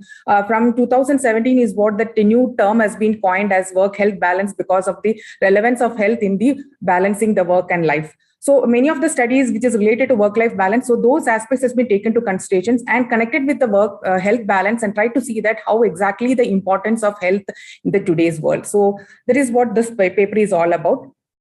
So I've gone through the different literatures related to work-life balance and then tried to come up with the hypothesis for my present studies. So in most of the studies, I found that job satisfaction is something which is very important. So how you can connect that work-life, because so many literature review has been put in my paper. So only few important has been highlighted here just to show that the relevance of that. The first the hypothesis which I've created is that the work-health balance is an important for job satisfaction. So the next one is that, see, if you say that these two factors, these the dependent and independent variable, what are the moderators which help strengthen this? For that, what I've done is that I've taken some of the demographic variables, which is like the age, gender, then marital status, and parental status. So these are some of the moderators which I've taken to see to that how exactly the relationship between these two variables can be strengthened. So then the next important thing is that, see, when you talk about balancing work and the family life, or the work and the health aspects, so another important thing is that, see, there are some kind of a conflict, or you can say that the interference which happens from the family life into the work. So that is what the next important aspect which I'm trying to look into it. So there are so many studies where the family work interferences on the work-life balance is. So here I'm trying to look into it from the work-health balance, what exactly the impact is all about. So for that also, like, what are the mediating variables, because there are so much of support from the supervisors and the colleagues. So mediating effect of these supporting variables is also being taken into considerations to see to that how exactly it is being affected. The next important thing is that in spite of all these variables, another important aspect is that, see, the involvement of employees in the organizations. So for that, what are the factors? Because these variables which have taken to considerations, all these aspects have been taken to considerations to find out that the impact of these factors on the the employee involvement. It's not the job involvement, the employee involvement is being taken to considerations. So these are the hypothesis which has been taken to considerations. And then coming to the methodology, so the employees, I mean, the people who have been responded for the study is all from IT companies, and all them were working from home. And this data has been started collected from almost at the nearing to end of November, and then it went up to January. And then the sample size is around 371. There were around, all those details have been written in the papers, around 288 apartments were there. And in that, there were 395 IT people working. And then we have sent emails to around 332 people. And then finally, and those people also helped us collecting some more respondents from their known people. So like that, altogether 371 people, respondents were there. And we have used some of the statistical tools, which will be explaining in the coming slides. And then standardized questionnaire has been used. So these were the standardized questionnaire which has been used for this study.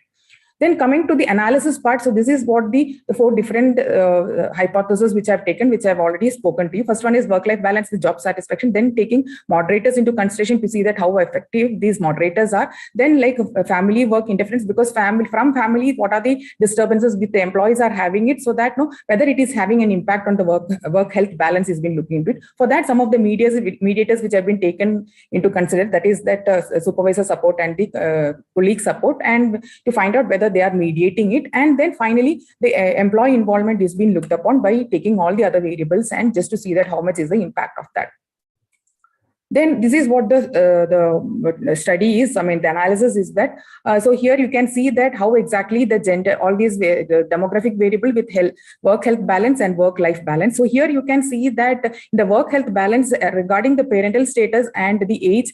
No, parental status and the marital status, actually there is no relationship. So what you have to understand is at the different age group or the different gender, you find that the people have, the work-life balance is, the balancing aspect is required for when you take into consideration the work-life balance.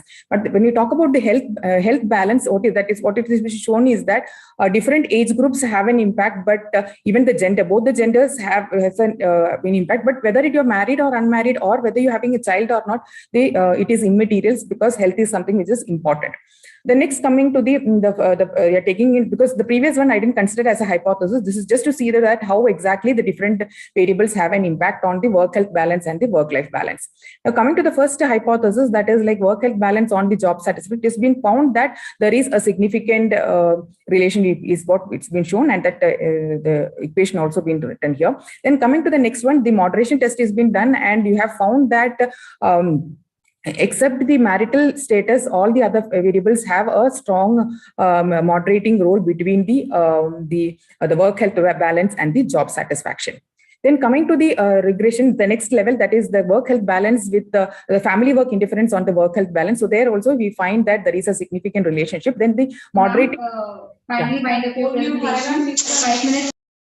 Yeah, so these are the tests which has been done, and then at the end we have, it has been said that see, there is a role of work health balance is very much important, and then it has been found that because the deprivation of sleep, rest, and the less social interactions most of the time will affect the health, and there is a continuous work from home also lead to stress. So the work life has to be taken into consideration. A work health has to be taken along with the work life balance is what I would like to say in this. Yeah, thank you very much.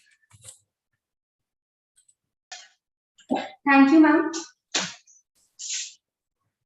Our next presenters are Ms. Deborah Raj, Ms. S. Anurekha, and Mr. Gopal Basant. Kindly share your presentation.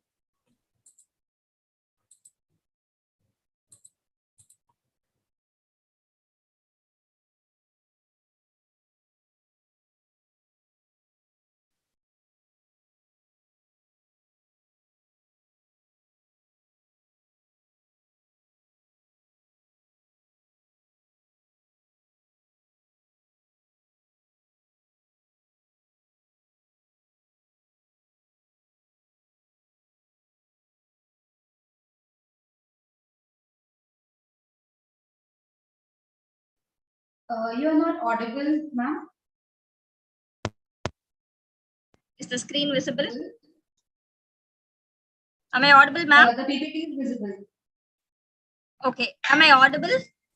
Yes, yes. Okay. Yes, ma'am, you are audible now. And the PPT is visible as well. Kindly continue. Thank you. The topic for today that I'll be presenting is influencer marketing on Instagram and analysis on the perception of the influencer's credibility by Generation Z. So we all know that through the advent of advertising and the evolution of advertising, it has been a real challenge for the advertisers to push their products and brands. So right now, through Generation Z, they do not watch much of television. And with the advent of smartphones, it's been really difficult to catch the attention of the Generation Z. And that is why Instagram has crept in. And through Instagram, these influencers have crept in to advertise more on brands and products. And this is a study on how Generation Z perceive, the influencers who have hit the 1 million follower account, and they are called as the mega influencers. So 20 participants were chosen for study for the in-depth interview, and also a content analysis was done on the influencer Lily Singh.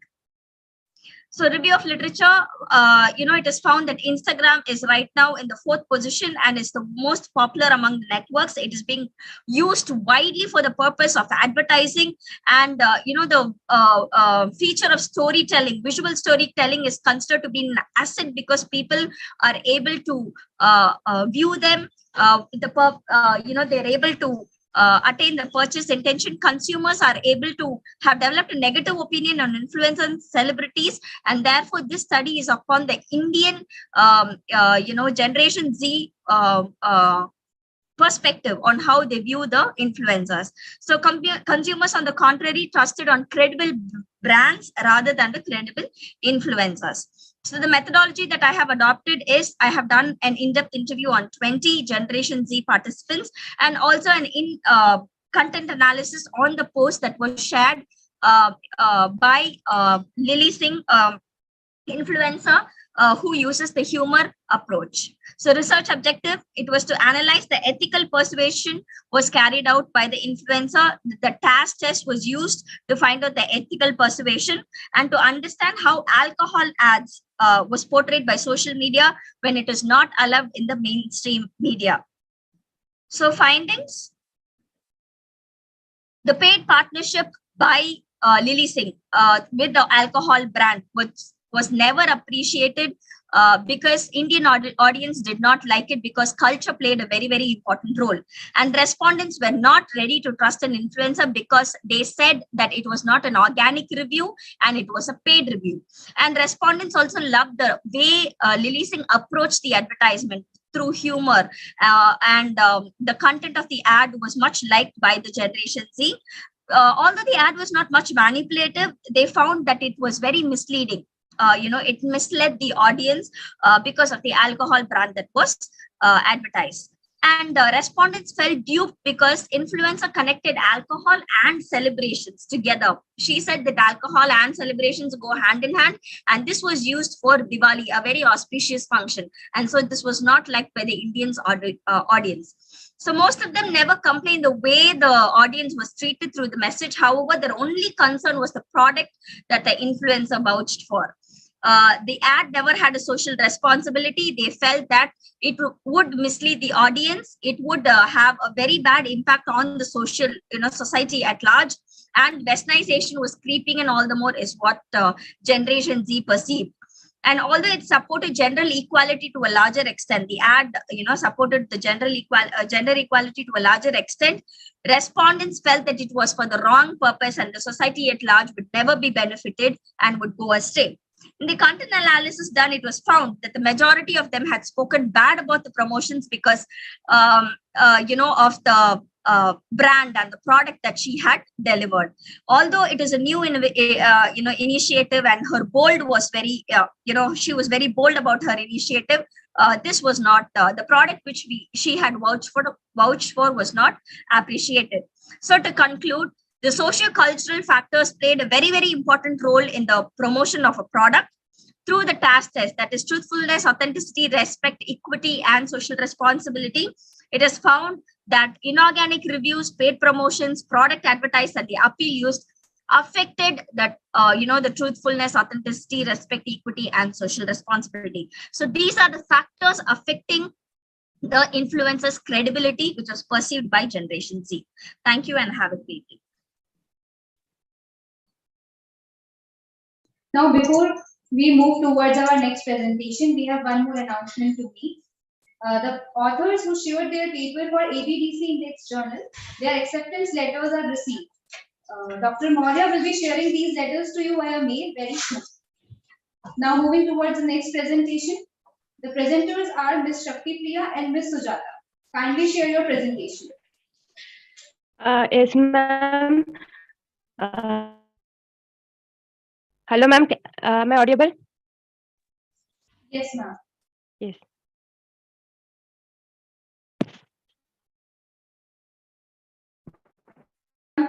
Ma'am, please share your PPT. Yes, ma'am. Is it visible, ma'am? Yes, ma'am. Is it visible? Yes, ma'am. Warm greetings, everyone. Myself, Shakti Priya. I'm a research scholar at IT University, Vellore.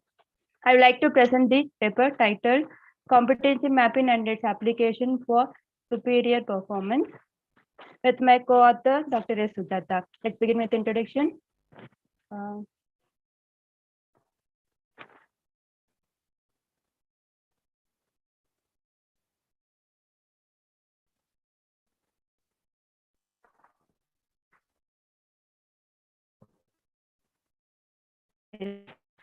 These are the person's general knowledge, attributes, social role, skills that are related to greater performance.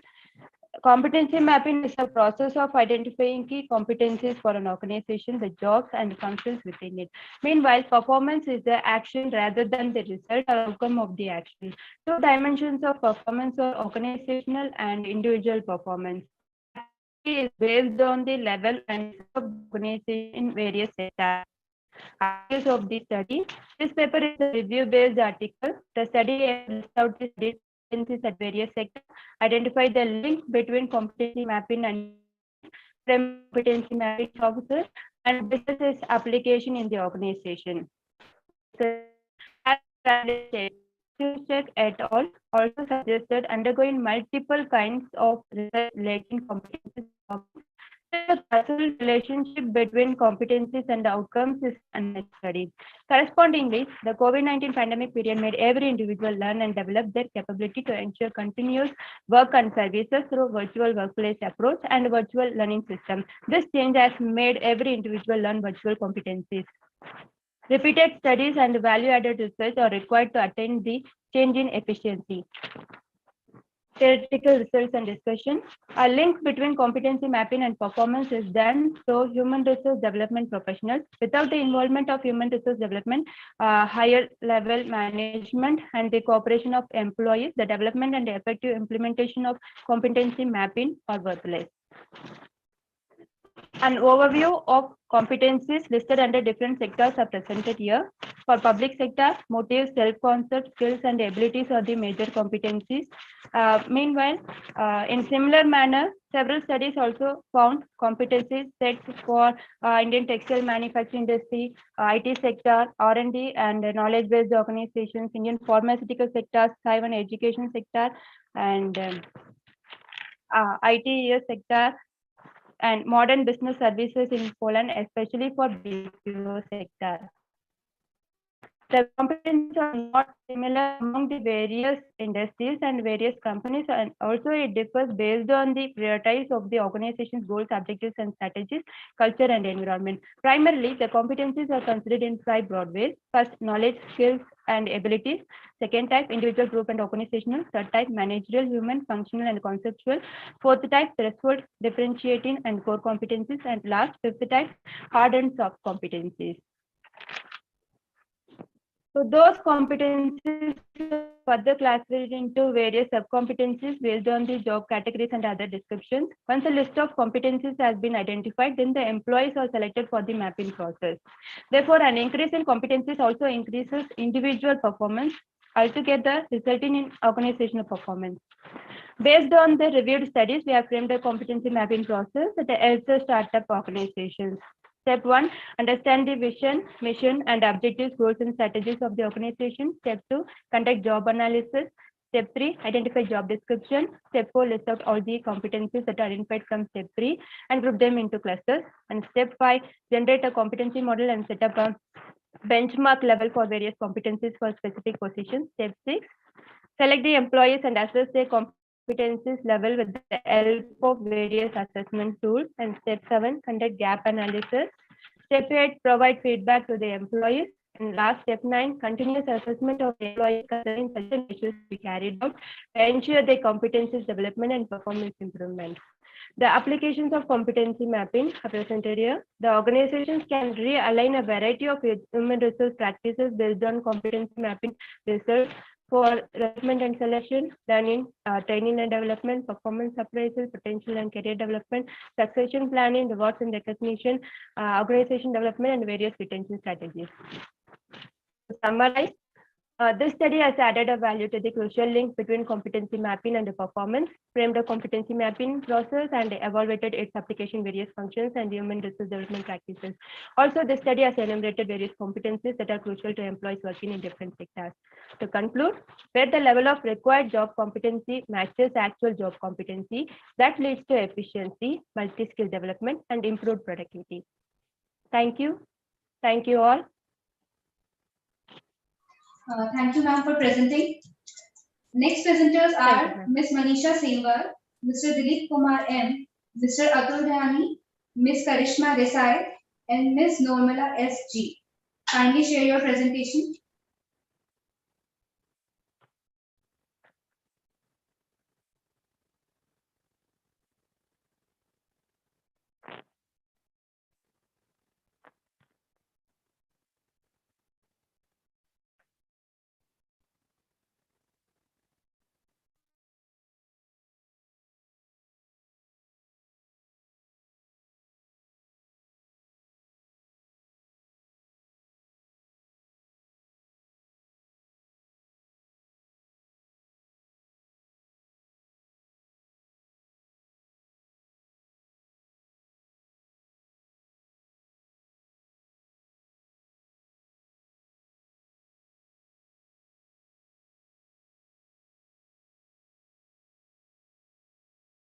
Our next presenters are Mr. Gopal Vasan, Ms. S. Anurekha,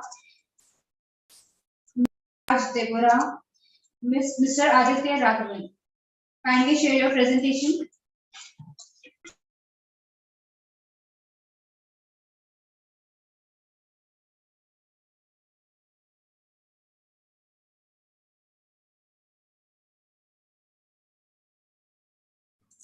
Hello. Yes, ma'am.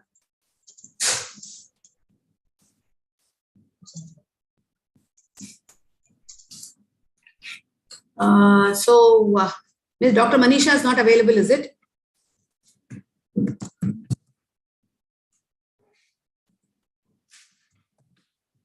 Ma'am, this is presentation number 13.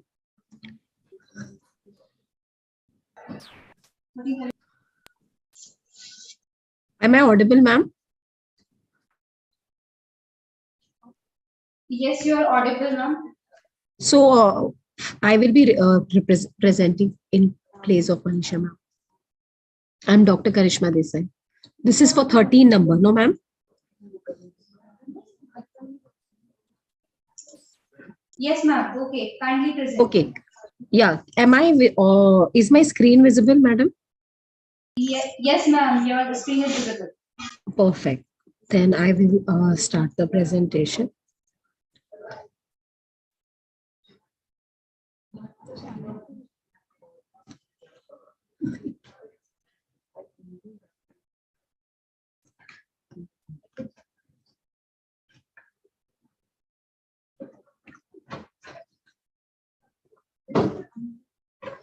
Okay.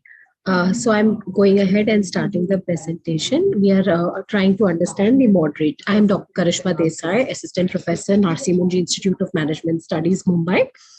And me and my co-authors are trying to understand the moderating effect of psychological contract on job performance.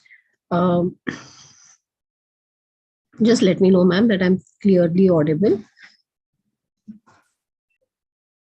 Yes, ma'am, you are audible. Okay, thank you so much. So when we are going ahead, we're trying to understand that employee engagement is the right people in the right roles with the right managers. So when we talk about a demotivated workforce, we need to understand that workers' dissatisfaction has got a huge ramification on how business operates.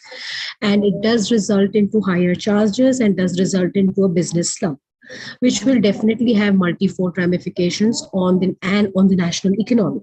So it's an entire framework that gets created that a demotivated workforce does result into negative impact on the national economy.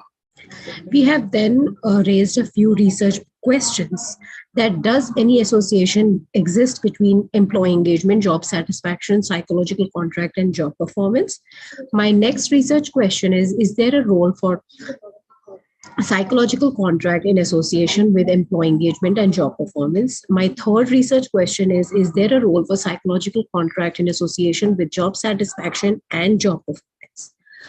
Moving on to the next slide, we have established a hypothesis-based literature review in which employee engagement, we are trying to, in the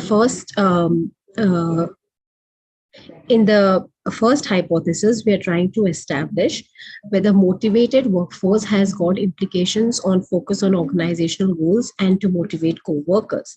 So there is insignificant, the first hypothesis is employee engagement is strongly associated with job performance in the automobile sector.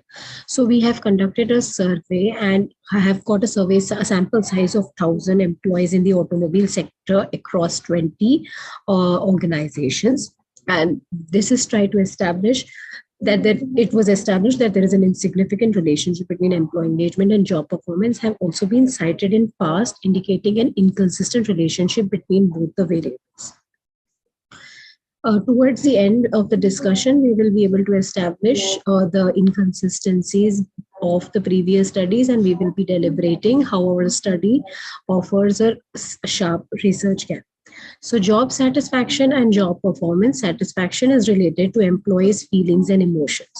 So the second hypothesis lays that job satisfaction is strongly associated with job performance in the automobile manufacturing units. So there is a significant correlation which gets typically established between job satisfaction and job performance by several research findings, and the relevance of this type of study stands disputed. Insignificant relationship between job satisfaction and job performance have also been cited in past, indicating an inconsistent relationship between both the variables. Moving on to the third hypothesis. The third hypothesis established that the psychological contracts are strongly associated to job performance in the automobile sector.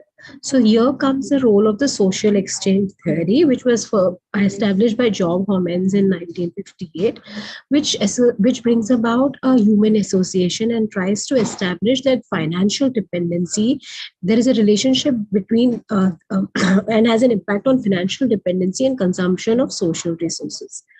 Relational contract positively explains its association with job performance and tenure in comparison with transactional contract. So when organizations satisfy the relational expectation of employees, they are blocked for reciprocal emotions, which creates contracts which are stronger inner feelings that contributes to the organization's performance.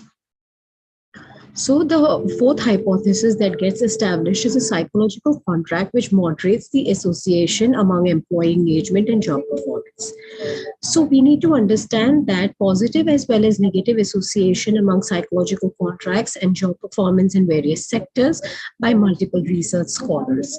Hardly there are any studies which has created a direct relationship between the two variables and position psychological contract as a moderator between employee engagement and job performance, which typically becomes a research gap. So we are specifically... Ma'am, kindly wind up as your time is up now. Yes, ma'am, I'll just request you for just 2 minutes. I will wind up soon. So this is the fifth hypothesis that gets established. I'm quickly moving on to the research methodology. The design of the research has answered the posed questions, and the current study uses quantitative cross-section, is a quantitative cross-section study. We have gathered the data across 1,000 respondents applying the PLS-SEM model. A quantitative researcher seeks cases and facts from external views. So the present study has taken 20 automobile companies in Uttarakhand state, and the estimated number of employees in each company were typically 50 to 55. So the purpose stratified random sampling method to select 55 employees was used, and the final analysis was used using 1,000 respondents. There were some errors, hedging for risk that typically comes out of errors. These are the measurements of construct which you can have a look at. Because we have a paucity of time, I'm going to the structural framework that was established through the SEM model. And the Cronbach alpha results are all accepted levels of, as you can see.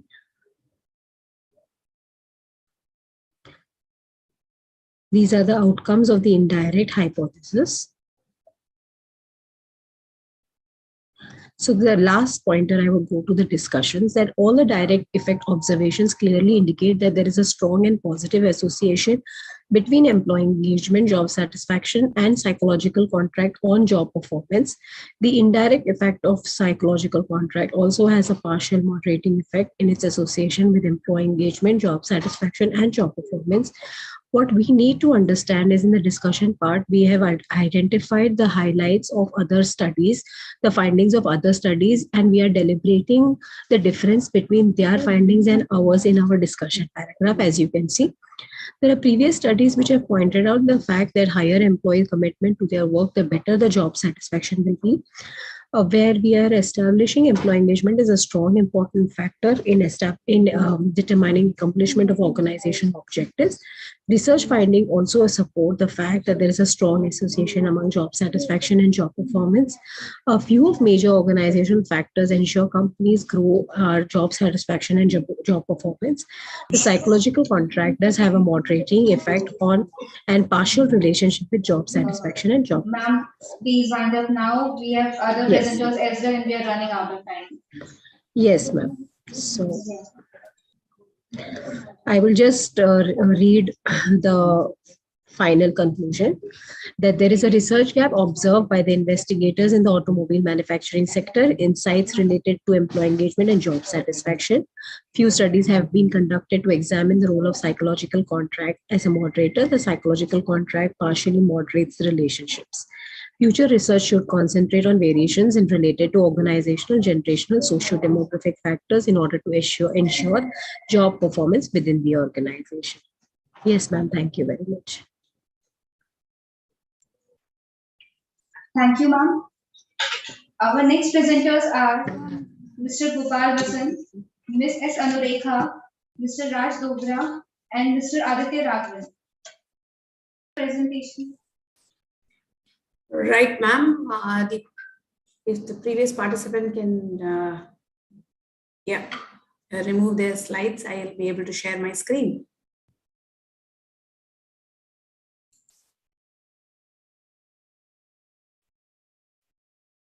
And I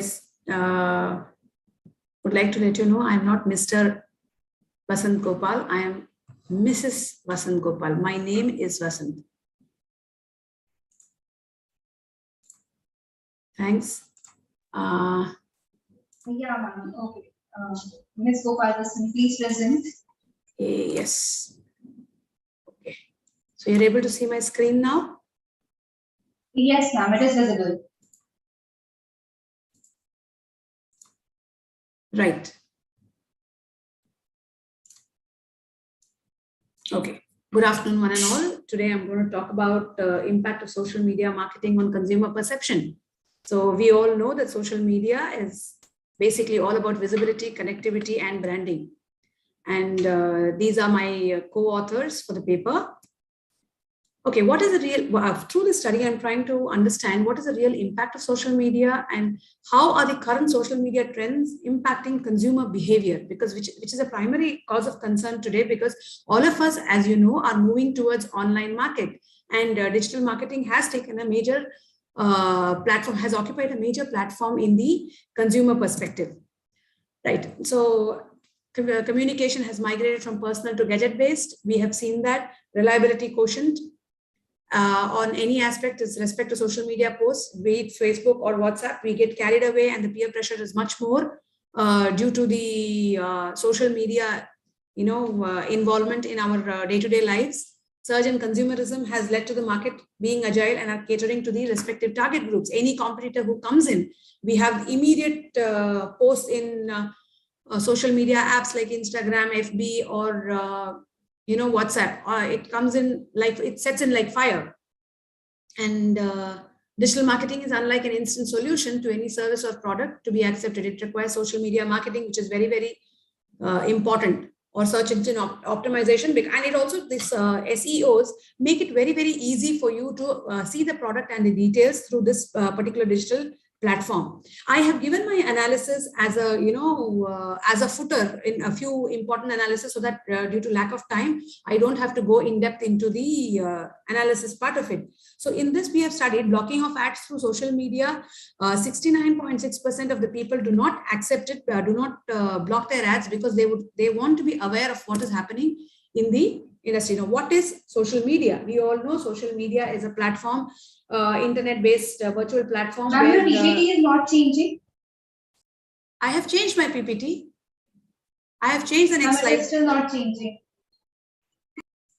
Is there a lag? I don't know.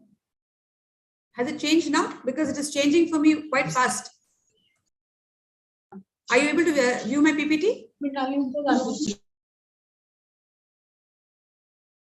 Are you able to view it? Ma'am, your PPT is stuck. It is not changing. Now? 1 second.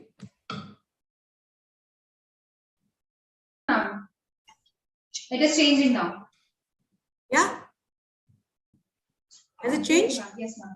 Yeah. Okay. So what is social media? Social media, as you all know, it's a virtual platform where we use different medium or different apps to reach out to people. So we have social networking, we have blogging, microblogging, online dating, social. So all these podcasting forums, all these are part of social media networking. And we see that the peer pressure on perception and influencing of peers through social media is much more. It is about 78.6% of my respondents. Right. Now coming to what is social media marketing. What we saw what is social media, but what is social media marketing? Now, what is media marketing? It is basically using the social media platforms. Now, using social media networks to promote the market for a product or service. It helps us to maintain the existing customers as well as acquire new ones. Also helps to create brand loyalty and sustenance in the market. Digital marketing can also be explained in any form of marketing that uses electronic devices to reach out to the consumers. Online leads have been created and targets met by businesses by overcoming the marketing limitations. In fact, LinkedIn has become one of the main thing. Earlier, it used to be only for professional contacts for career development. But today we see that even advertisers use this to LinkedIn for creating awareness. And we also see that 94.6% of the respondents are aware of the social media marketing techniques.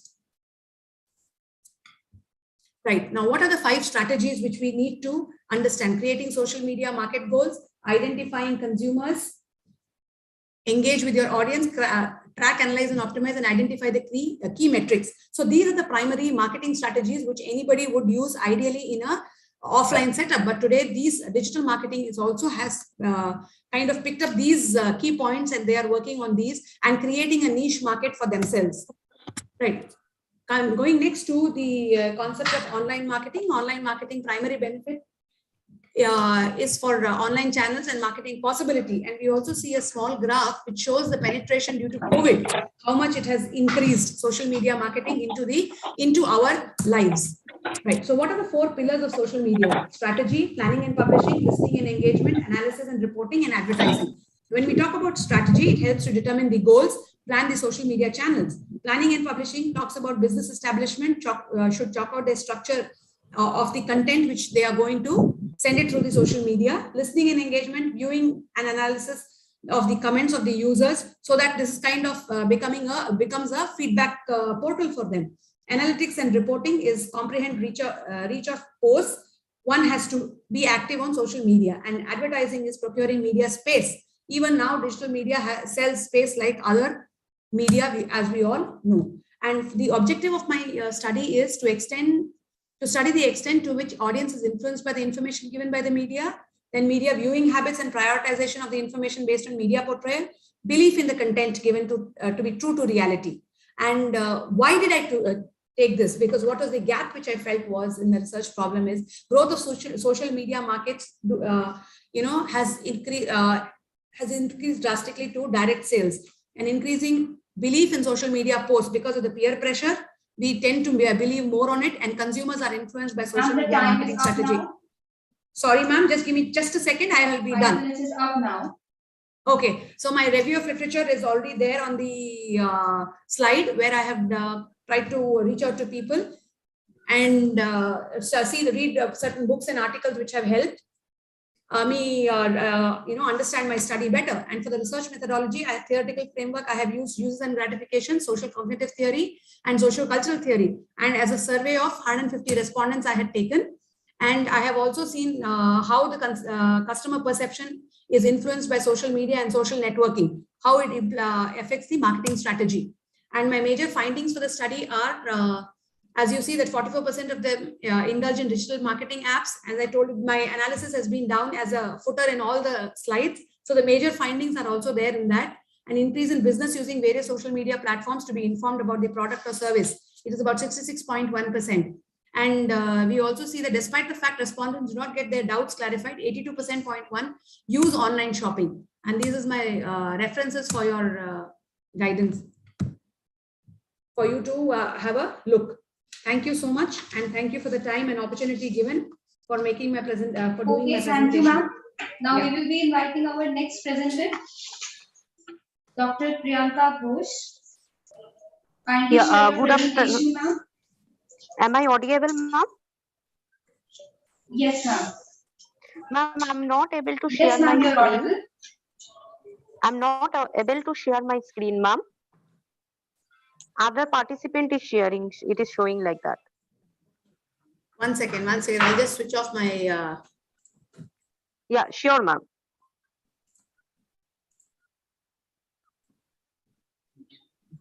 Right. Now you can share? Yeah. Good afternoon, everyone. This is Dr. Priyanka Ghosh from Karnataka College of Management and Science. So my research topic is, does oversubscription in IPOs lead to listing gain of Screen is shares? not shared. Please share your screen. Ma'am, I have shared the screen. 1 minute, ma'am.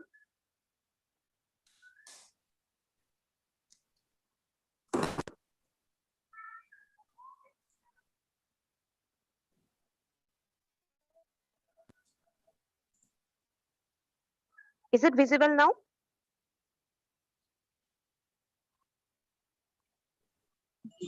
Yeah. No, ma'am, it is not visible. 1 minute, ma'am.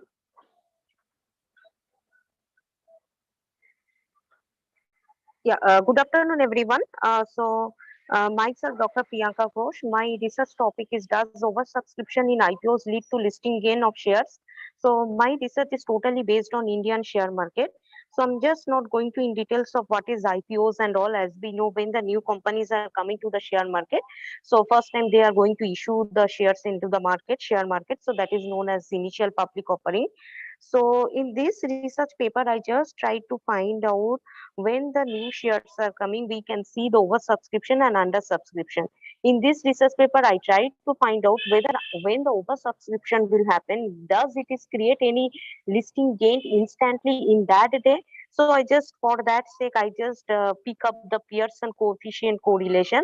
And after that, I just did the t-test at 95% confidence level and just tried to find out my hypothesis status. So in that case, the 2 years financial details I have taken, 2020-21 and 2020-22, but till 31st August 2020-21 I have taken. So hypothesis, I have set two hypotheses, whether the oversubscription and the listing gain has any relationship, and another one, whether the oversubscription and listing loss is having any relationship or not.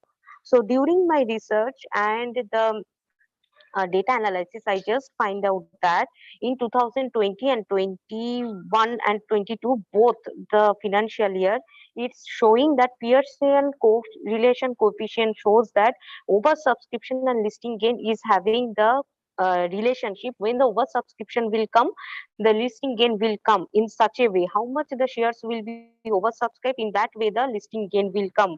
But my research also shows that the oversubscription and listing loss doesn't have any relationship.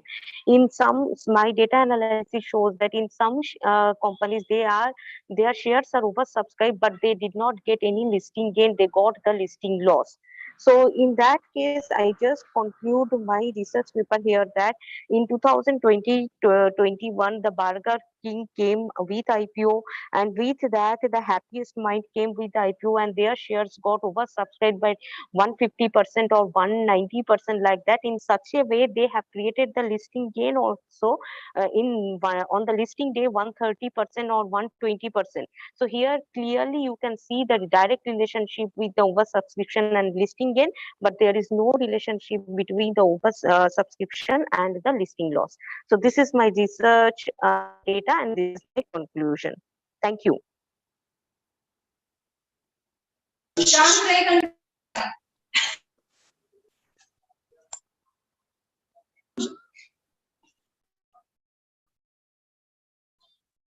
Thank you, ma'am. Next presenter is Ms. Sakshi Gupta and Ms. Shilpi Khandelwal. Kindly share your presentation. Okay, thank you, ma'am. Is my voice audible? Yes, ma'am, your voice is audible. Okay, and I hope the presentation is visible as well. Yes, ma'am. The presentation is also visible. Okay, thank you so much. Okay, good afternoon, everyone. I'll be starting with the presentation.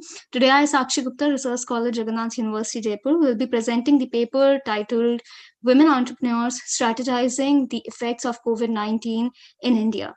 The Indian economy has grown steadily over the last decades, and there has been a parallel surge in the number of startups and new businesses in the country. But with the encounter and the widespread of this current pandemic, the policymakers around the globe has been forced to take drastic measures.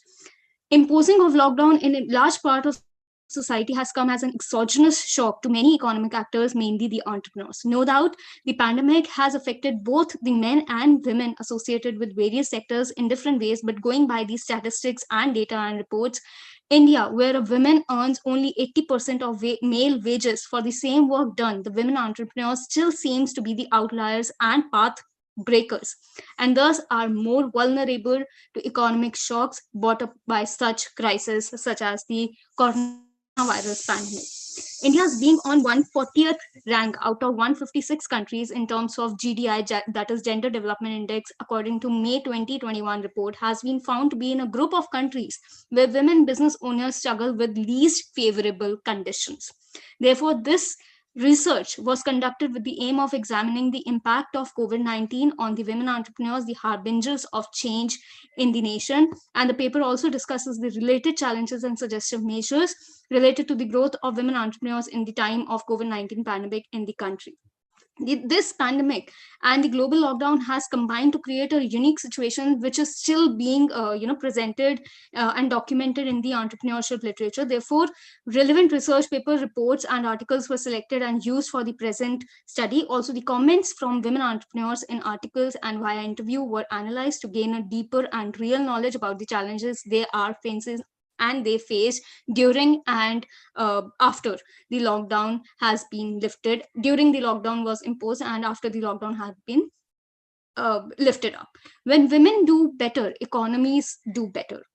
And the opposite is sadly true. The current slide shows the literature review according to which it was found that female-dominated service sectors such as food, hospitality, tourism are among those affected to or expected to feel the harshest economic effects of the measures to contain the spread of the pandemic. Moreover, to gain an in-depth understanding about the impact of COVID-19 on women entrepreneurs, the researchers spoke to few women entrepreneurs across sectors from India to understand the impact of lockdown on their lives and livelihoods and their business. And it was found that the current pandemic intensifies existing glass ceiling barriers that women-led businesses already face, such as lack of access to financial capital, facing multiple role expectations. A women entrepreneur is actually running two businesses at same point, that is their own business and the business that is expected of them from their household, that is their household business. Further, the data shows that the crisis is likely to impact the women workers at all categories globally, that is from managers at various levels to the daily wage laborers, from employed personnel to self-employed entrepreneurs. Although the government has initiated various initiatives which may help a lot of women entrepreneurs to enhance their skills and face the situation, still it should be kept in mind that these initiatives are not enough. The effects of COVID-19 should not reverse the gender equality progress achieved in recent decades. To avoid this, the support measures in response to COVID-19 should go beyond workers who hold formal employment and include informal, part-time, and seasonal workers, most of whom are women. The slide talks about the suggestions laid down by women entrepreneurs during interviews and in articles. To conclude, I'll say to be a woman, it's a blessing in itself. Not demotivating males over here, but before we talk about any women related issues that we are facing in 21st century, we need to understand the psychology and the conditioning of women right from the beginning. We need to understand that women make sure that everyone, she's conditioned in a way that she makes sure that everyone who she is related to, be it her personal life or be it a relation in her professional life, is fulfilled and are happy and satisfied. That's why when any disturbance is created, be it in a personal life, if anyone is unhappy from the roles that she is playing, or she is not up to the mark in her professional life, she tries to either quit herself from that area of her life, or she tries to blame herself, and that's not right. I mean, we talk about equality every now and then, but we need to understand that equality will only come until and unless we lift this section of the society in all these spheres of her life. Not only the government or the policies are going to help us, or we should not only we should not only depend on the policies which are implemented by the government, but we as an individual should help the women. We as women should help the women and lift this section of the society. The managers in the organization should make Thank you for your presentation. Our next presenter is Ms. Richali Jain. Ma'am, kindly share your presentation now. Sure, ma'am.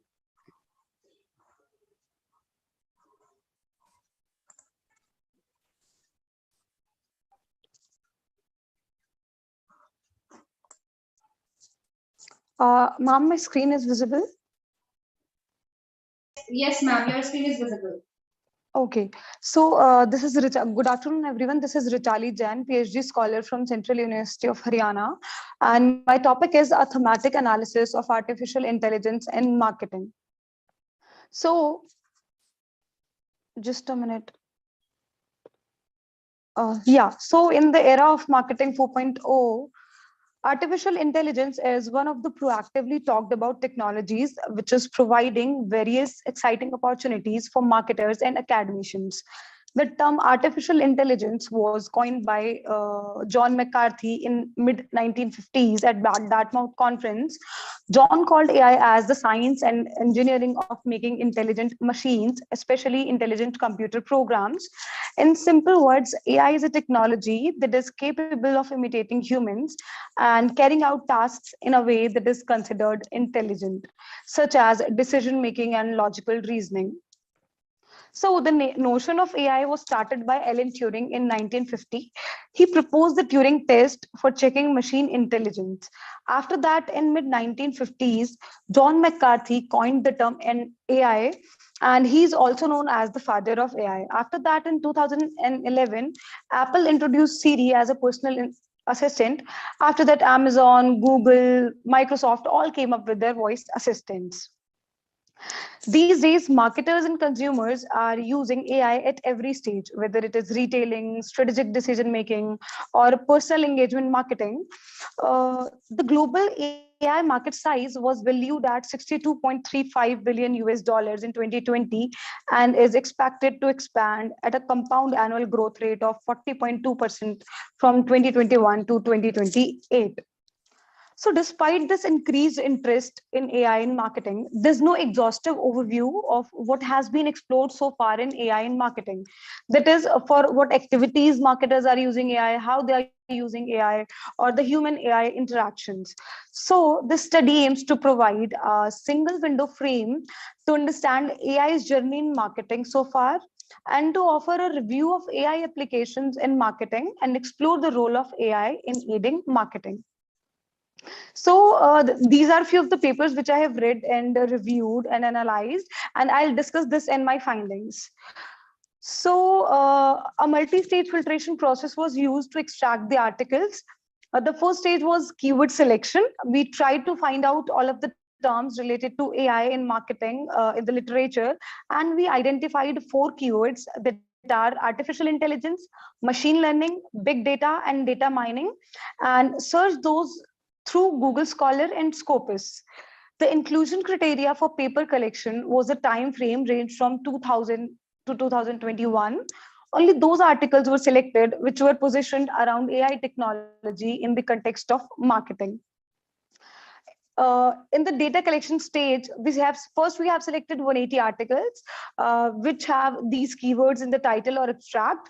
From these, only those articles were picked which highlights AI applications in marketing, which resulted in 75 papers. After that, the selected articles were reviewed comprehensively, and for analyzing the data, thematic analysis was executed.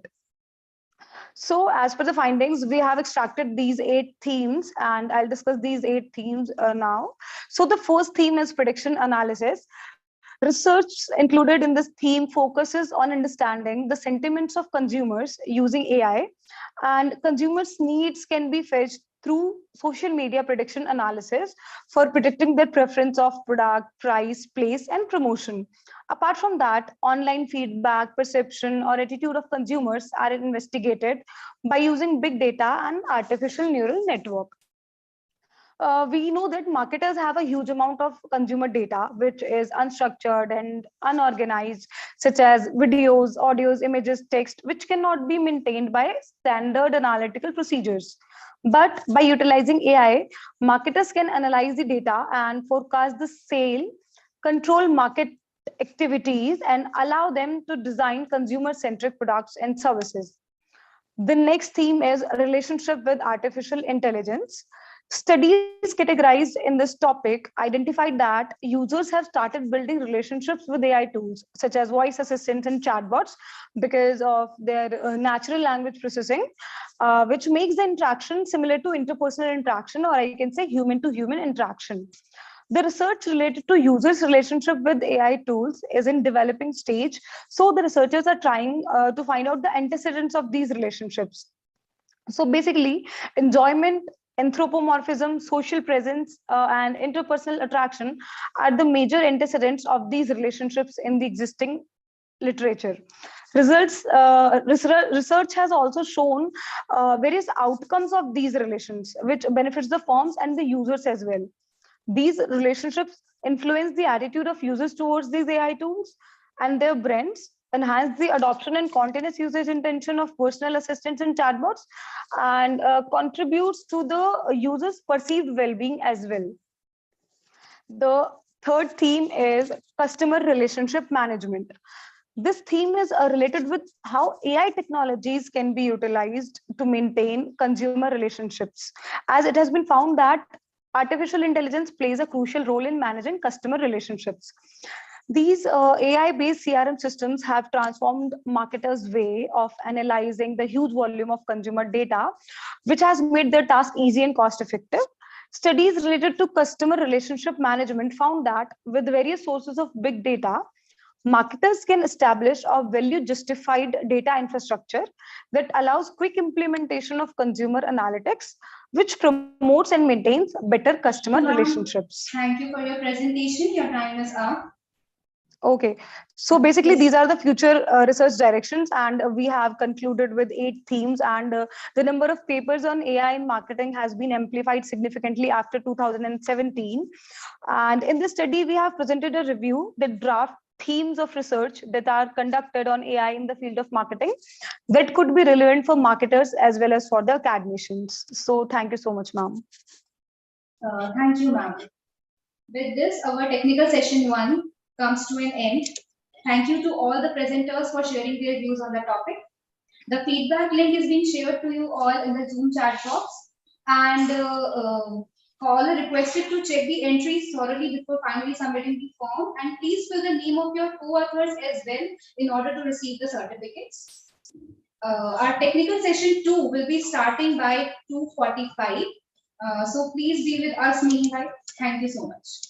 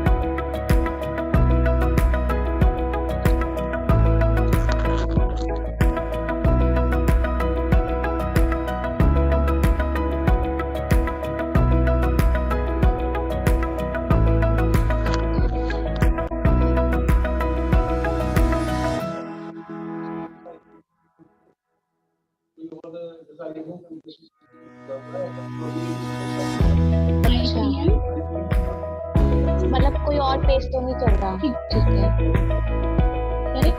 हाँ मैं देख के बता रही हूँ।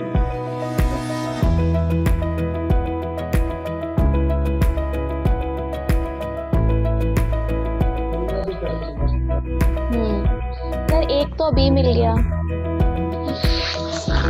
बल्कि private account है तो अंदर क्या है वो नहीं पता, लेकिन IBM कन्फेशन भी है, मीमर्स भी और IBM प्रॉपर्टी है, और फिर एक और चल रहे हैं नहीं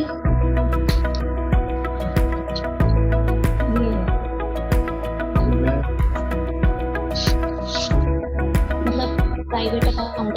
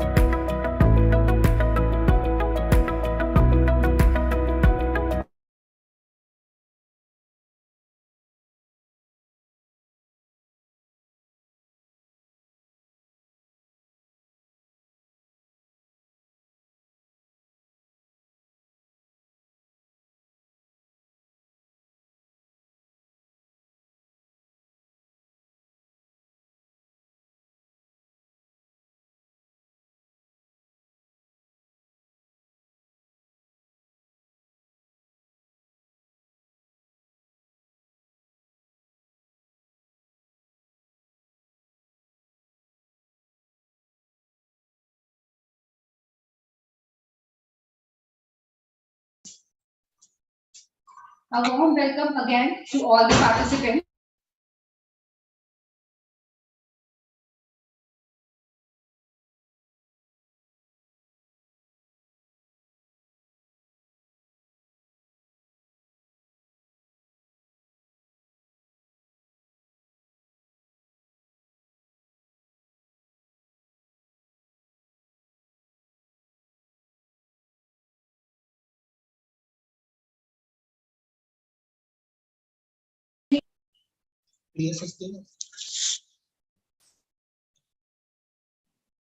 Yes, ma'am. Am I audible?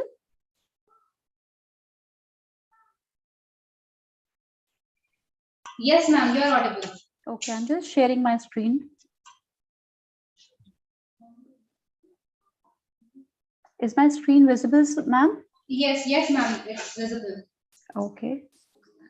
Just a second.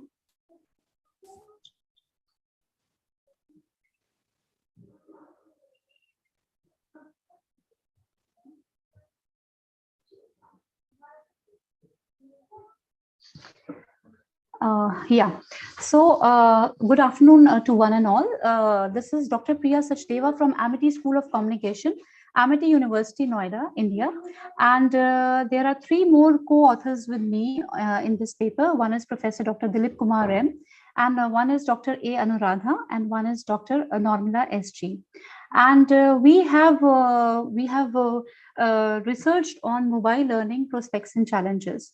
As we all know that we are just recovering from the COVID times. So, learning has taken total revolutionary 360-degree turn, and our life is totally confined to our mobiles.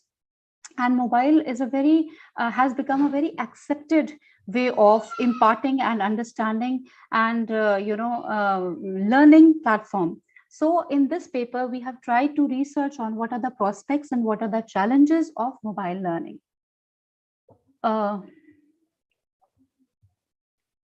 Mobile learning, often referred to as m-learning, is a comparatively new way of educational institutions to help pupils and teachers explore the accessible choices in the rapidly growing world of knowledge on the go. If we talk about the scenario in today's time, like we are just coming back to new normal. So new normal is quite different from the older one, because nowadays technology has so much advanced, and that has made us learn new innovative techniques of learning and imparting education.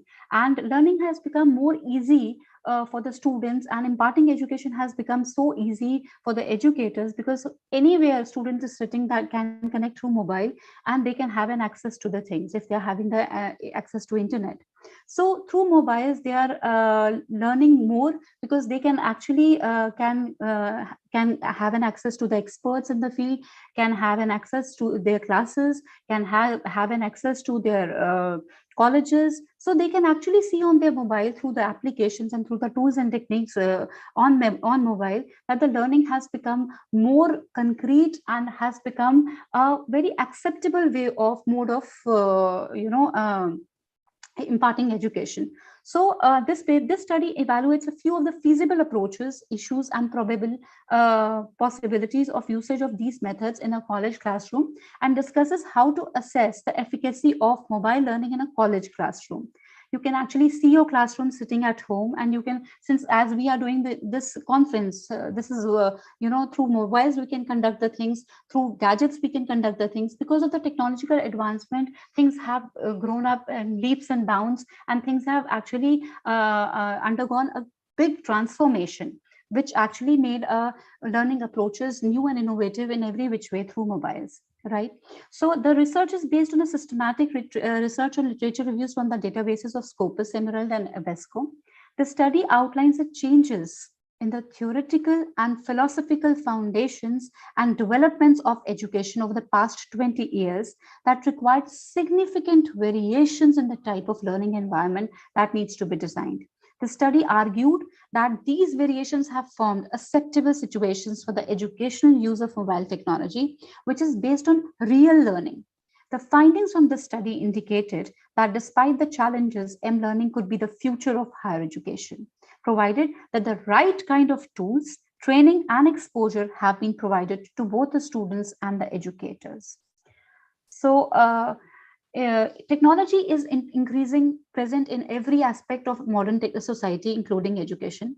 Mobile learning has also emerged as a novel technological accomplishment and trend in education that that offers many prospects for teachers and students. Like all the students have an access to mobile, they can sit at their homes and they can have an access to the classes. They can ask questions, they can chat with the other peer group, they can do a number of stuff on mobile. So if in case right kind of training, right kind of approaches will be followed, so it can be a future of higher learnings, because people sitting in remote areas or maybe somewhere out in different countries, they can have an access to the learning through any institution anywhere in the world, because our life has too much confined to mobiles that through these applications we can do wonders.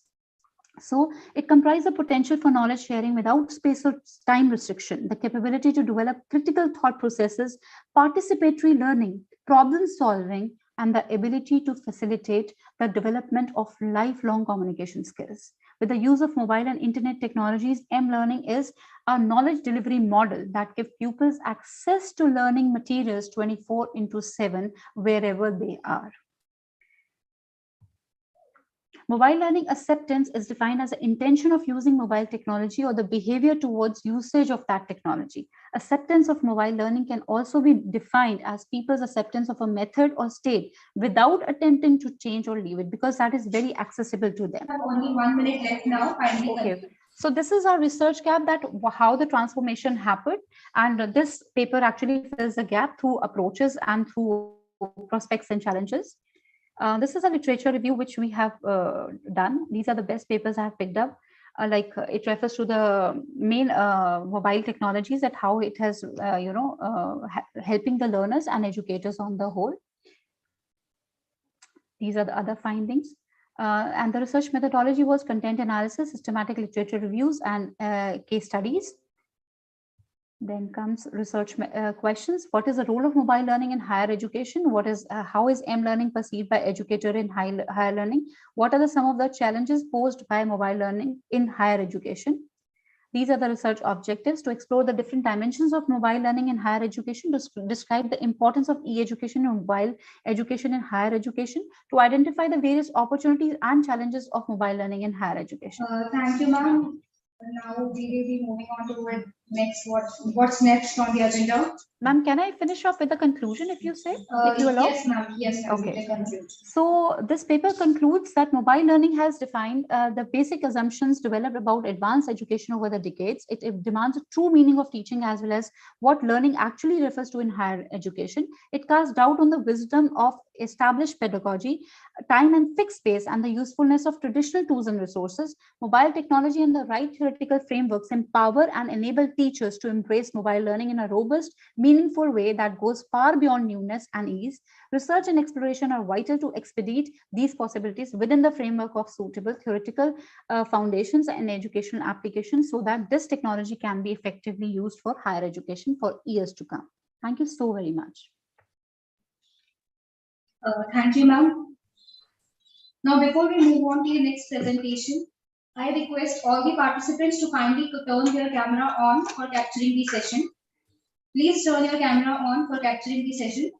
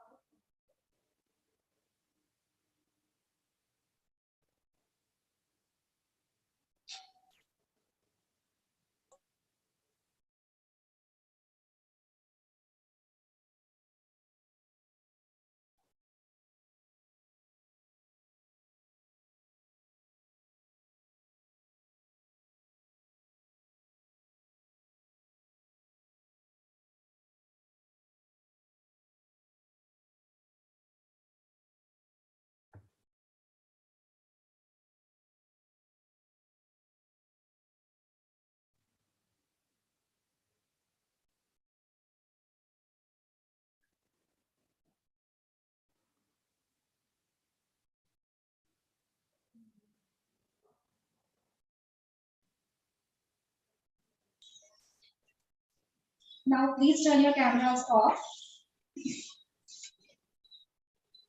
I request all the participants, while presenting your presentation, kindly share your introduction then research methodology, and then conclusion, and as we are running short of time. Now moving on to the next presenter, I would like to invite Mr. Mukesh Kumar, Mr. Dilip Kumar M, Yes, Dr. ma'am. Normala SG, Yes, Ms. ma'am. Divya Festin, and A. Anuradha for presenting their presentation. Kindly share.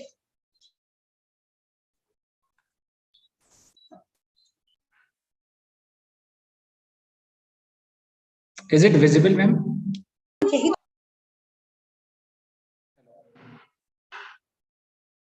Is it visible, ma'am?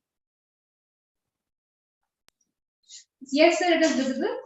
Okay, ma'am. Thank you, ma'am. Respected chairperson of the sessions, and my dear friends, good afternoon to all of you. This is Dr. Mukesh Kumar from Gopalana Singh University, Bihar, along with my colleagues, Professor Dr. Dilip Kumar and Normala S. Rajan. Today's my topic is marketing decisions post-COVID resilience strategies.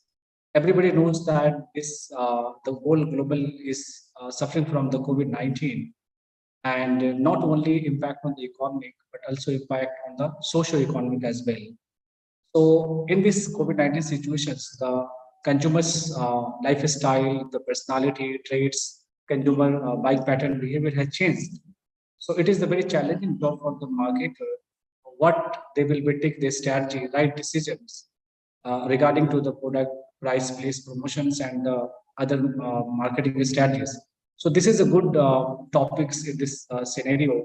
Marketing decisions post-COVID. What should be develop the right decisions so it will be matching to the consumers' needs and wants of the consumer. So everybody knows that we have the limited time, so we are not going to the fundamental things. According to the McKinsey and Company data, the consumer in every country spend the most money on products and services that promote better health. Because what the changed in this COVID-19, what the consumer is spending, they are spending those products and services which is improving the better health of the individuals or the consumers. According to the CNBC data, there are the many industries which are hit harder during the COVID-19, as for example, the industry as like the education and health, leisure and hospitality, tourism, transportation, communications. In this marketing decisions, consumer sentiment is one of the most important topics. We have to understand what is the important of the consumer sentiments. So consumer sentiments is only the comprises method, techniques, tools, which is extracting subjects from the opinions and attitudes, learning from the consumer's point of view. If you go through this matrix, in the health and personal, then 64% respondents are fear about their job, about their own health. 82% are fearful for the health of the others. If you talk about the societal and health, if you talk about the economy and personal, then 64% people are thinking about their own job security, and 88% respondents are thinking about the economy positions. There are the many industries which are the top winners and the top losers in this COVID-19. So there are the many lists.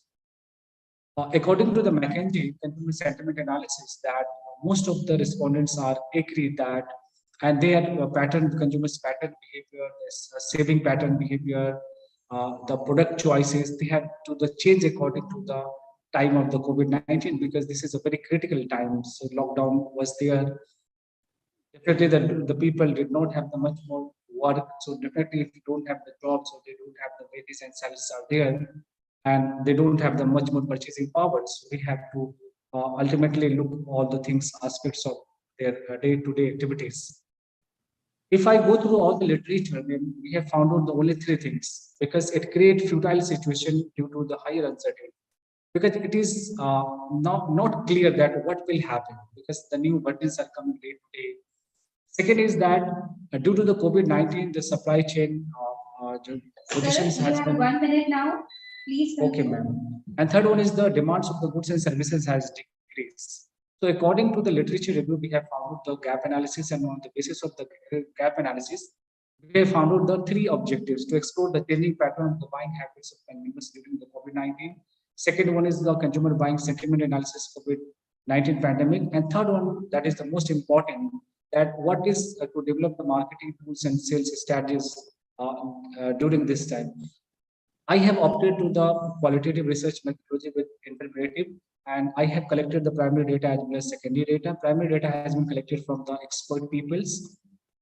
That is the most important. I will discuss only to the points. What should the good marketer will be taking the right decision? The first one is the general marketing spending.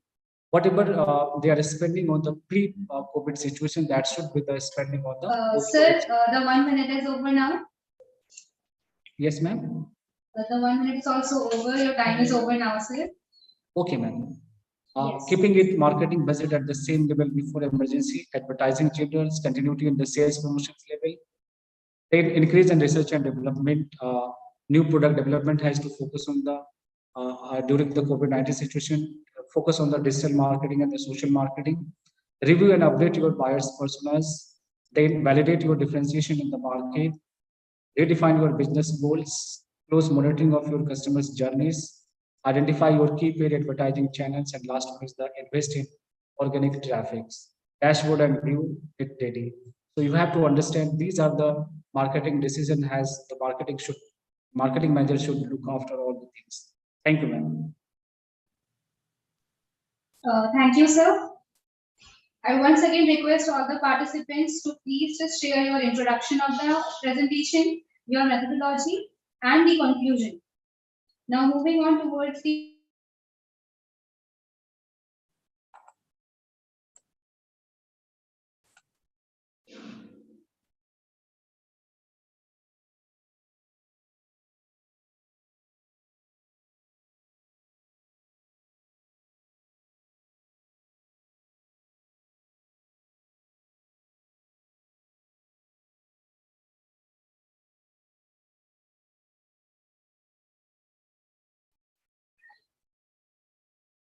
our next presenters. I will repeat once again, Ms. Jaya Bedi and Dr. Pallavi Kumari.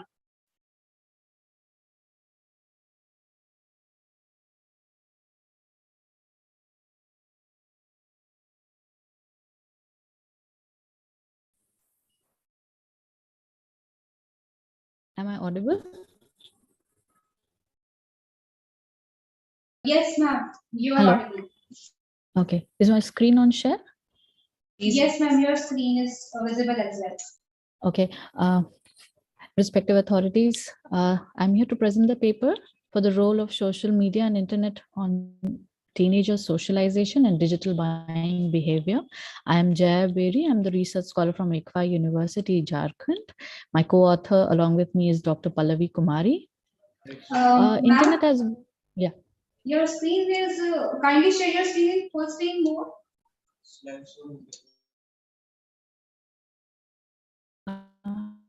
Any trouble? Ma'am, actually it is not visible properly as the window is very small. Okay, so just a second. Is it better now? Maximize it. Is it better now? Yes, ma'am. It is better. Okay, okay. Yeah. So as we all know that digital transformation and teenager socialization has been a point of content from the time internet has taken over the world. India has the 5th of the world's youngest population and is growing exponentially, with half of its population below the age of 25 and quarter below the age of 14. Teenagers we take up in marketing as a marketing paradise for the companies. Earlier, the families, the peer groups, and other factors like the parents, the retail shops were more considered as an influencer for a teenager, to socialize and become a consumer. But now with the advent of internet and social media marketing, it's more of digitalization that has taken over the teens. So maybe the Generation Z is now called as the more teen savvy, internet savvy person. That's why this paper basically concentrates on this teenager socialization, and we have taken over gender and influence of internet on teenagers. Few of the articles that I have gone through are from the world of marketing. The use of internet by adolescent is a subject of great interest. Lacking the greatest depth in academics and marketers was said by Kaur and Medri in 2011. The internet should constitute a potentially socializing agent with major impact on adolescent behavior, particularly related to his or her role in decision making. Again, this forms that it is expected that teens with higher internet exposure will have more influence on family purchase decision than those adolescents with lower internet exposure. That is one of the research gaps that we did find while going through the literatures that we studied. Again, the second more concentrated socialization was teenagers' influence in family buying processes and the product involvement. So it says it is always assumed that the lower product involvement, the lower the cost of the products, the more involvement is of teenagers. But just the opposite is happening in tier 2 cities, and that has what been studied in my research, where the research objective of the study was to study the influence of social media and internet exposure on teens and their influence in purchase decisions. Second, to study the major difference between the gender and the influence of internet and social media, again, on their purchase decision. Research methodology that was adopted. We had a target. Ma'am, we now only have 1 minute left. Yeah, so just going through the research methodology, I had taken up a purpose and sampling strategy consisting of top schools which had teenagers of age of 13 and 19. Then again, the hypothesis, which refers to the objectives. Through my data analysis, we did conclude that the females and the has the varying effect on purchase decision, and it depends upon number of factors. The factors like online shopping, that like variety, the shopping from anywhere, anytime system, ease of price comparison, discounts and offers, ease of return and exchange, again COD forms the basis. The findings were very clear that the females, the girls, teenagers usually find factors like discounts and other things very attractive. Return exchange policies are definitely a part that the companies look into when creating their websites with these prompts. Again, the male counterparts variety were more for the products rather than discounts offers like their female counterparts. So review sites, social networking forums, multimedia sharings are among the most used by the consumer, unlike other blogs and microbloggings. It seems to be less or almost not used by teenager consumer in the information search. Around 65% of the respondents used Google search engine, that most followed by YouTube with about 50%. Thus, the influence of social media at the information search stage seems to have different degree depending upon the social media types used for this purpose. It is now clear that the social media influence at the information stage differs and depends on their types. Thank you so much. These are the following references that were used for my paper. Thank you so much. Thank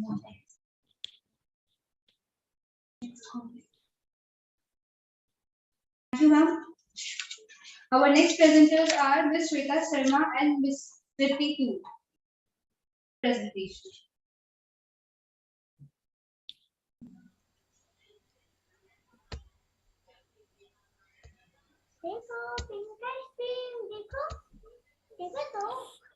Good afternoon, one and all. Am I audible and my screen is visible to you guys? Yes, ma'am. You are audible and the screen is visible as well.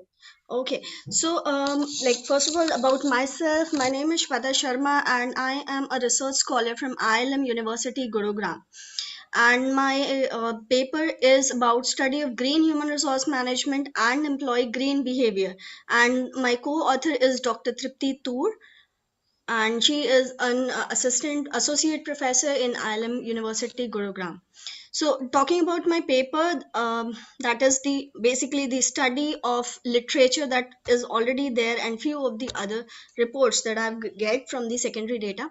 So green HRM represent a management system framework for process, practices and policies used by the organizations widely over decades, striving to increase their sustainability and effectiveness in the competitive advantage. There are a few of these studies which I'm skipping due to the time limitation. And talking about the objective of the study, that comes in like developing detailed knowledge framework about green HRM and employee green behavior. Its aim is to provide an understanding of green HRM, its functions, and employee green behavior, and highlighting a few recommendable works by other researchers, developing conceptual model based on the literature evidence and reviews.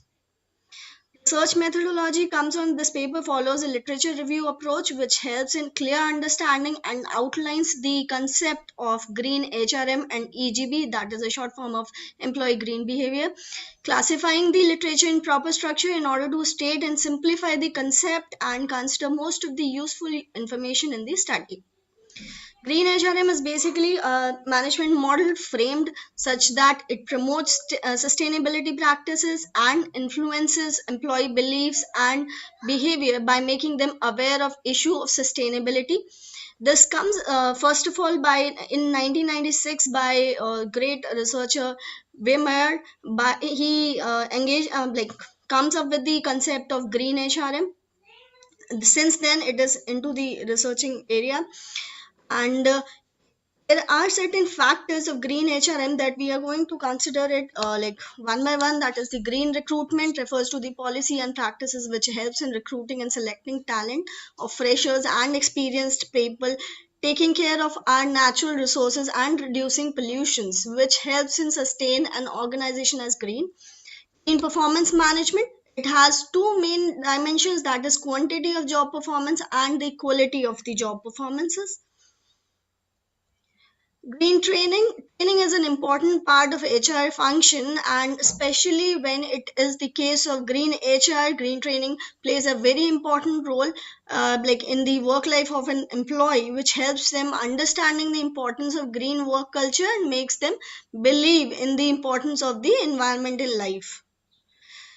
Green employee relation and engagement, so it can be achieved by following certain steps, that is like 4 minutes are over now. okay, so just okay, I'll just go through with it. And then we have green initiatives. These are the initiatives that is taken by the different organizations. And coming up with the employee green behavior, it is the measurable actions and behavior that employee are involved in related and contribute to the environment sustainability. So we have two kinds of green behavior. One is the voluntary green behavior and the task green behavior. This is one of the AMO theory that helps in understanding about it. AMO theory is all about developing green abilities, motivating green employees, and providing green opportunities. And this is the conceptual model that I come up with.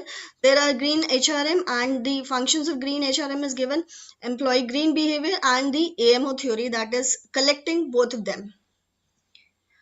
So these are the references about my study that I wanted to show it on. That's it. Thank you so much for the time. I hope I'm on the time now. Thank you so much. Yes, ma'am. Thank you, ma'am. Next presenters are Mr. Naval and Ms. Mandeep Kaur. Am I audible, ma'am? Not able to share the screen.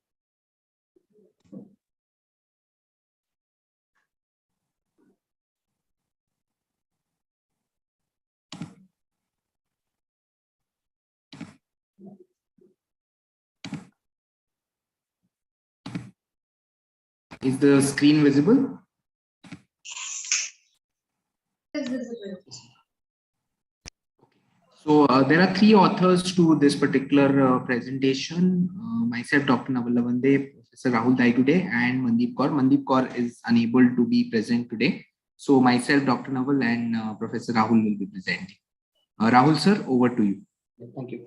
Yeah, good afternoon all. So let me brief about why we have taken this study. It is about the job role satisfaction among the Indian Army officers. So our institute is established mainly for the wars of the defense personnel. So we get to contact with the defense personnel. 90% of our students they belong to the defense families. That's why we have thought of just peeking into and trying to explore what is the level of job satisfaction among the army officers. It is the combination of three things: psychological, physiological, and environmental aspects. And if you look at these three aspects, you'll come to know that the army people, they keep on moving from place to place, so they have to adapt to different environmental conditions. They have to remain fit throughout their service period, so they have to work very much on their physiological aspects, as well as they have to be mentally strength when they are dealing with very tough situations in the warlike conditions. So this is the strata or the sample which would be very apt for understanding the job role satisfaction. There is already some literature available which talks about what is the job role satisfaction. So it is a positive emotion, and that is coming from one's own expectations and desires, and that further leads to the satisfaction of the human life as well. So we have taken up this study. Further, Dr. Naval will explain. Yeah, thank you, Rahul sir. So the rationale and the research gap is originally came from the idea that there is a level of dissatisfaction that was present in the army officers. So the third author is actually defense dependent, and her father is actually in the army. So this is where the study actually triggers, and we studied that we found out there is very few research that is done on career mobility and job satisfaction per se in terms of the Indian Army. So the challenge for the Indian Army obviously is to drive that positive level of job satisfaction amongst the personnel. So what is it that the officer's attitude is towards their role or job satisfaction? And does role satisfaction actually have an impact on job satisfaction? So based on this, there were the three-pronged strategy that we went for in terms of understanding the research gap and the rationale. Number one, what is job satisfaction for an army officer? To what extent does the need of influence actually the officer's job satisfaction? And the third was to see if there is any dynamics between need and satisfaction. Is there a link in this particular context? So the scope and the problem statement per se goes this way. Sir, you have only 1 minute left now. Yes, yes, ma'am. So the scope is limited only to Indian Army officers. We are trying to understand the concept of job satisfaction. We're trying to see if the officers actually give importance to job satisfaction and whether that role of job satisfaction differs between males and females. So the hypothesis basically being split into two parts, whether there is a significant difference between male and female officers in terms of satisfaction. And does the number of years actually of experience impact the satisfaction level? So the tools that we use primarily are a standardized questionnaire of Uday Parekh, which is on motivational scales, 25 statements, 5 Likert scale kind of a test, 197 respondents, and the breakup is shown on the screen. Sampling technique primarily being convenience and snowball. Rahul sir, over to you. So finally, after the study, we came to know that there is no significant difference between the job role satisfaction among the male or female counterparts. Also not among the short service commissioned officers and permanently commissioned officers. But yes, when you talk about the tenure of the service, there is a significant difference. We could see that the officers which are there for more than 10 years of service, they are more satisfied in terms of their job role than the officers who are who have served for less than 10 years. This could be because of the stiff competition among the officers, where you have 45,000 plus army officers, but only 0.02% could move to the highest ranks, and only 3% or 3.5% they could start from the entry level of the officer grade. So this is the outcome of the study. So mostly when the officers are working for a more period of time, we could find that they are more satisfied in their job roles. Thank you. These were the references. That's it from us. Thank you. Thank you. Thank you, sir. Our next presenter is Mr. Vineet Singh. Kindly share your presentation. Good afternoon, ma'am. This is Vineet Singh. Ma'am, I'm facing some technical issue because of which I will not able to share my presentation. Is it possible if you please share my presentation and I can walk through with the same. We will be sharing your presentation. Kindly. Yeah, yeah, sure.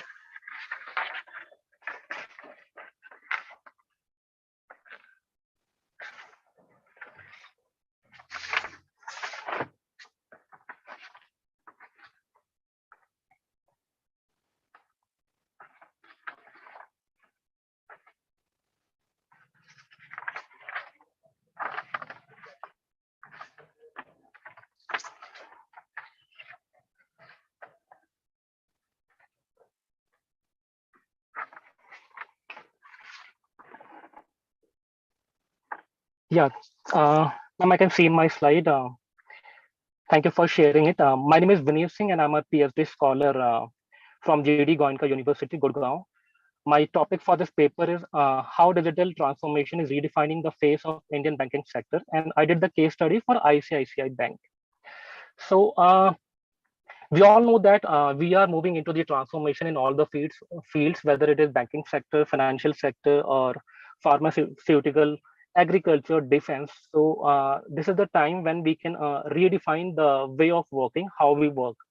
In a similar way, when I did the study for ICICI Bank, I found that there are so many tools, technology, which are adopted in last couple of years, which is drastically transformed the entire way of working for the ICICI Bank, and it is providing a lot of enhanced customer satisfaction and as well as the efficiency and synergy to the bank. They are also able to save some kind of cost, and the quality has been enhanced. And apart from this, the major part is the due diligence has become more robust, and now they are able to minimize the fraud. I'm not saying that the entire fraud or NPAs are eliminated and they have the control, but the numbers has been increased, and they are further working on it, that how it can be more improvised in the banks. So basically, there are different tools on which I did the study, and I did the customer survey, which I have shown in my the entire detailed paper which I submitted to the institute. So in this, considering the time constant of 5 minutes, I just wanted to cover some of the highlights. One is the iMobile Pay application, which is used by the ICICI Bank. So this is not only used by the ICICI Bank, whereas the other banks can also use this application. And in one application, there are so many functions, such as they can send the money to the other customers or users. They can scan and pay their transactions. Then they have the facility of bill payment, or the fast track facility is also available. They can also open their saving account and can pay the bills of credit card. The home loan and personal loan can also be paid from there, and they simultaneously open the demat account and can be utilized by the customers. So as of now, 5.3 million activations are there who are not the customer of ICICI Bank, but they are using this platform. So it shows that customers are preferring to move towards the new tools and technology, because they started realizing that it is providing them the saving of time. Yeah. We have 1 more minute left, please. Yeah.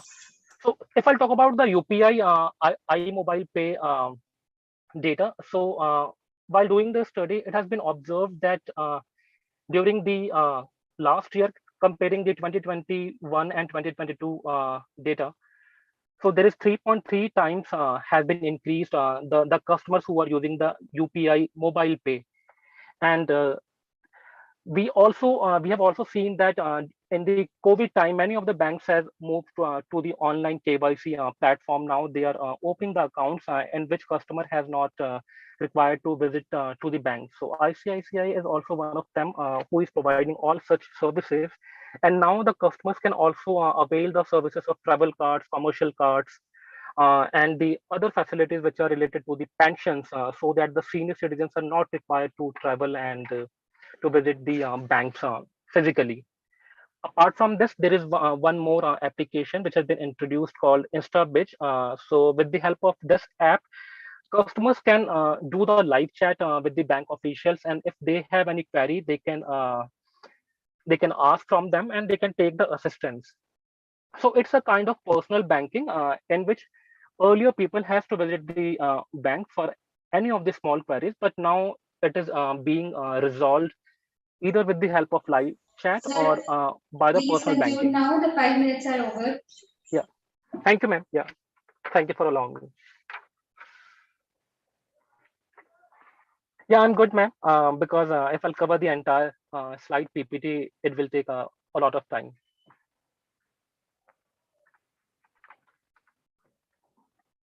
So I'm good with it. In the conclusion, I just want to say that the digital solution is something towards which the banking sector is moving, whether it's artificial intelligence or the blockchain, machine learning, or the business intelligence. This is the new era and new way of working which everyone is adopting. It's not only because of the COVID. Yes, we learned a lot due to COVID, and some of the things have become mandatory.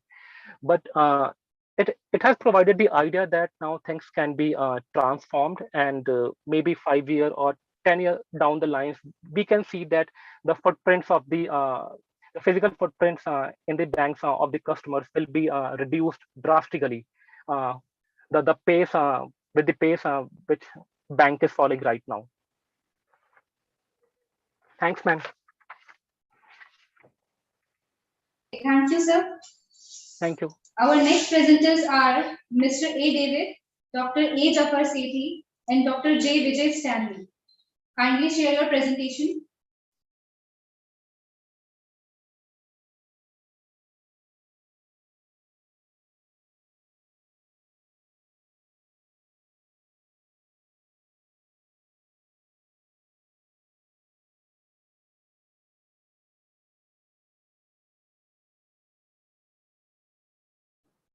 Good evening to one and all.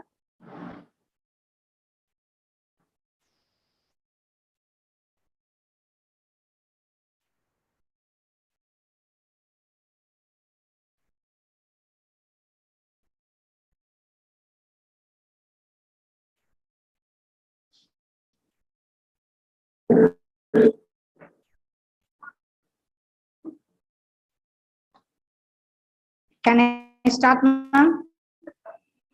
Yes, you can start.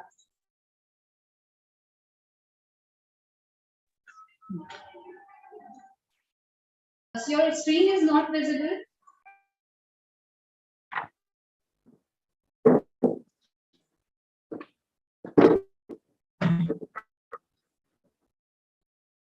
Good evening to one and all. Your screen is still not Good visible. evening. Yeah, now it's visible. Please continue.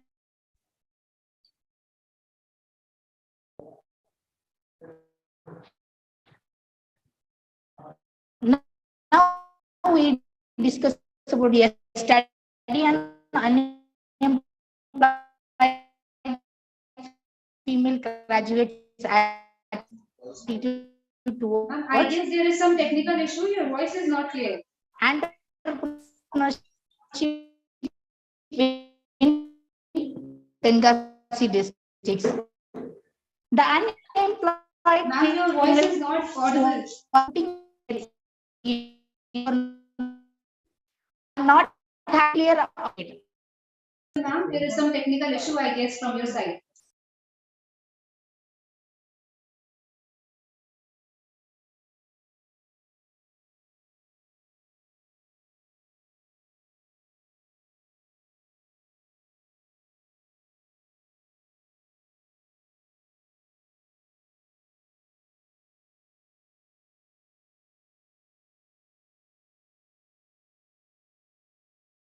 Yes. Okay, so now we will be calling our next presenter, and the slot for the presentation from Mr. A. David will be provided later. Our next presenters are P. Maris and Dr. P. Devi. Kindly share your presentation.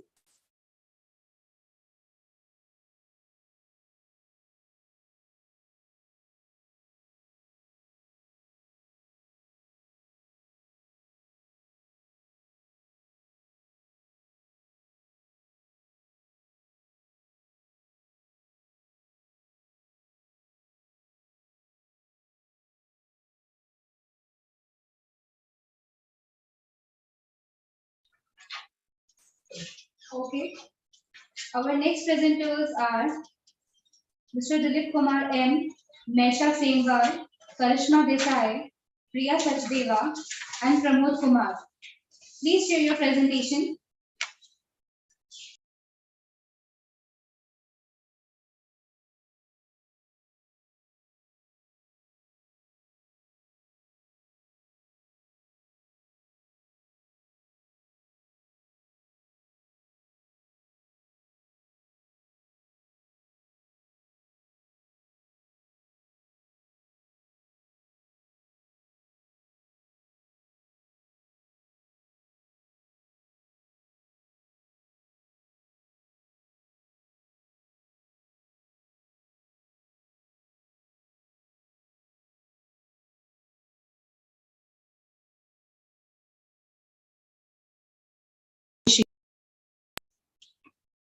Okay, so I guess the presenters are not available here for serial number 30.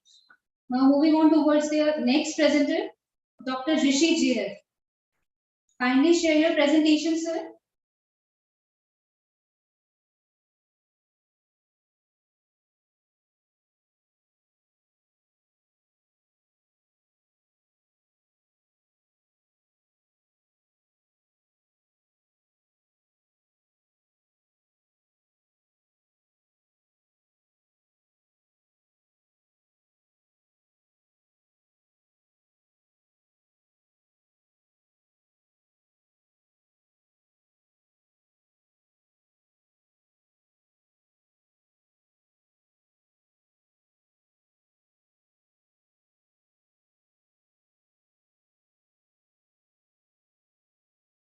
For our next presenter is Lavika in the meeting. In the meeting, ma'am, please. Yes, ma'am. I think. Okay, ma'am. Please share your presentation. Ma'am, is my screen visible? Yes, ma'am. Your screen is visible. Okay. So good afternoon, everyone. The topic for my paper is women entrepreneurship. Are we sincerely putting enough efforts to promote it? And the co-authors of my paper are Mohit Taneja, Professor Dr. Ravi Kiran, and Dr. S.C. Bose.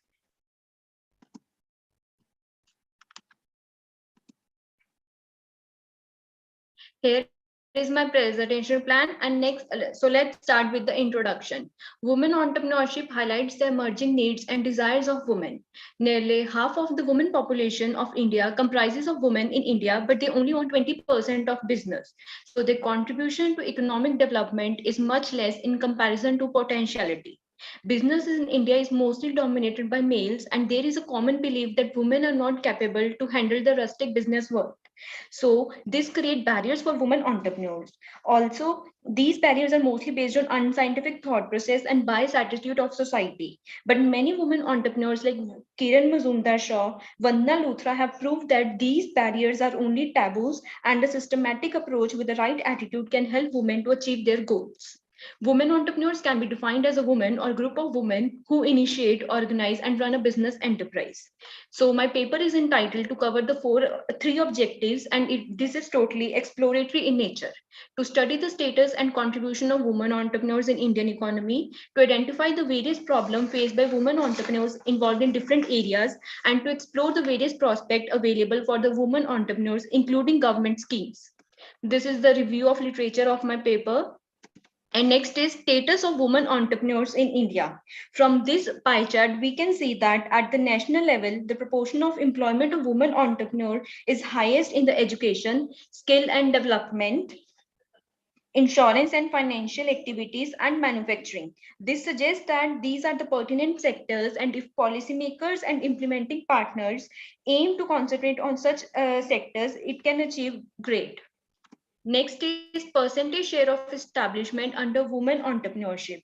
From this chart, we can see that in total maximum share in number of establishment is under women entrepreneurship is grouped in the southern states like Tamil Nadu, Kerala, Andhra Pradesh. This suggests that there is a more favorable environment for women in south part to set up their business. These are the problems faced by the women entrepreneurs, and it has been defined from the literature review, and all these problems have been identified. Next is severity of problems faced by women entrepreneurs and their corrective measures.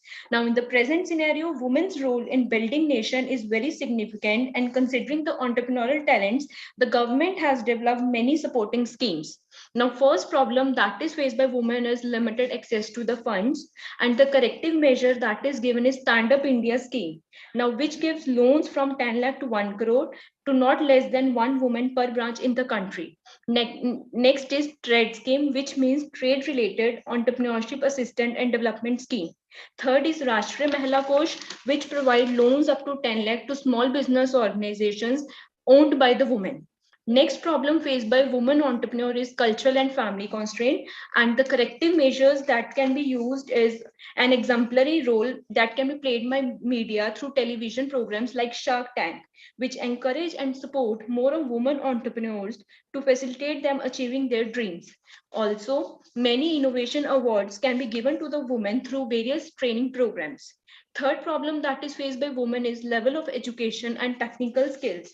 And in this, the corrective measure that can be used is following the feminist pedagogy, in which classroom can be reconstructed in such a manner which serve the purpose of female entrepreneurs and the solution to their constraints.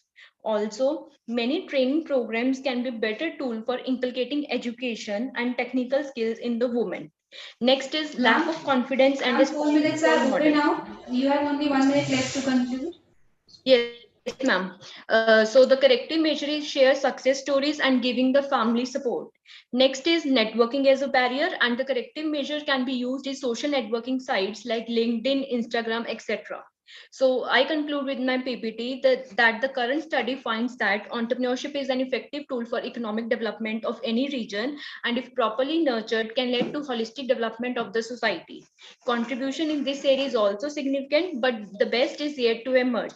Encouraging women's participation in entrepreneurship by providing adequate support, which minimizes this hurdle in the study, is a noble way of boosting overall development of the Indian economy. Thank you so much.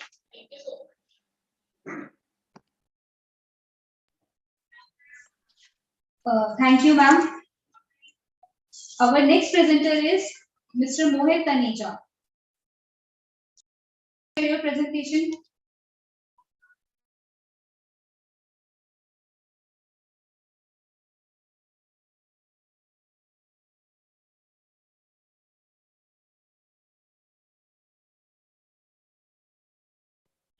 Is my screen visible?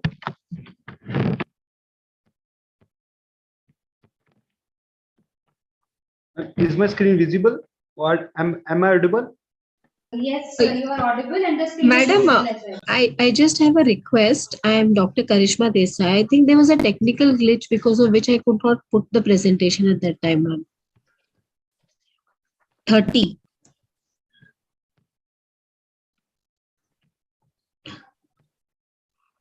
Ma'am, am I audible? Yes, ma'am, you are audible. Yeah. Yeah, that So, time ma'am, there was technical glitch, I guess. So you yes, can ma'am, share I'm your 30. presentation after Mr. Mohit Taneja. Perfect, perfect, ma'am. I'll wait for it. Thank you so much.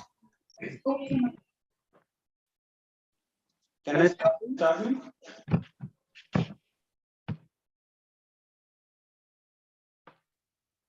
So you can start now. Okay. Good afternoon, all of you present here. So today I'm here to present on the topic critical analysis of solved experiential learning process with respect to gender perspective. So my research has been carried out under the guidance of Dr. Ravi Kiran and Dr. Subhash Chandra Bose. So the main objective behind our title is there are limited review available till date. So this will be the flow of the presentation. And coming to the introductory part, as we all know that education policies in an economy are framed after considering today's need of acquiring learning skills, or in other words, acquiring learning skills is the basis for framing education policies. So it is obvious that in today's time, learning is affected through direct or virtual experiences and is also based on the actual hands-on activities. So without learning, a person cannot live, as quoted by Brewer in 1923, that learning is unignorable outcome. And if a person tries to ignore learning, he would die. So coming to our next slide, so we should understand first experiential learning theory, and as experiential learning concept can be traced from the theories of Levi-Strauss and Piaget model of experiential learning. But these theories were suffered from certain drawbacks, and there was a need for the teacher come student centric approach, which gap was fulfilled by Kolb experiential learning theory. So coming to the next slide. I'm sorry. Wait a second. Coming to our next main part, Kolb experiential learning theory. It was given by David Kolb in 1984. And according to this theory, learning can be defined as a permanent change in the behavior or the self-beliefs that results from new experiences. So we can say that learning through experience is also known as experiential learning. And experiential learning is a process whereby knowledge is created through experience. And according to Kolb, Kolb has given 4 phases through his theory. First is concrete experience, in which a learner reimagine existing experience or gain new experience. And after that, a learner reflect on, in second step, learner reflect on the experience gained in first stage. And that third stage is abstract conceptualization, in which generalizations are made. And then at last, that generalizations are being practical tested in the stage of active experimentation.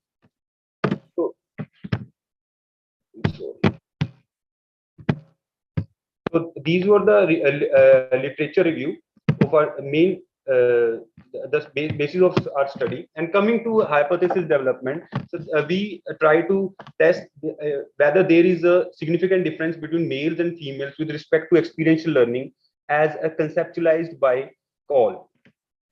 And these are the sub hypotheses we created based on the phases stated by Kolb.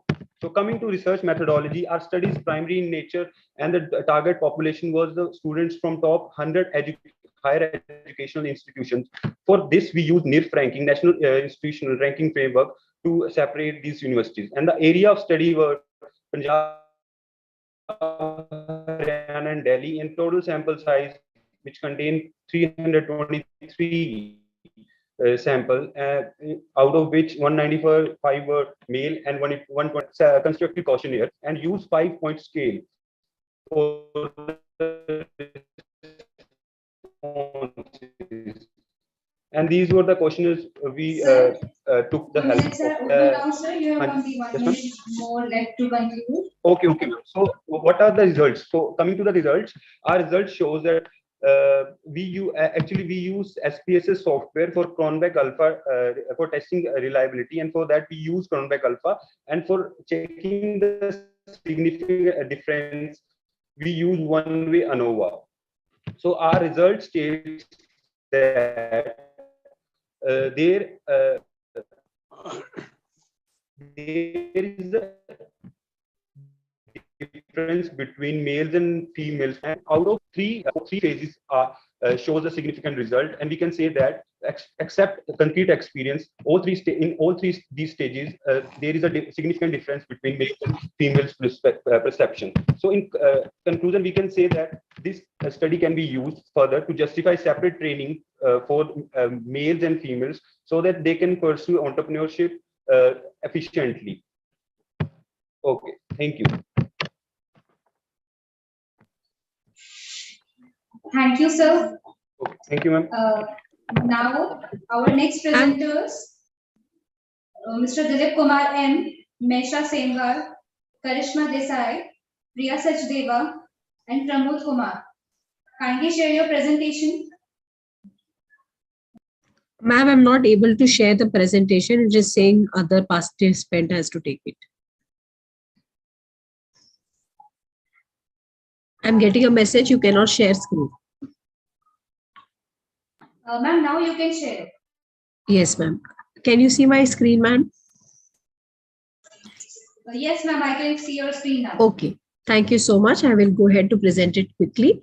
So in our research paper, Determinants of Organizational Commitment in SMEs, Practical Implications, we are trying to examine that both leadership and personality play a very important and pivotal role when it comes to organizational commitment. And we need to understand that this framework works like this, that leaders lack awareness about their own personality, which results into leaders being unaware of the impact that the leadership has on people's commitment at work, and which invariably results into low commitment of employees and affects the organizational commitment. Our research questions are, does any significant relationship exist between leadership personality, psychological contract, and organizational commitment? The second research question that we pose is, does psychological contract moderate the association among leadership and organizational commitment? We have got 5 hypotheses based on which I'm going to put in our first hypothesis of the paper. So transactional leadership and transformational leadership have an impact and influence on organizational culture, commitment, and studies are reporting the influence of leadership style on organizational commitment. The first hypothesis is that there is a significant association among leadership and organizational commitment. Moving on to personality and organizational commitment, we need to understand that effective commitment, normative commitment, and extroversion are 3 types of organizational commitment. Several research findings from the past have evidenced strong association amongst personality and organizational commitment. So the second hypothesis is there is a significant association among personality and organizational commitment. The third hypothesis is there is a significant association between psychological contract and organizational commitment. We need to understand that studies have found that the effect of leadership on organizational commitment will be altered if employees' psychological contract comes in between leadership. Hence, this particular study poses the role of psychological contract to work as a moderator between leadership and organizational commitment. So our fourth hypothesis is psychological contract moderates the association amongst leadership and organizational commitment. And the fifth hypothesis states that psychological contract moderates the association amongst personality and organizational commitment. The research methodology used for the study. The research is designed to answer research questions using a deductive approach. The study utilizes a quantitative cross-sectional study and to test the premise. The population for the study was SMEs in Pina industrial area of Bangalore. The purposive sampling was applied to this research where area-wise industries were selected, small, medium, large scale, more than 20 industries. And the selection was made based on the judgment of the researcher. The study consists of independent variables, dependent variables, and a moderating variable psychological contract. A validity test was followed by a palette test, which was conducted for the study. The convergent and discriminant validity of the study was very well verified. The study followed a cut point of 0.50 to ensure the adequacy of convergent validity.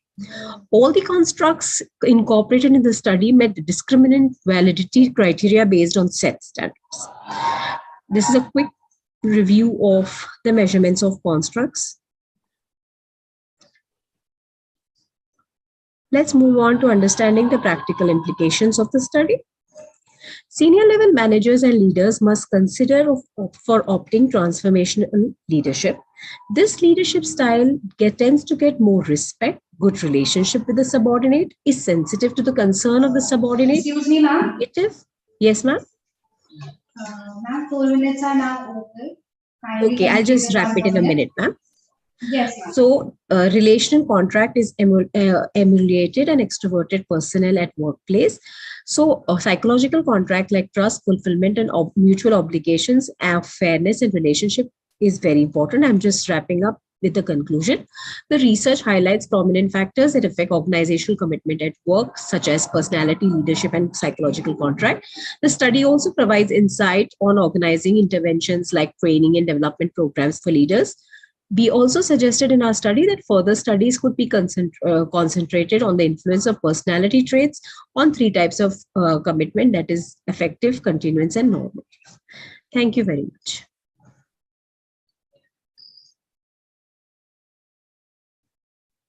Okay, thank you, ma'am. Our next Thank you. presenters are Mr. Tabriz Qadri and Dr. Shubhaji. Kindly share your presentation. Good afternoon, ma'am.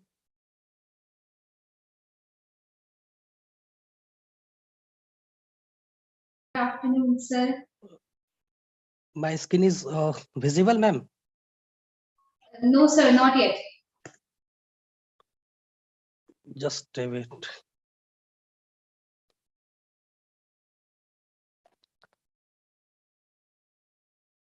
Ma'am, is it visible? No, sir, not yet. Oh, wow. Not visible. Oh.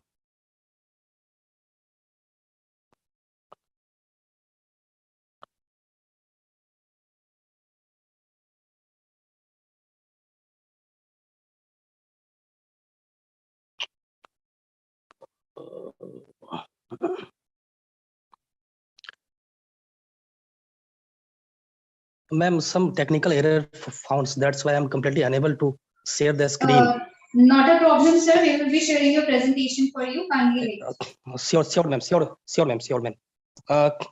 This is Tabriz Qadri. I'm a research scholar of Brainwave University, Calcutta. I'm presenting my paper. My paper is exploring consumer perception on direct selling business in new normal era. A study in southern region in Calcutta using structural equation modeling approach. I'm presenting my paper in my co-author, my guide. My guide is Dr. Subhajit Pahari. He's a assistant professor of management in Brainwave University, Calcutta. Here is my presentation outline. First is introduction and literature review, an objective of the study, research methodology, data analysis, conclusion, and last references. As we know that we are facing the pandemic situation, consumer perception is a phenomenal characterized by heightened awareness for the evolution of purchase and huge experiences and consequently plays an important role in long-term consumer responses. India's, as far as direct selling is concerned, I already devoted in the last 10 to 15 years in direct selling industry. That's why I already revealed that India direct selling market, which is now ranked in 15th internationally, is predicted to increase roughly 4.8% by 2021, reaching 15,930 crore. The Indian direct selling business, which employs roughly 5 million individuals in refining itself in the wake of COVID-19 pandemic outbreak, to overcome the ongoing crisis, it is attempting to strike a balance between human interaction, which is considered to be the bedrock of direct selling. My next slide is literature review. As far as literature review, direct selling, according to the Pedersen and Ridgway, direct selling is a business approach in which a company sells things through one-to-one interaction. In most cases, an independent sellers purchase the goods from the parent company and then sales from to other people. We are differentiating between a legitimate direct selling and illegal pyramid scheme. We are already looking in the company, in direct selling company across the India. So actually Amway, Herbalife, Avon, Vestis, and lots of company are doing the practical and tested business in across the India. But some company already doing the business in a illegal way. We already identified in the illegal pyramid business scheme. A legitimate direct selling company should create a pure and perfect business opportunity based on consumers with a high level of customer satisfaction and product cancellation rights, and the ability for customers to return product for replacement or refund if they are not satisfied. But pyramid types of company, pyramid types of scheme do not have such a commercially viable business opportunity. An illegal direct selling company can proceed the outburst temptation plan, that is pyramid scheme, that is a high paid plan, that is a high distribution system. And next, compensation plan. We are discussing the compensation plan. Direct selling compensation plans differ. Some concept permit enroll to finally split away from their sponsors sponsors are required to pass 1 or 2 enrolls applying to their immediate supervisor in some cases. Ma'am, is my voice audible? Tabrez, I'm taking it over. Yeah. I'm Dr. Shubhajit Pahadi. Yeah. Okay, as you can see in the screen, this is the conceptual framework we have prepared as per our presentation outline. So basically, as we can see here, price stability, product quality, reliability, efficiency, and user friendliness. So these are impacting customer satisfaction, and which in turn is impacting consumer, organization relationships. And we started to analyze that how this emotional exchange and brand loyalty also are connected with consumer organization relationship. Aja, can you please go to the last slide of ACM?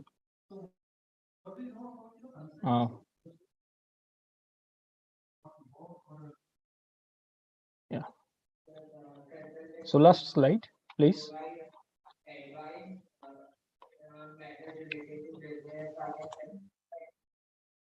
Slide number 23. Yeah. Next, before that, slide 23. Before there is a table. Yeah. So this is the table. This is the result of outcome of ACM, structural equational modeling, that we have found. So as we can see here, this price stability has a higher impact on customer satisfaction, is having standardized estimate of 0.243, and which is again significant. So this is the most important impacting factor on consumer, on satisfaction as well. So here all the hypotheses are significant, as we can see. And if I talk about hypothesis 6, consumer satisfaction, how is it related to consumer organization relationship, that is also quite significant in this regard. So here from the study we can conclude that all the parameters that we have taken has good impact on consumer satisfaction, and also consumer satisfaction in terms impact consumer organization relationships as well. And consumer organization relationship is quietly relevant with emotional exchange and two-way communication. So these are the things that we found. So thank you very much.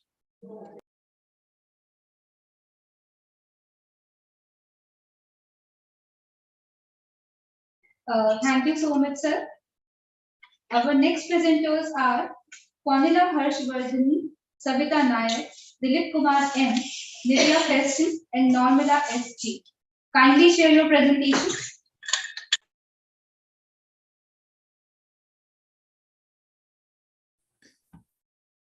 Good evening, madam. Can you hear me? Yes, sir. Can you see my slides? Yes, ma'am. Yes, ma'am. Okay. Thank you.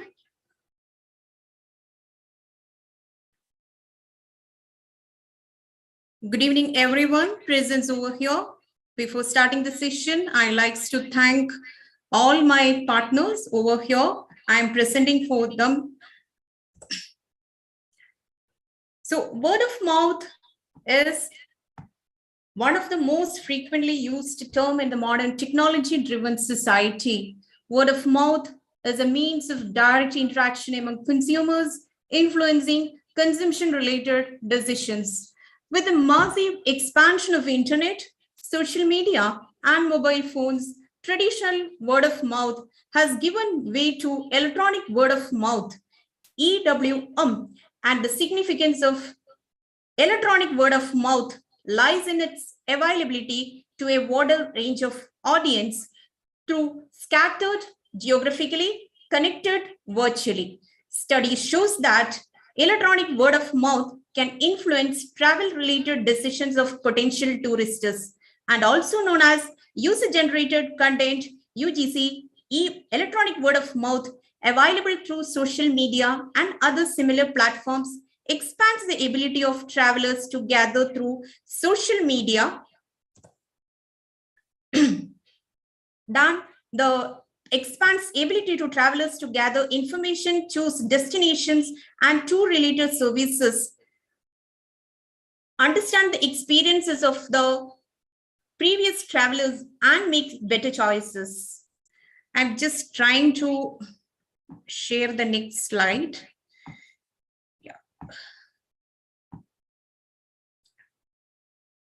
Done a systematic evaluation of the literature on the primary characteristics of the electronic word of mouth that influences the perception of its usefulness.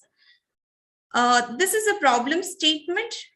Majorly, it is 60% of consumers are using the universal mobile wallet for online, in-person, contactless. There are some ideas also. I have put. I'll just directly go through the research questions. How the qualities of electronic word of mouth message affects its perceived utility, specifically in the context of international tourism. So the research objectives. Majorly, the objective of the study to investigate the influence of electronic word of mouth message characteristics on its perceived usefulness among the consumers in the context of international tourism. The data was gathered applying a validated survey questionnaire from 833 respondents in the city of Coimbatore, Tamil Nadu.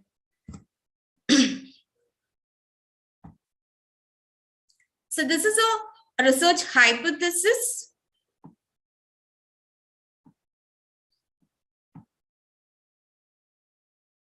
Okay. So this is a research methodology which followed.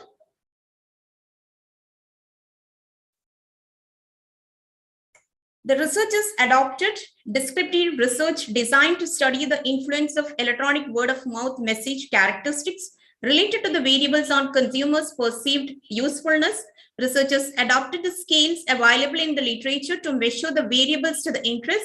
The scales for electronic word of mouth quality was adapted 2008 Young, and the quantity from the Lind all, and the perceived usefulness from 2003 Jeff and all. The main data was gathered employing a structured questionnaire.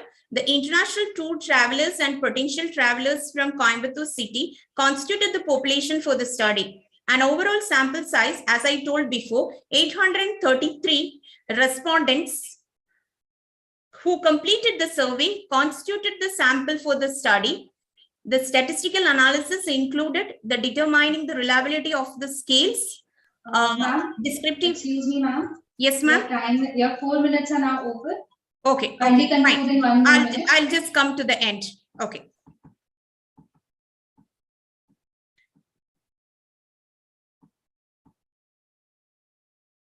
I'll just conclude it, ma'am. The rise of the social networking platforms allow individuals to express themselves by sharing their opinions and experiences. This presents the opportunities for the tourism providers as it allows them to better understand the expectations of their customers and the ways in which they can improve their services. The power of electronic word of mouth widely acknowledged, and many marketers are adopting innovative approaches to use the electronic word of mouth for their benefit. Marketers can identify, reward, and encourage influencers and opinion leaders to review their products and services specifically so that consumers consider their reviews useful and take decisions accordingly. Electronic word of mouth quantity and quality, which we have studied, can be carefully managed by the marketers in such a way that the readers can consider the electronic word of mouth to be authentic, useful, and trustworthy. Thank you, ma'am, for this session.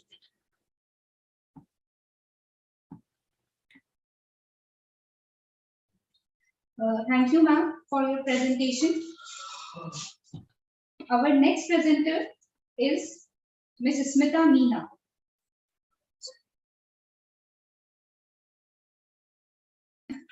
Our next presenter is Dr. Shubhajit Pahari and Mr. Sukumar Sarkar.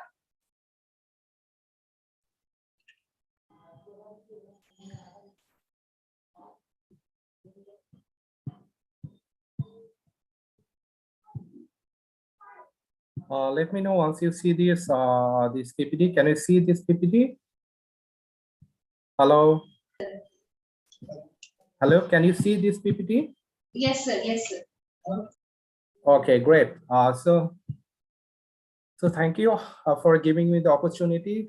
Good evening to everyone. This is Sukumar Sarkar. I'm currently the PhD research scholar at Braintree University, West Bengal, Kolkata. The co-author of this paper is Dr. Shubhajit Pahari. He is the the research supervisor of my PhD thesis, on also the co-author of this paper. Currently, he teaches at Symbiosis International University. Well, the title of this paper is Assessing the Relationship Between Customer Satisfaction and Consumer Brand Engagement in the Context of Pest Control Industry in Bangladesh using Structural Equational Modeling. Since the time is very limited, I'll be very quick because my paper will take almost 30 minutes to present in here. So I understand that my time is only 6 minutes. So I'm gonna give you some gist idea of the paper very quick so that I can finish it very quickly. Actually, if I talk about the intent of this paper, why we have written this paper, that the main intent of this paper is to understand the consumer satisfaction. What are the factors that actually, or what are the constructs that impact on consumer satisfaction? So on that point of view, we have actually studied in the pest control industry, which is actually the pest product being used for killing the mosquito, which falls under the FMCG sections. Under this study, we have taken 5 constructs, like for instance, price stability, sales promotion, quality, brand awareness. This kind of 5 constructs we have taken, and these constructs are having a very high impact on the consumer satisfaction. Then once the actually consumer is being satisfied, they actually are becoming, making a very good relationship with it. That's called consumer brand engagement. And finally, that leads to develop the two-way communication and emotional actions with the company. So intent of this study is to identify and examine the influence of the factors contributing to customer satisfaction. Second, to evaluate the association between the customer satisfaction and consumer brand engagement. Third, to identify how consumer brand engagement is related to two-way communication and emotional attachment of the customers. So right now we can see the conceptual model of this paper that actually give you the overall view of this paper, the way we have actually worked on. So here actually you see the customer satisfaction is heavily depend on the 5 constructs. The first one is price stability, second one product availability, then product quality, brand awareness, and sales promotion. Once actually these factors are being satisfied and then customers become highly satisfied, then there is actually developed consumer brand engagement. And once there is developed in consumer brand engagement, there will be developed a two-way communication and emotional attachment. This is how the company can grow their business and grow their market share. And this is how the consumer can, like, having a brand to a particular company, and that's called a brand loyalty. And we have actually tested the 6 hypotheses in here. So the price stability has a positive influence on customer satisfaction. Product availability has a positive influence on customer satisfaction. Quality has a positive influence on customer satisfaction. And this is how actually you see from 4 to 6, all the these factors are having positive impact on the customer satisfaction.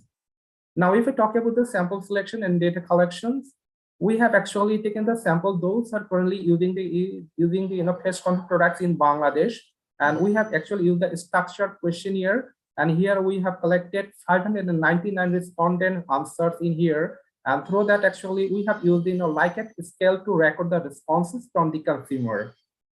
From the Likert scale, actually rated from 1 to 5. 1 is strongly disagree, and 5 is strongly agree. So this is how we have actually collected the data.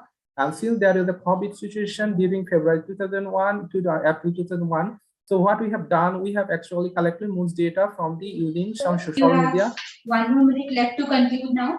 Okay, sure. Thank you so much. So I'm taking you to the actually a lot of calculation in here would have been better to just present in here, but I'm taking you to the last slide, which is actually most important for you to understand. So in this table you can see here actually the product stability has the price stability has the highest influence on consumer satisfaction, because our beta blue is 0.235, followed by sales promotion. You can see in here is 0.20. And then there is called the brand awareness. These are the 3 factors are the highly impact factors, and later on in the other 2 factors which are as a followed by this. And then you see there is there is called that we have seen in here this one factor. Hello. Yes. So there we see a substantial relationship between the these 5 factors having strong relationship in the in terms of consumer satisfaction. And finally, we see once the consumer is being satisfied, that is supported by like point. Hello. So actually the managerial implication is that whenever they're gonna design the any product strategy or launching any of the things, they need to be very much careful about the price stability and also the sales promotion, because if the manager is aware of on this factor, they can actually devise the marketing strategy in better way, so then they can grow their business and they can expand their category, as well as they can actually make their the consumer a brand loyal, so that the company can charge premium price, and that will ultimately lead the company to deliver the higher profit, and also the company can be very much sustainable in the upcoming days. So that is all from my side. So thank you so much.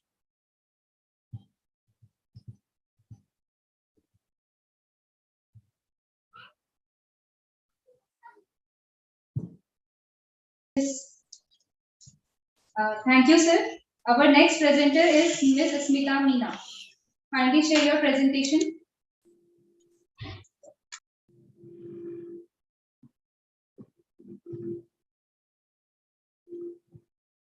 Yeah, good afternoon, everyone. I'm just sharing.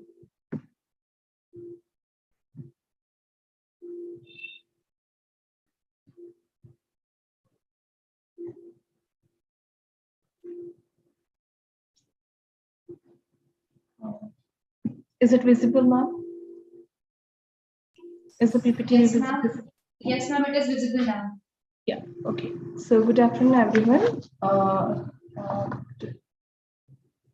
Myself, Dr. Smita Meena, Assistant Professor, Kamlanari College, DU, and my title for today's presentation is Effect of COVID-19 Pandemic on Training and Development.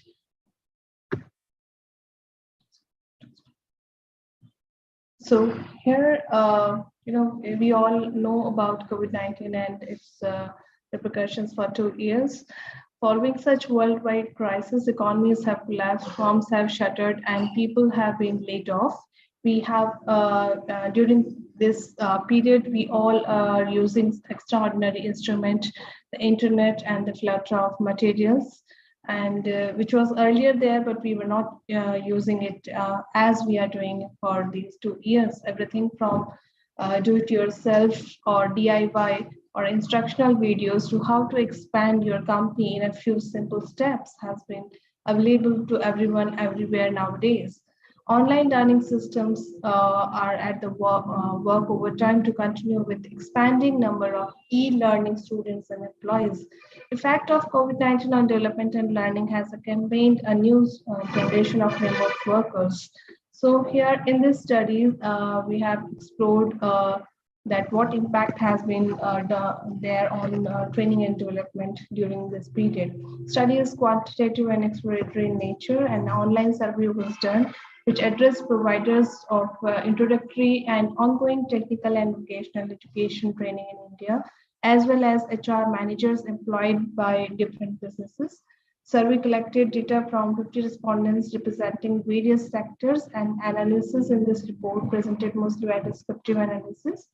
And the main data source is primary, and the rest are used from literature review and secondary data. Survey comprised 36 male and 14 females from various different industries. The table, it's the table and the chart which is shown here. It indicates that training and program activities, training and development activities, which were interrupted due to COVID-19 pandemic, and we can see here that yes, 38 plus 24, 38% strongly agreed, and 24% also agree on that. Yes, due to this, the training development activities were impacted. And further, this second table show that organizations offered physical classroom skill trainings to their employees prior to their pandemic, have moved those training sessions to online platforms. Here also, it's 60% agree on that yes, companies have moved on to this platforms. And Another table, another question, it provides organizations providing additional support to the staff responsible for organizing and delivering the training to ensure the continuation Excuse of me, training. ma'am. Yes. Ma'am, 4 minutes are now over. Kindly conclude in 1 minute. Okay, so just quickly I'll come to the further results. Just the third one. Okay. So okay, I'll just skip then this analysis. Coming to the discussion part. So COVID-19 pandemic delayed delivery of staff training programs and activities. Further, businesses has to create core business strategies so that organizations need not to sacrifice employee performance, and they had to be very short-sighted following the steps for providing online training programs. Company had previously given physical classroom trainings to their employees before the pandemic and have gone online shifted on online platforms.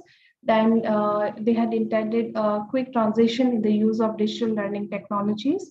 And the survey which conducted provides us information that organizations are giving more assistance to employees responsible for arranging and delivering training in order to assure the continuance of training and development activities.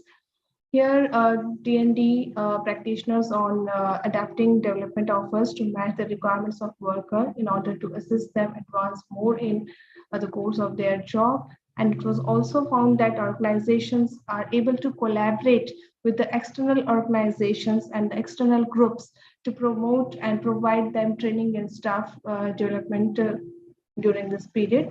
And it also assisted in modernizing and examining the current choices for organizational development and promote a lifelong learning culture.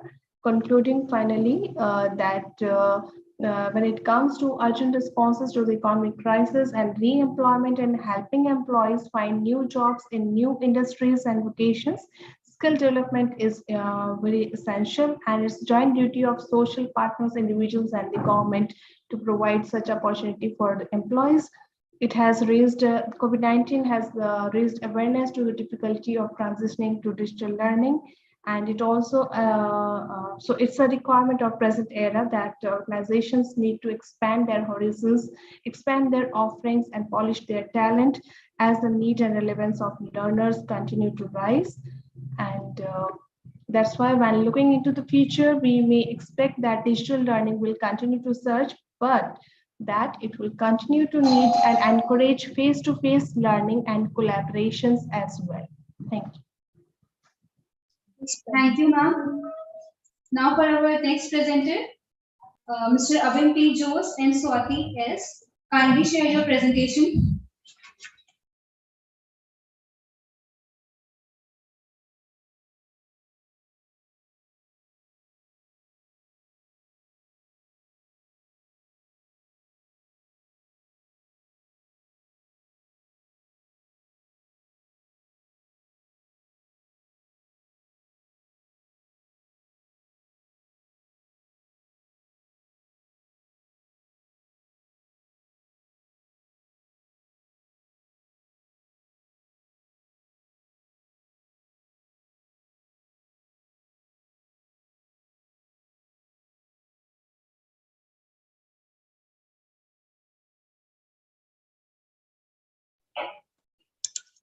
Okay, so I guess our next presenter is not here.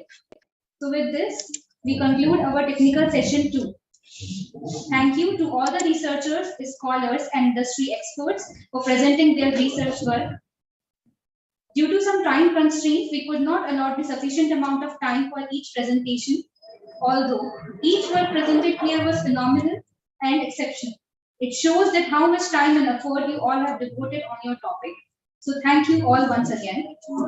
Now I request all the participants to kindly turn on their cameras for capturing this session once again. Please turn on your camera, everyone.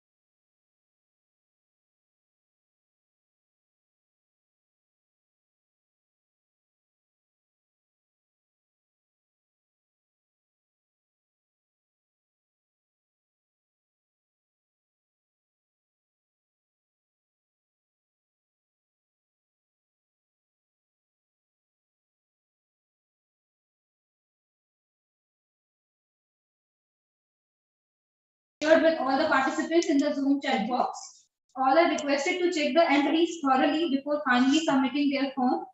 Kindly fill the name of your co-authors as well by filling the forms in order to receive the certificates. Now we move towards our valedictory session. And for this, I would like to invite Dr. Richa N. Agarwal, our valedictory speaker and session chair. Dr. Richa Agarwal is a healthy blend of industry and academia with rich mix of 17 years of experience. Her paper, case study, book reviews are published in the reputed publications such as Emerald, ABDC ranking journals, Scopus, Saga, Sage, ISI Claritative Analytics, Web of Science, McGraw-Hill, IGI Global, Econ, and UGC approved journals. An active participant of numerous national and international conferences, including International Conference of Bucharest University of Economic Studies, Romania, an old and prestigious Romanian higher education institution in the fields of business and economics. She has a book to her credit, Managing Human Resource Challenges in Emerging Global Scenarios.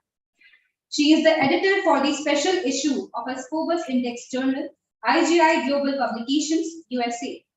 She has also given numerous trainings in the Police Department of India and is also a member of an NGO run by renowned academicians. She has also written academic content for reputed institutions. Now, she will be presenting her views on the topic Paradigm Shift in HRM. Over to you, ma'am. Thank you so much for this wonderful introduction. Thank you so much for inviting me. A very good evening to Dr. Singhal, Director IBM, Dr. Dolly Phillips, Dean IPM, Mr. Shashank Chaudhary, HOD MBA, Dr. Neetu Maurya, Faculty IPM, other esteemed faculty members, panel experts, presenters, and dear students. I'm very delighted to be a part of this conference. The theme of the conference is very, very relevant in present times. As we have seen in recent times, the world has gone through, a disturbance, a disruption of century. And there have been many changes in social framework as well as in business and management framework. Human resource management cuts across all the functions in business management. Therefore, it is highly unlikely that it remains untouched with all the changes happening around. So, though the changes are humongous, in my short deliberation, I would try to touch some critical changes happening in HR domain. I hope you people like it and it helps you in your whatever field you are working, because a human resource function is present in every function of the management. So let me share my slide.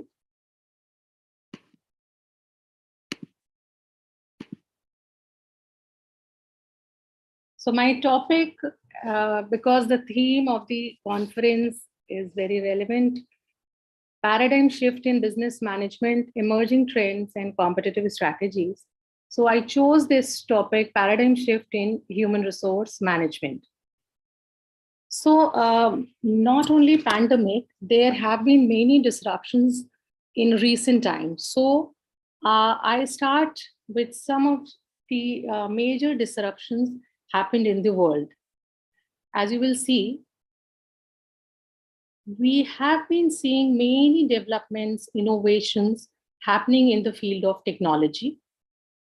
Secondly, there has been constant talk, debates, concern related to environment and sustainability. And of course, recently, pandemic. Now, these three critical points have impacted business business processes, and of course, the HR. So the new world of works, where we see that there are many changes in the business models, then there are changes in the processes, the way business organization function. Then there are changes in day-to-day activities of the management and the organization. And HRM cuts across these models, these processes, and day-to-day activities. Now, in little bit detail, if we go, so change business models means new revenue streams, newer ways of meeting customer demands. Change process means automation, analytics, data analytics, blockchains, AI, everyday activities, day-to-day activities. Now, if we go further down this lane, new business models requires new competencies, new knowledge, skill, attitudes, and abilities in the human capital. Changing process means the process has become very, very agile. This means constantly changing recruitment, selection, training processes, appraisal, and benefit programs, which are undergoing a lot of changes after pandemic. Everyday activities means how do we manage daily work environment? How do we engage people? How do we motivate people? And how do we communicate with human resource? So these three dimensions where HR is shifting. So if we see the changes in the processes, the major change we find is analytics. How? Because newer behavioral models are coming. Behavioral models means we are able to study behavioral patterns in the human resources, which earlier were not possible, with real-time data, and describe business behavioral models which are fit for the different organization, different sectors. So for example, if your sector is innovation-based, so we analyze behavior towards the innovation, towards new thinking, initiativeness. If your business organization towards methods, policies, procedures, then we develop a model where we see whether the person is adaptive to policies, procedures or not, or that person is free-spirited. Predictive models, where there is HR models which are actually predicting insight into the effectiveness of every HR policies and practices which the organizations are currently running, whether they are effective in the long run or in the short run. They need to be changed within 6 months, or they need to be changed in 2 to 3 years down the line. So predictive models are related to compensation, to training and development, to learning curve. So there are different predictive models. And third one is prescriptive, that just like a doctor prescription, if there is a problem in a group, there is a problem with individual division or individuals, there are problems with some policies, procedures, their outcomes, results, then the model is prescriptive. What should be done? How to improve performance? How to reduce attrition? How to reduce absenteeism? How to reduce politics in the organization? So there are different prescriptive models which tells actually how to go about, how to go develop different procedures which checks these nuances in the organizations. So another one where analytics is being used, where the employer brand awareness is created, because today you can find how many people are researching how your company, how many applicants are actually there, how many of them are actually turning up or accepting the offer, and then how do you engage them through different social media? So Instagram, Facebook, Twitter. So these are the new tool for HR to engage people, to motivate people. Different examples are there. For example, Hara has approach to people decisions using insight derived from data to put the right employees, the right jobs, calculate the optimal number of staff required for front desk and other service area where they can see what is the optimal. So it should not be more, should not be less. Again, data analytics is used. Another thing that it hold itself accountable what matters most to the employees, happiness, health. So because if they are happy, they will create happy customers.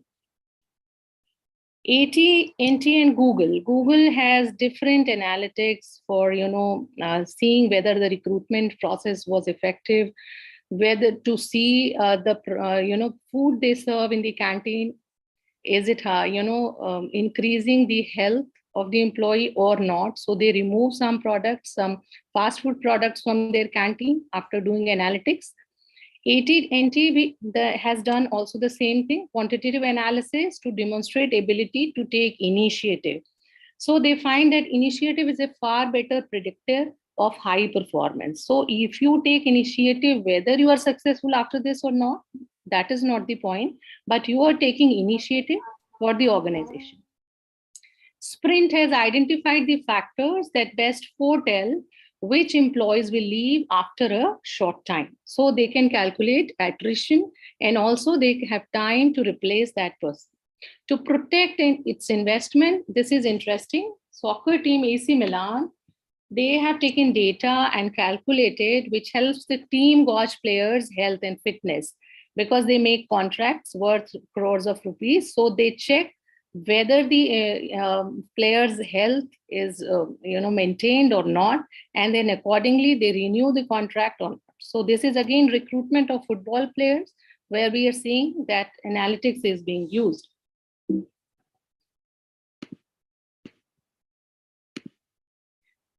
Now we come to the second part, technology in HR, AI and blockchain. How these two important dimensions of technology are being used for HR functions. So there has been number of discussion and question when I was taking trainings and workshop that people used to ask me whether HR is relevant today or not because AI has come, and chat boxes are there for recruitment services.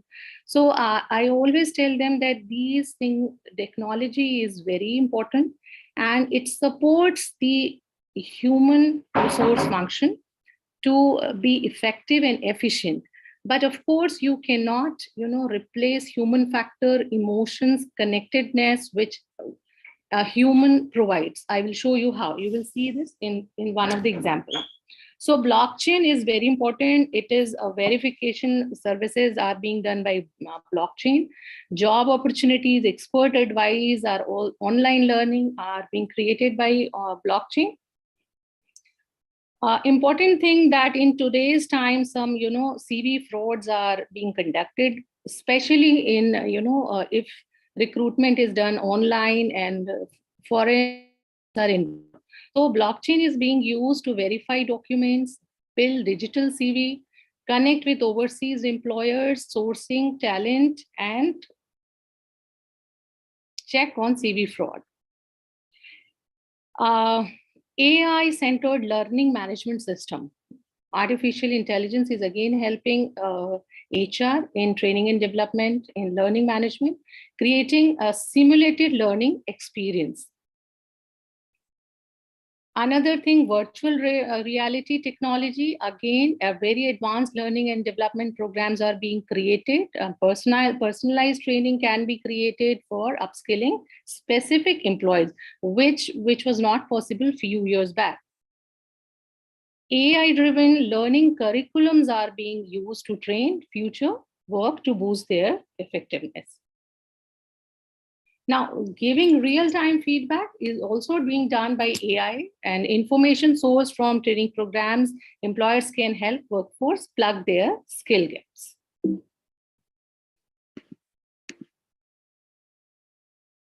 Hybrid and vast talent pool. How? This is the example I was talking about.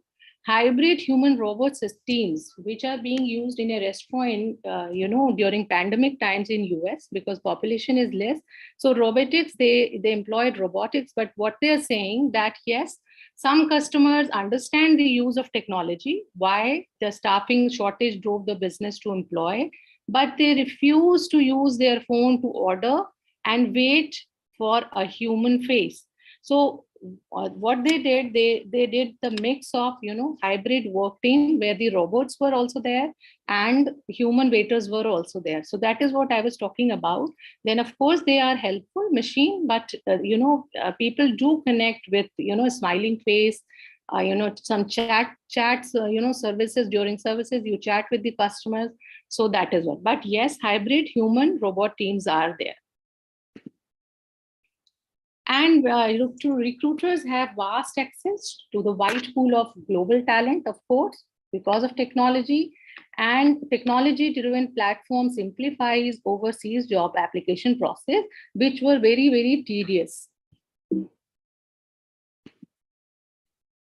Another, paradigm shift after pandemic has been the gig economy. So we all are aware that, gig economy is, about freelancer, contract workers, portfolio workers, ride share facilities. These are all gig economy, food are being provided by so many housewives. They are doing very good businesses, and, chefs are doing this thing. So a survey said that 84% of millennials and 81% of Generation Z said they would consider joining the gig economy. Why? Because they want, more freedom, more flexibility.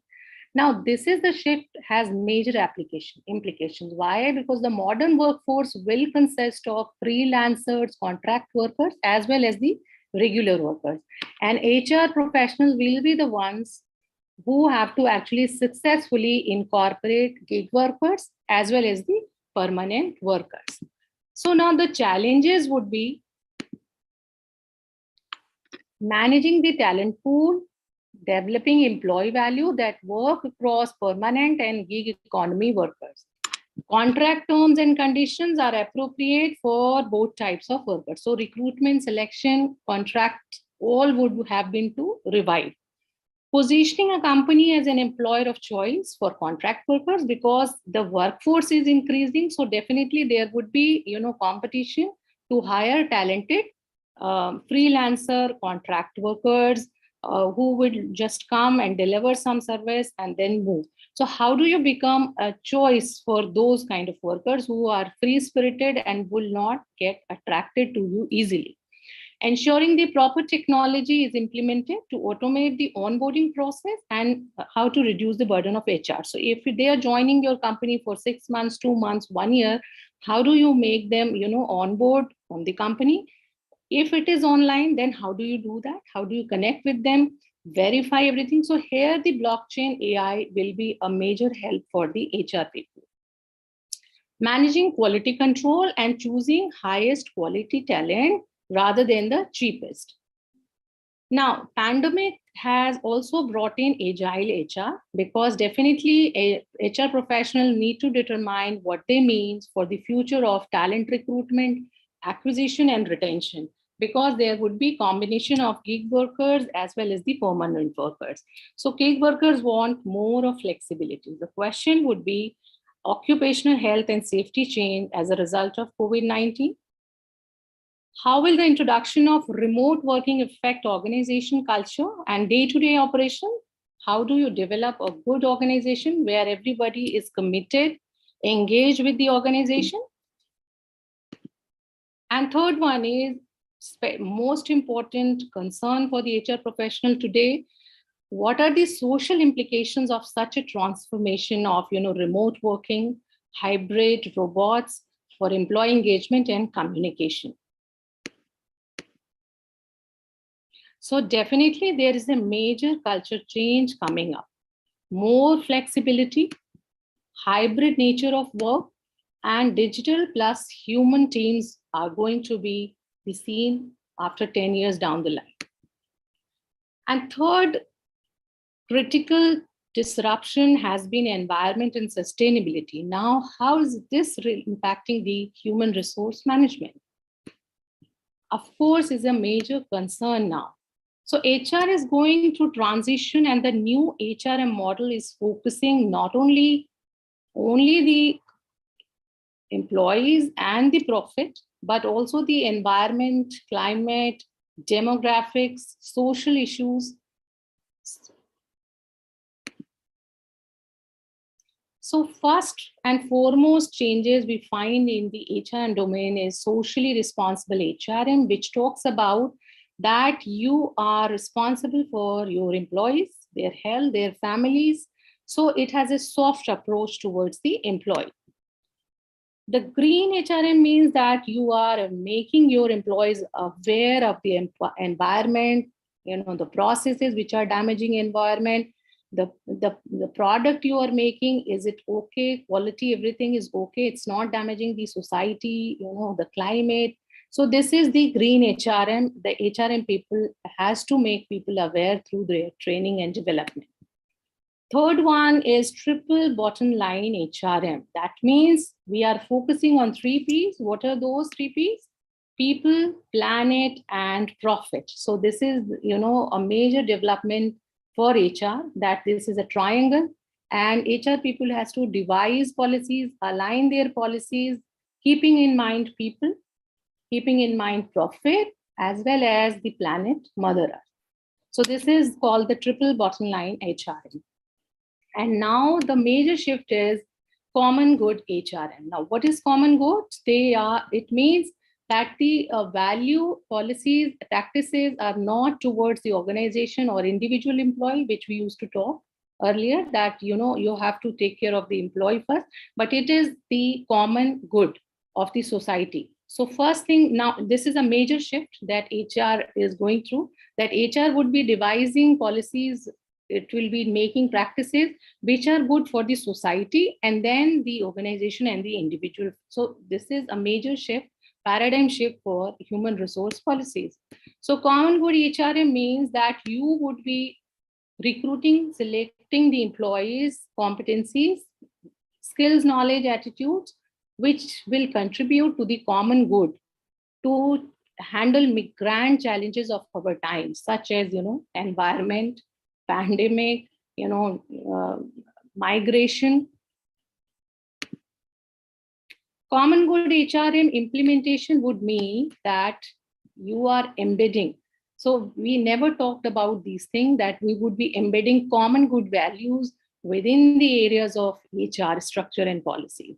So we were talking about the commitment, engagement for the organization, but never we talked about the commitment, engagement towards the society, towards the world. But of course, our Indian concept was there, that Vasudev Kutumbakam. I think that is coming back to the organization ethics, where the organization would think about the world and the society, and HR has to align the policies for the common good.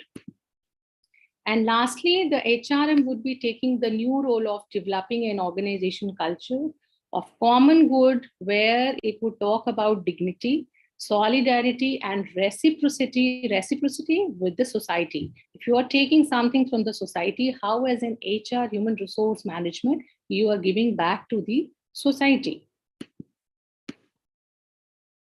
So all these changes, I would conclude, are changing the role of human resource management. How? The first thing, new agile organizational structure, which means the organization would be a place where permanent, contract, freelancer, consultants would be working together. Secondly, employees would be internal customers. So they would be segmented in groups just like customers. And accordingly, the organization would handle them, engage them. So talent management needs to be customized with different groups. Who wants flexible working environment? Who doesn't? Who wants hybrid? Who doesn't? So these kind of things would be there. Thirdly, culture is going to be hybrid in nature, flexible, digital, and definitely virtual. And HR process would be more of evidence-based, more analytic-based, and fast. And lastly, HR role would be now the value creator in terms of not only the organization, profit, employees, but also about society, climate, environment in general. So this was the short deliberation where I touched some of the critical changes happening in the society and how these three changes are impacting the HR domain. Thank you so much.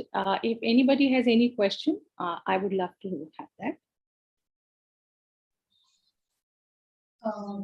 Thank you, ma'am, for sharing your wonderful insights on paradigm shift in HRM and how analytics and blockchain is playing a big role in it. Thank you. Now, I would like to make one small announcement. The link for the feedback form is shared with all the participants in the Zoom chat box. All are requested to check the entries thoroughly before finally submitting the form.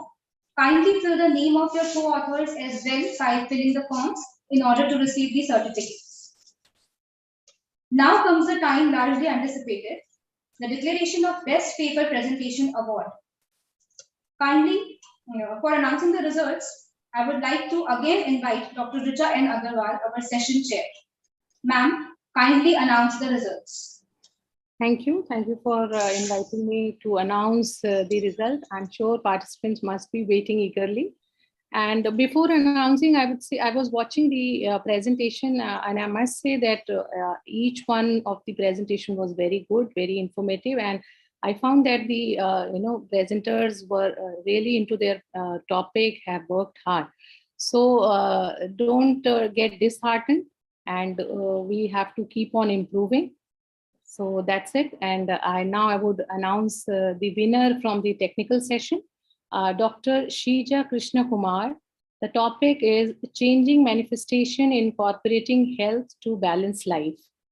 And from technical session 2, Dr. Shubhajit Pahari on the topic, Assessing the Relationship Between Customer Satisfaction and Consumer Brand Engagement in the Context of Pest Control Industry in Bangladesh, using structural equation modeling. So congratulations to both the presenters. Thank you, madam. Thank you.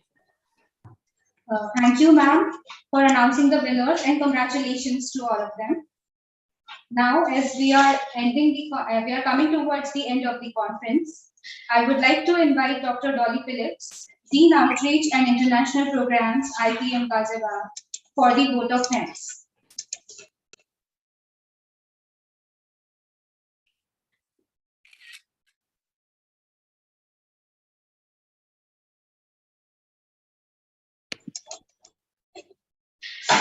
Thank you, Anuva.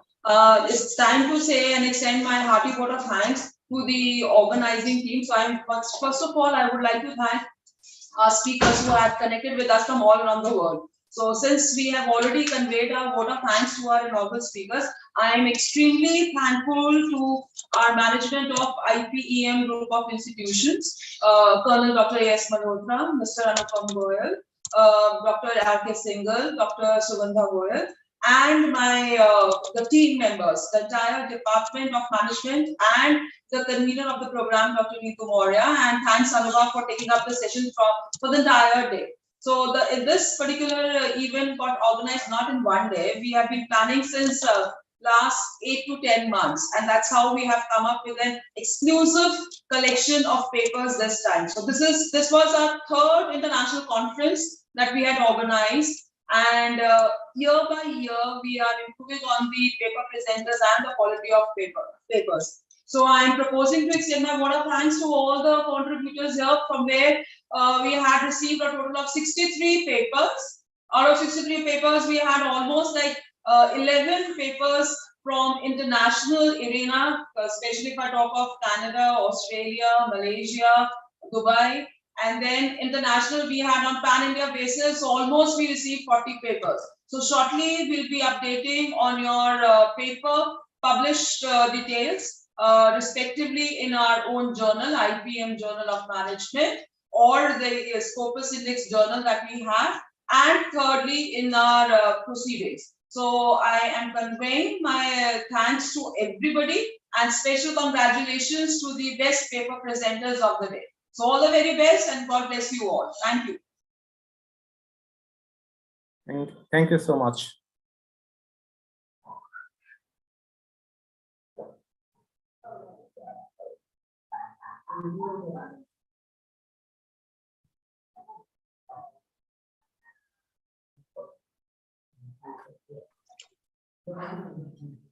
Thank you so much, ma'am, for your vote of thanks. Some few announcements as well.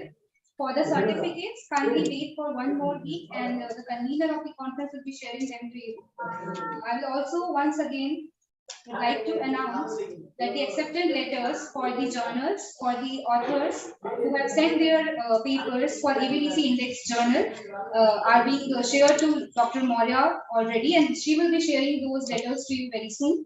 Also, the acceptance letters are also being received from Scopus Journal as well, and they will be shared to you very soon from Dr. Maurya. Thank you very much once again, and we will be sharing the details for our next conference with you very soon. Thank you so much once again for being the part of us.